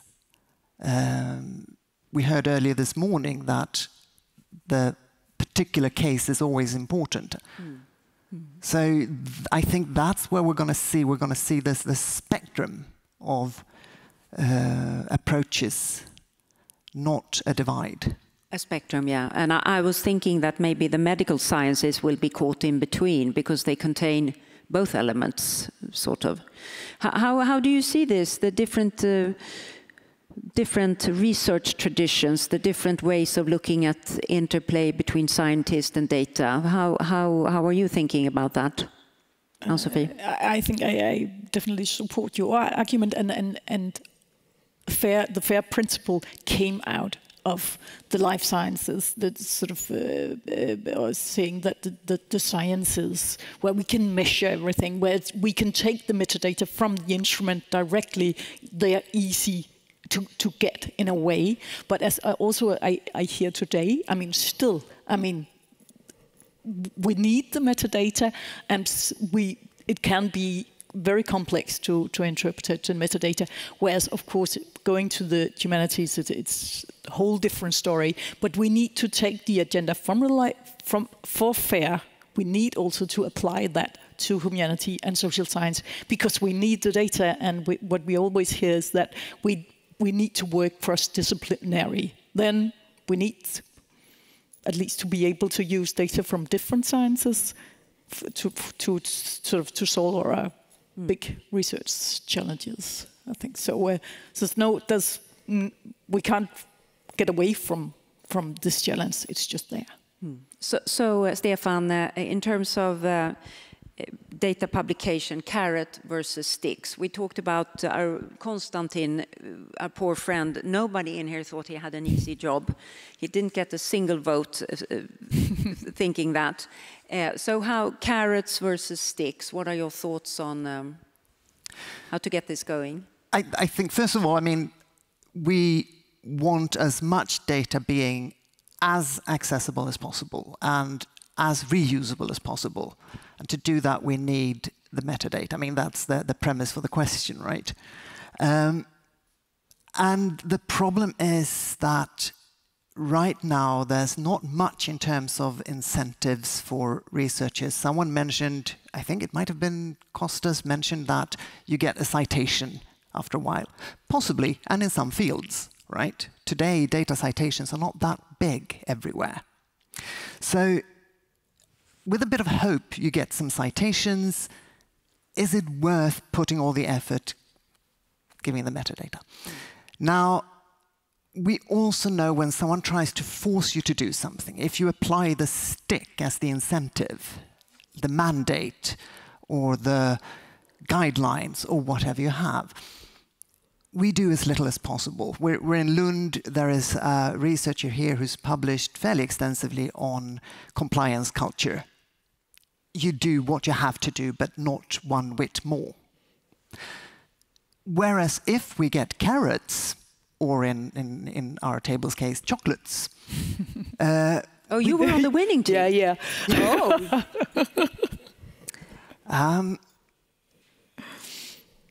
Shouldn't I have said that? I should. Okay. Yes. I enjoyed it. It's fine. Yeah. Yes. So if you get carrots, that means you go the extra mile in order to actually get the carrots, possibly even more carrots, right? What does a data publication carrot look like? See, that's the question, isn't it? I wish I knew. Here the problem is, I think, that there are so many major actors interested in researchers doing data publication. They need to be the ones to provide the carrots. And if you want to know what carrots people like, or other vegetables are available, you need to talk to the researchers. I think this is another thing that will differ between fields. Again, some fields really enjoy the idea of data citations. Other fields might need other carrots, funding, easier hire, what have you. When it comes to fair data sharing, the wish from our side to be very transparent, open, having data that can be used by many, because that's the end goal. I heard somebody talking to me about the situation with China, where they are putting into the global systems data that are so hard to interpret. They're putting in data, but it's so hard to interpret what it really means that it has very little value. Is there a risk that we end up being naive? We kind of throw our gold out there and others are not meeting it with the same degree of trust or openness as we are. How can we manage this situation in a thoughtful way? I don't have the answer to that question, but I think in many respects, we need to stick to our values, right? When we are challenged, we want an open culture for science. So of course we must not be naive, and we have systems that can help us with that. But at least as I see it, and that's not the big answer, but the value for us in research is to be as open as possible, and actually sometimes just saying, even not as closed as necessary, but just as restricted as necessary. And of course, there needs to be some kind of sharing, like you say, with China. They are very fond of, like for instance, European Open Science Club. They share all the European data. We are not sharing anything. Of course, we need to have a fit. But again, we must stick to our value. Yeah, but this is exactly the balance I'm talking about. How do we stick to our values if we believe that we are always the ones paying for dinner? You want to have like a fair relationship. Stefan, do you have any thoughts on this? No, I was mostly hoping that towards the end of the day we'd get the easy questions. Now we're coming into geopolitics. Yeah. But we are in Sweden, the place with Volvo, sharing the seat belt with the 5 points and just saying you can have that all for free. So sometimes, just do it. Don't be stupid, but we should raise it in international communities, I guess. Yeah. We shouldn't just be silent about it. No. It must be addressed. We are in a new geopolitical situation, of course. And again, also with the good metadata, we can be able to be restricted in a conscious way, because the data are prescribed. We can even put in that these kind of data needs embargoes. And we can have the machine accessibility restrictions provided with the good metadata. So, and when you wake up 4 o'clock in the morning with a bit of wobbly feeling, what is the nightmare with regards to your job, not private situations? What are you worried about? I start. I think in talking on these aspects, I think the worry is that we get the situation that we have for scientific publications, where researchers and a university has to pay a tremendous amount of money to get access to read what they themselves wrote back in time, that we get the same situation for data, that we have big commercial actors trying to help us out because it's a complex job. We all know that. But there's, lots of commercial actors who are able to help you as a researcher. Let me take your data. I'm sure I can provide them. You just pay a little fee now and then. So I think that, and that's of course also, it was mentioned earlier, European Open Science Cloud we're working for. It takes a lot of time to get all the collaboration and discussions together. But again, putting the open science and sharing data in front. So that's the worry, that we get another system like for the scientific publications. Maybe we should have that as a public question. Are we, when it comes to the scientific community, which has an open ethos and should have, are we a bit naive when it comes to China? And I'll tell you why I ask this question. I was at Teknisk Fysik, which in English is, what do you call that, Teknisk Fysik in English? Engineering physics, yes, at the graduation, kind of PhD graduation in Stockholm. And 4 long tables and 1 entire table was Chinese students. 1 entire table, and they did not mix with anyone else, they just sat by themselves. And each one of them was costing the Chinese state quite a lot of money to send. And we want to have them, we want the openness, but also you wonder why this situation? Why is it happening now? Why an entire table, etc.? So my question is, are we, when it comes to academia, a bit naive when it comes to China or not? Are we naive? Up with a hand. Yeah, we have like a 25%. And the rest think that we are doing just fine, or have no opinion, or just sleepy, want coffee. Maybe somewhere in between. Okay, Stefan, when you wake up at night? Honestly, the one thing that really scares me around this whole open science discourse that we're sort of going through right now is that the complexities will prove too difficult to address, so it turns into a sort of solidified dogma, and that will hurt rather than help science. Dogma around? Well, for instance, saying there is only one way to have fair data and not care about what it looks like. Only one way to consider sharing data, and to the detriment then of disciplines. And I come from the humanities. I'm worried about the humanities. You're worried about the humanities, yeah. Okay. Well, I think, thank you very much for some super interesting perspectives. We will give them a standing applause. Thank you. And we now have half an hour of coffee break. Coffee, same place as before. I see you all in here 3:30.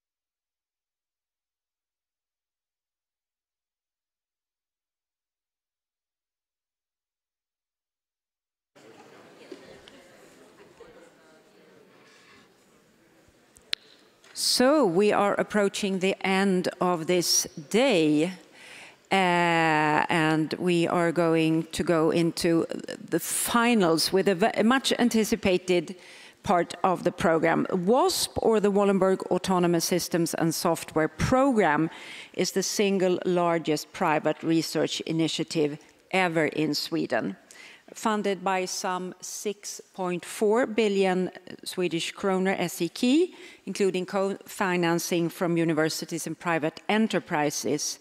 The researchers will develop autonomous systems and AIs in robots, vehicles, and other systems to help create smart cities, self-guiding mines and storages, smart robots, and research that will support AI, supporting doctors, lawyers, banks, and other financial systems to interpret data for better decisions. And we're honored to have Amy with us, who is the program director. She just reminded us we have apparently a big storm coming in tomorrow called Amy, but this is not Amy the storm. This is Amy from WASP. Welcome.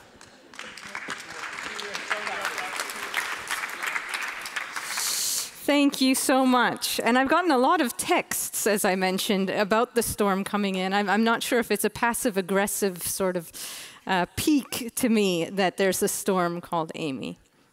Anyway, it's very nice to be here. I am going to be sort of splitting my talk today in two parts. So one part I would really like to talk to you about what are the future trends of AI. I've been listening today about how we've been talking a lot about data processing and AI's role there. But I would also like to lift what we're looking at in sort of the research community within the area of AI as upcoming and exciting things that I hope could be also of interest to you. And then I will focus the second half of my talk telling you a little bit more about WASP and what you can expect that will come out of WASP, because I think we're getting to the point where the output of WASP is also highly relevant to you. So let me talk first about trends in AI. And I know that the title had both AI and visualization. I'm also going to put in maybe a little bit about automation and robotics, simply because this is an area that's very close to my heart. So I'm a professor both at Örebro University and at Linköping University with a background on AI and robotics. And what I mean by that is I've really looked at this area of how AI and robotics can be truly integrated. So we have smarter machines. Sometimes it's also called the area of cognitive robotics. Now, AI, of course, is a transformative tool, and we've seen many progress in the area of AI affecting several different disciplines, so AI for science in general. But one of the things that is happening more and more is that AI is going beyond its usage as a tool for data analysis and data processing, but also being used, as we heard today, as a companion, as a cognitive companion, which means that we now have AIs that are endowed with the ability to generate data, with the ability to reason about the world, and with the ability to act in the world, whether it be in an embodied format, like a robot, or whether it be simply in sort of the digital realm, where we have agents performing action.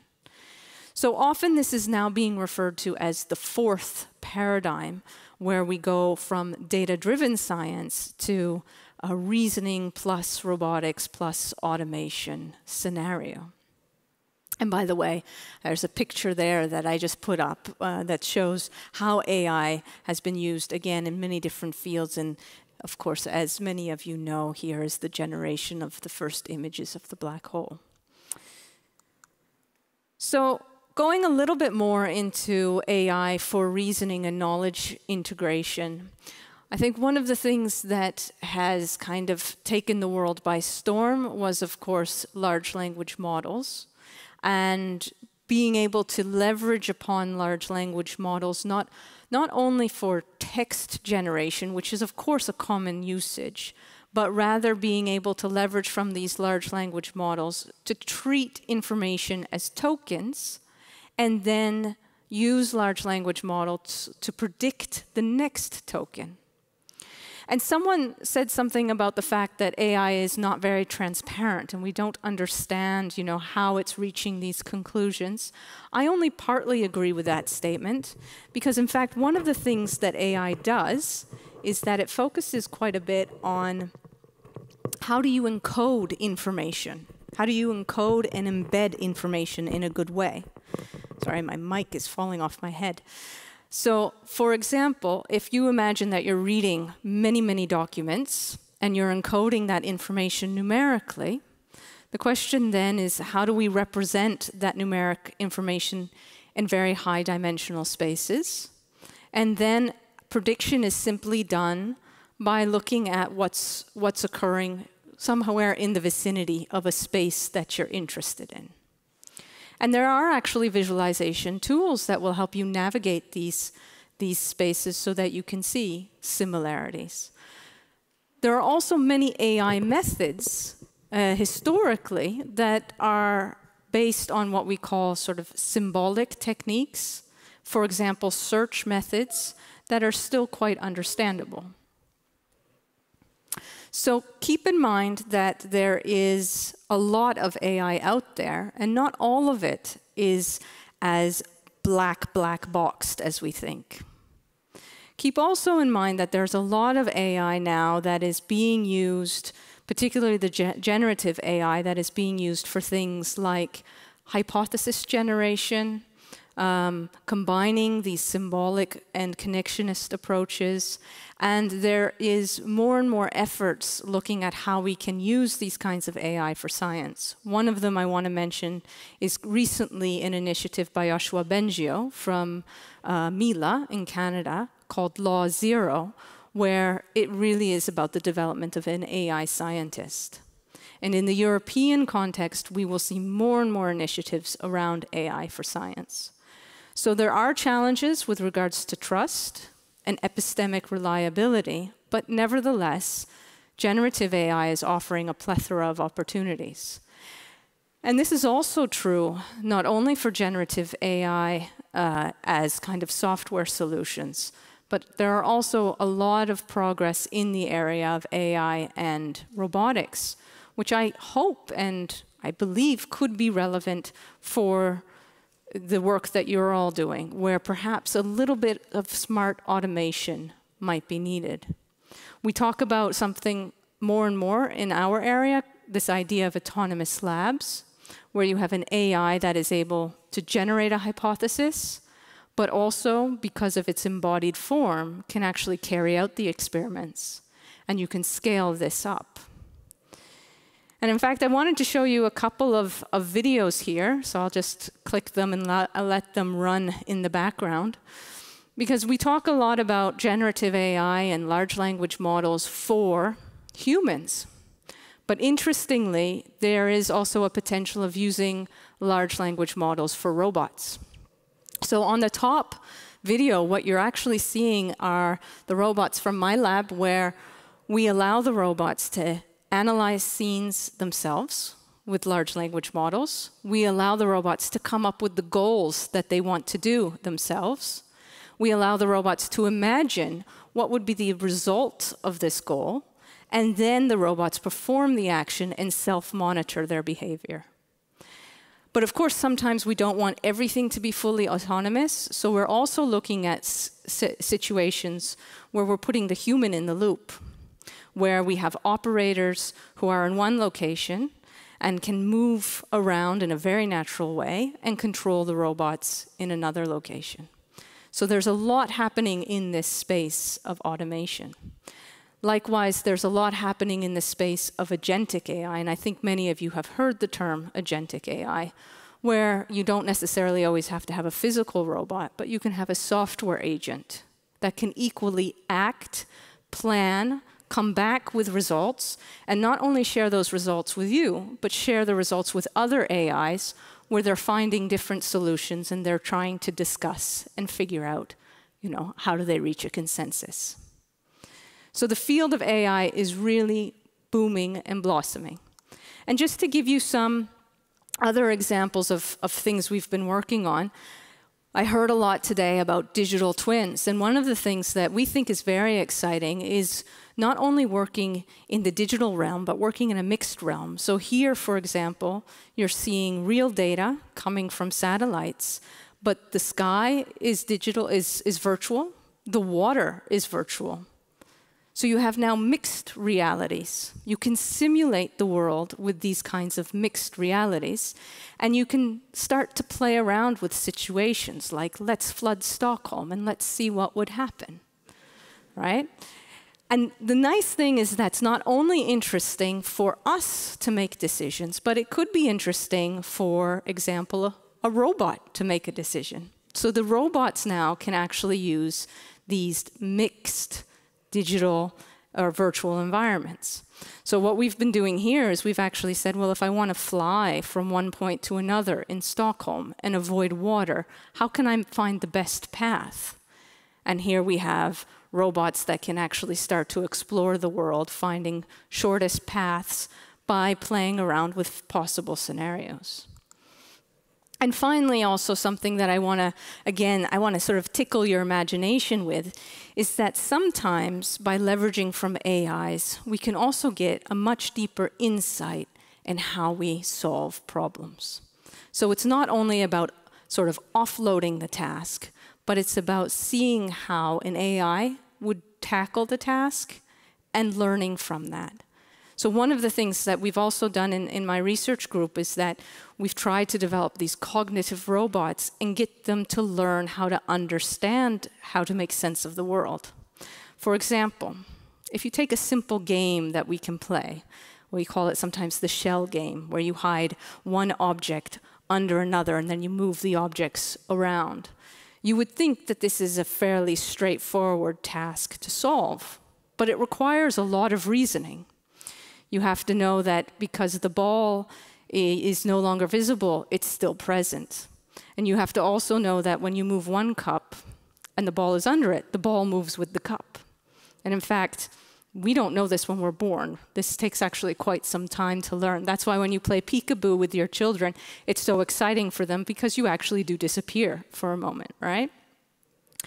And by studying how a robot can solve the task, we've actually gotten a lot of insights into our own cognition. And the reason why I'm telling you this is simply that by sometimes doing things with AIs, we can learn so much more about what the task entails, more than perhaps we realized.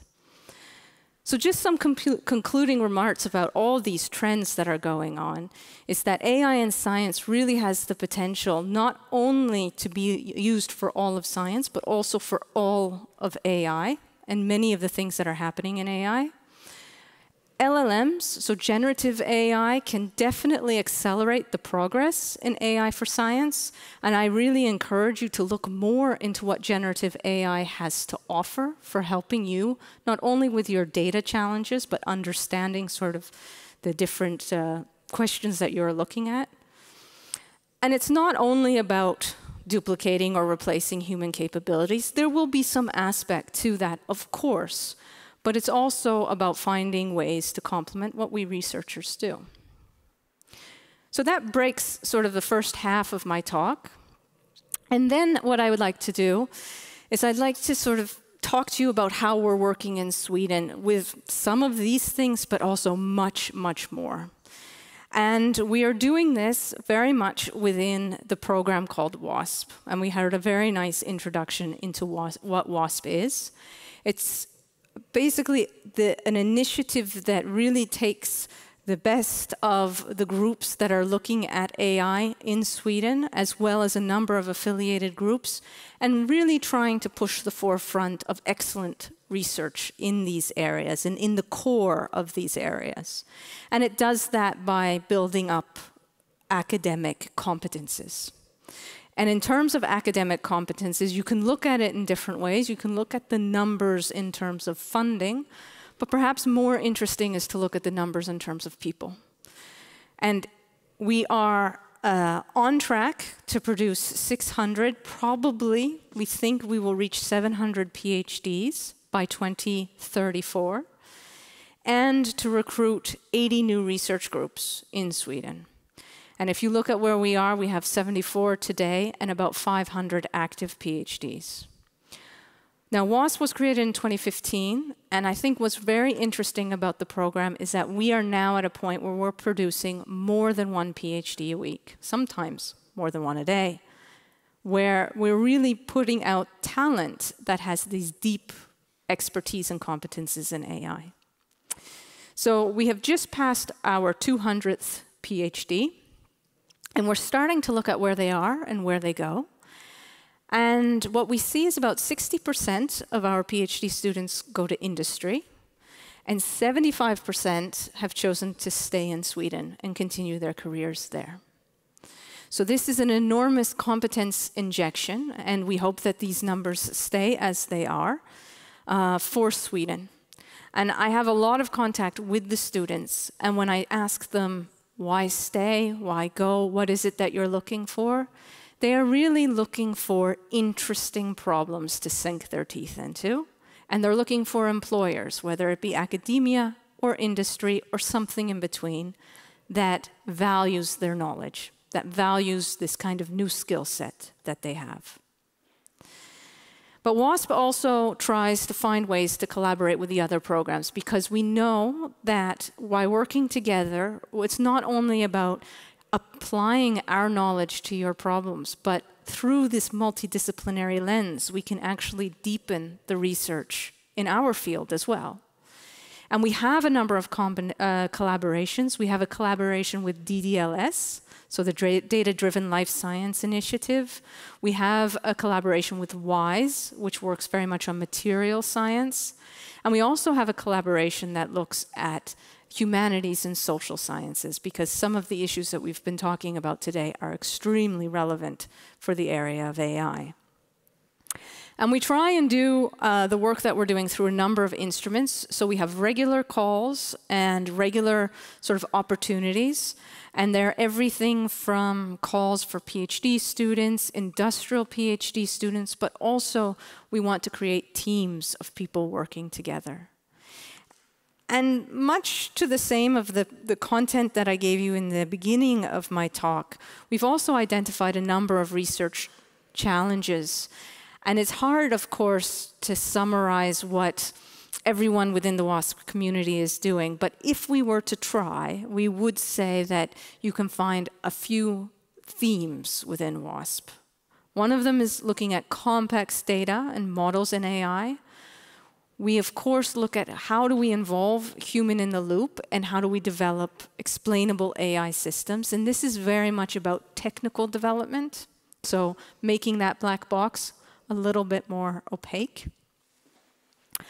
How do we do scaling and distribution of resources? Things that Eric has, for example, been working on and ensuring that we have competences around that, as well as efficiency and verifiability.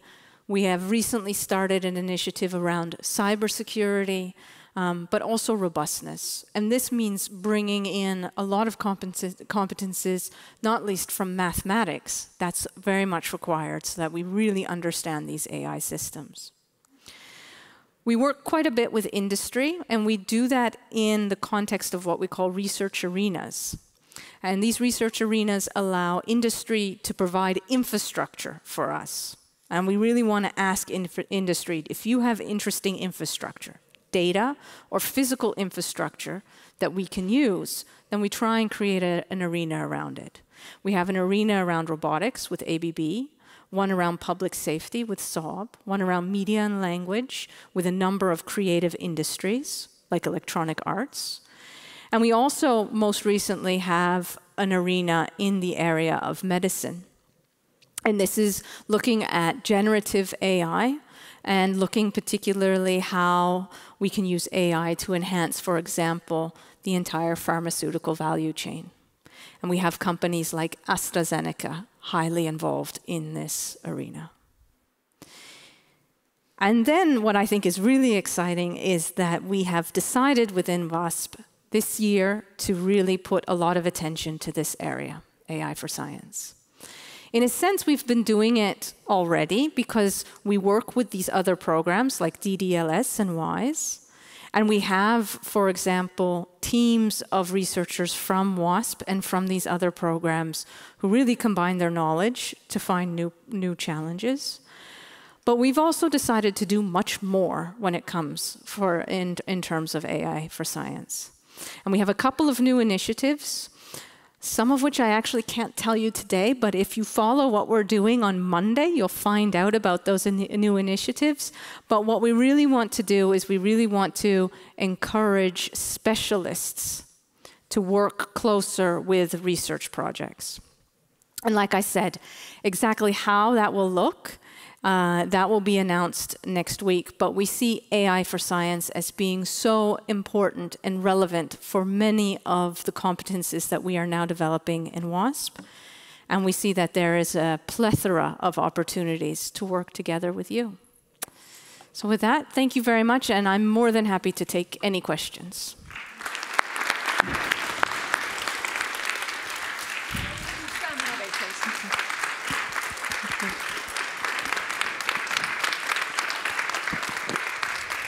Thank you, Amy. Do we have any questions for Amy from the floor?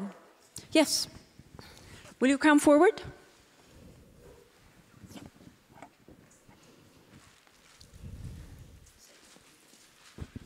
So my name is Alexander Matic. I'm from Chalmers and also from the Research Council. And first of all, thank you for a really inspiring presentation. I think this shows on all the opportunities. And I think that this, what you mentioned in the end, is super important because we really now need to take AI to the scientific problems and help it. So I really appreciate this initiative. But what I was wondering, could you start one of your these VARAs towards the infrastructures? These are not companies, but imagine we could have one of those towards the infrastructures, have Max IV, ESS, and WASP work together. Yeah, let's discuss. Absolutely, let's discuss, because I think there's a lot of type of infrastructure that is definitely relevant, so absolutely. Great idea. Any more questions or ideas? I want to ask you, if the Wallenberg Foundation hadn't taken this initiative, AI initiative, which was fairly early, where would Sweden be now when it comes to AI? There's an expression in English, to be up a certain type of creek without a paddle, if you know which expression I'm referring to. And I think, honestly, Sweden would be in a much worse position than it is today. Now, that is not to say that there wouldn't have been anything around AI. But I think Sweden has gotten an enormous sort of acceleration in AI because of the initiative with WASP in 2015. And I think what really is the key for what they've done, it is the people.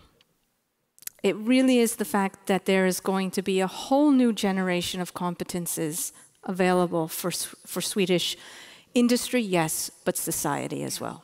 Are the industries aware that they need this competence?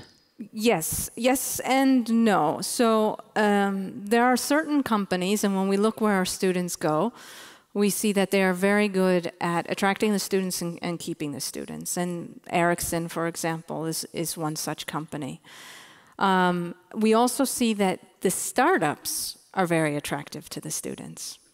So the students will either go to the large ones or the startups. And the gap that we see is the middle-sized company. And they don't quite know how to harness this. But this is structural. You are Canadian, so it's talked about as the Swedish Schnapsglas of enterprise creation. Okay. So we have some really big ones at the top, then it's very thin in the middle, and then it's quite dynamic at the bottom, and you get the Schnapsglas. You know the shape of a Schnapsglas? Yeah, most of the Schnapsglas I had were just thick.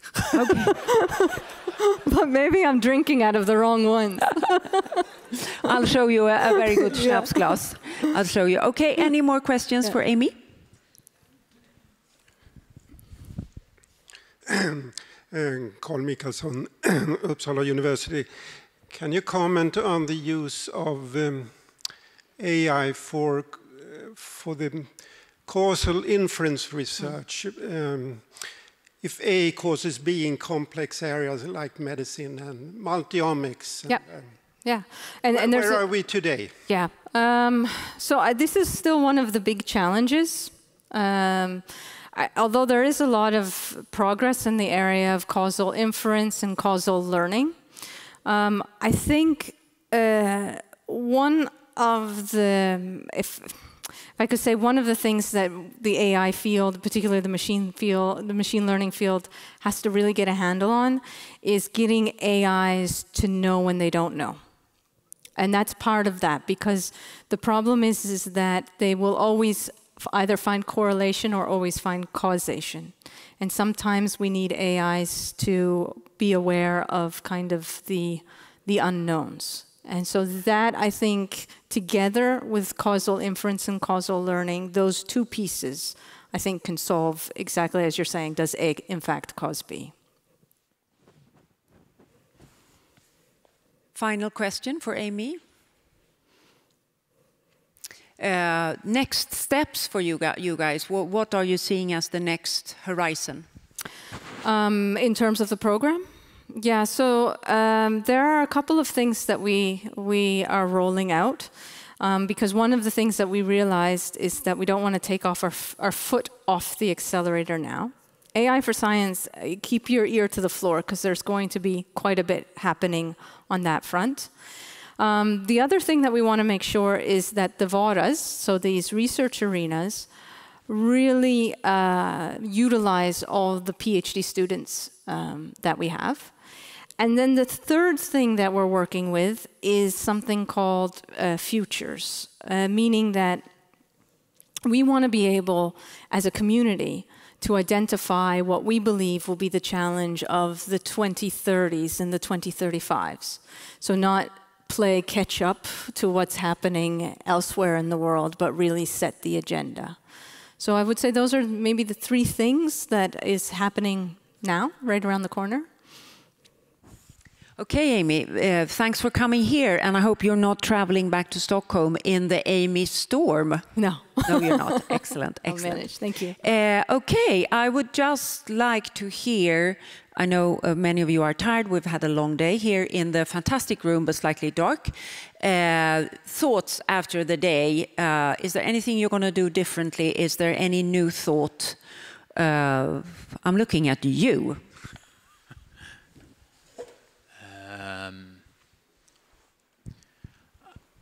I just think that the field is so rapidly growing, and everything is changing at a pace that it's hard to really keep up.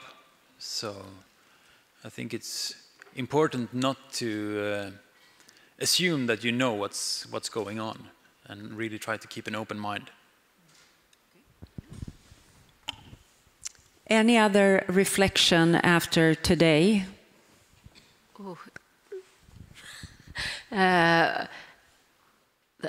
To have a reflection right now, I just loved this last talk. It gave me a lot. So I was thinking about AI, and I was thinking about where I am. So to have a good reflection, I think the whole day has been so inspiring, and I didn't really envision that it would be that fruitful, that really, really, really interesting. I haven't been to these ESS or Max IV and SciLifeLab Summits earlier. So, and I'm thinking about the infrastructure landscape and the pipelines between us, and how to make it user-friendly. I mean, one thing is if we know each other, but how will the researchers find us? And that's, so I'm thinking practically like that. Excellent, thank you. We will have a third comment. Zoom. Me? Yeah, I think it's been a very inspiring day. I'm really glad to see that, this came into realization like this.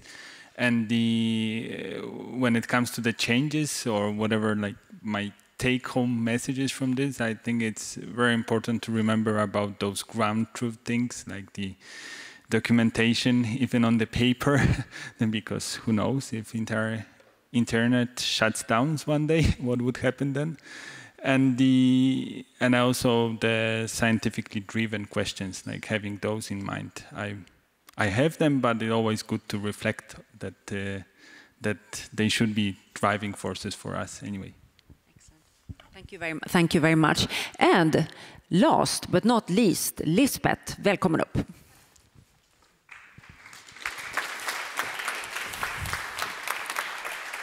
Var ska vi någonstans?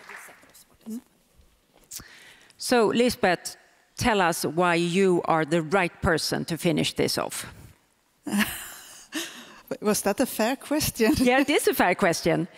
Well, I'm coming from the Swedish Research Council, and maybe it's a good idea to see what we take with us for the future. It has been a very inspiring day, but it's also very clear that there is a lot more things to do and a lot of we don't know, or how are we going to move forward? Yeah, but also you are in charge of the large-scale infrastructures at the Swedish Research Council. Yeah. So these are your babies, in a way. Yes, yes. Yeah.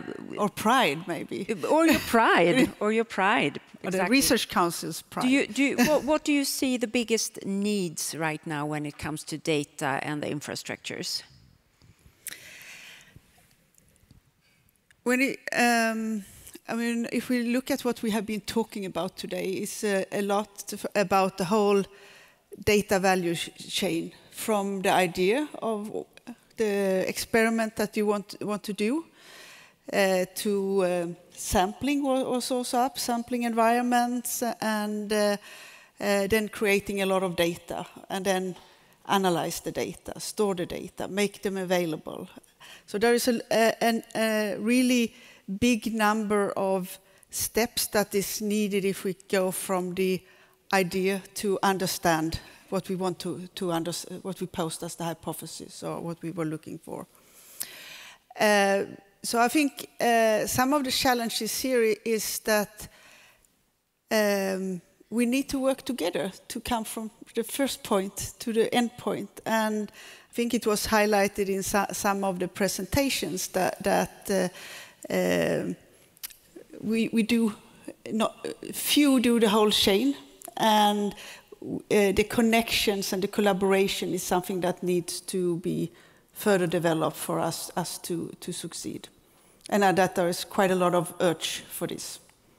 So at VR, the Science Council and the Infrastructure Council, what are you working with right now? What are key concerns for you? Maybe I could start with key opportunities, because it's a bit, we have to see the opportunities and not only the challenges.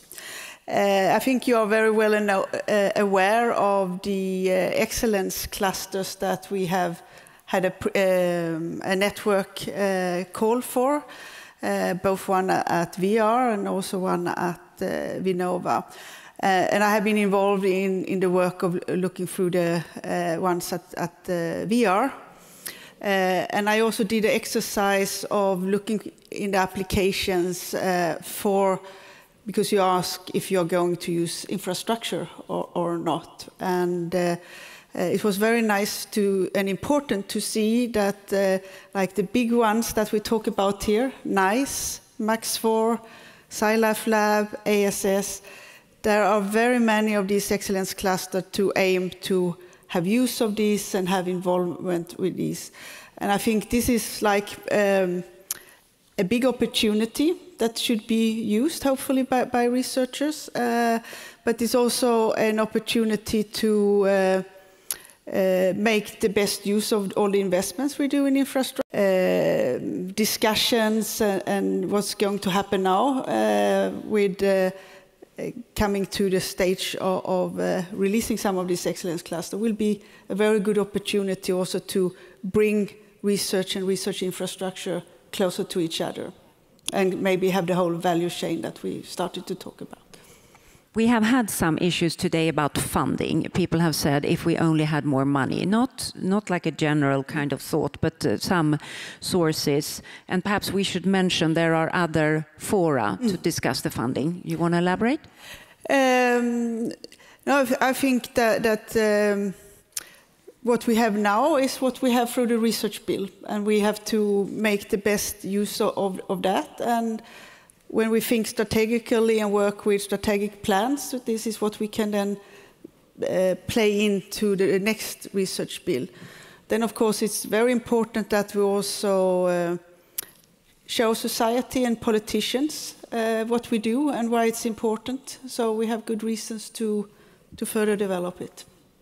But we heard someone who was that, maybe somebody from Max IV, who said that in the US it's very common when you have infrastructure funding, not the build-up phase, but the operational costs, you spend if you spend X on that, you will spend a similar amount X on computational sciences in addition to that.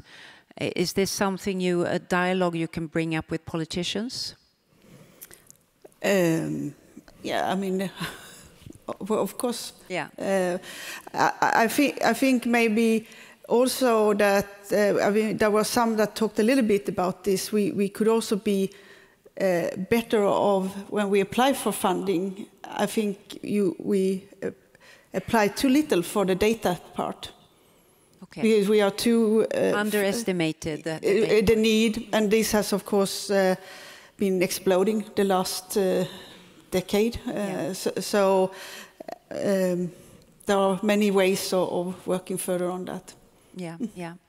And do you see the politicians even understanding this? I think when it comes to science and research, there is very, I mean, highly layered understand. Some politicians highly integrated and interested in the research community, but it's not an issue you win elections on, science funding. No, exactly, and I think that's why we have to also think about what the narrative that we can do. The story you present. The storytelling. Yeah, exactly. So after today, Lisbeth, is there anything you will do differently? Or more intensely, or a bit less of, or? So maybe this is not something that just have come today, but I think it's getting more and more apparent how important it is that we have these data value chains, as I would like to call them. So some people have talked about incentives for more collaborations and even a very clear direction. I mean, I think we should take that responsibility and collaborate more and try to build together than to fragment the landscape more. Okay, is there any other question that I should ask you about this area? What is happening next, maybe? Yeah, what is happening next? So when it comes more to funding and this area, we hope to, you all know that we have this e-infrastructure discussion going on. We hope that we can get some direction so we can take some steps soon. So this really will happen, a change. I think that would be very important and something that is asked for. I also hope that we maybe can think about some initiatives to support also some of the questions. We're taking care of data and data analysis, building pipelines, but we will see if that will be possible. Maybe, do you think the infrastructures will be good? We had an excellent question from Alexander at Chalmers. Do you think the infrastructures will be good testing grounds for interesting AI development? Yes, because absolutely. Of the large amount maybe of data. Depends on, there are many different infrastructure, but absolutely, yeah. Yes. Yeah. Okay, Lisbeth, I want to thank you. Please stand up. Get this. And I would like to also say something to end. Okay. Yeah. So first, I would like to thank you, Maria, for taking us so excellently through the day.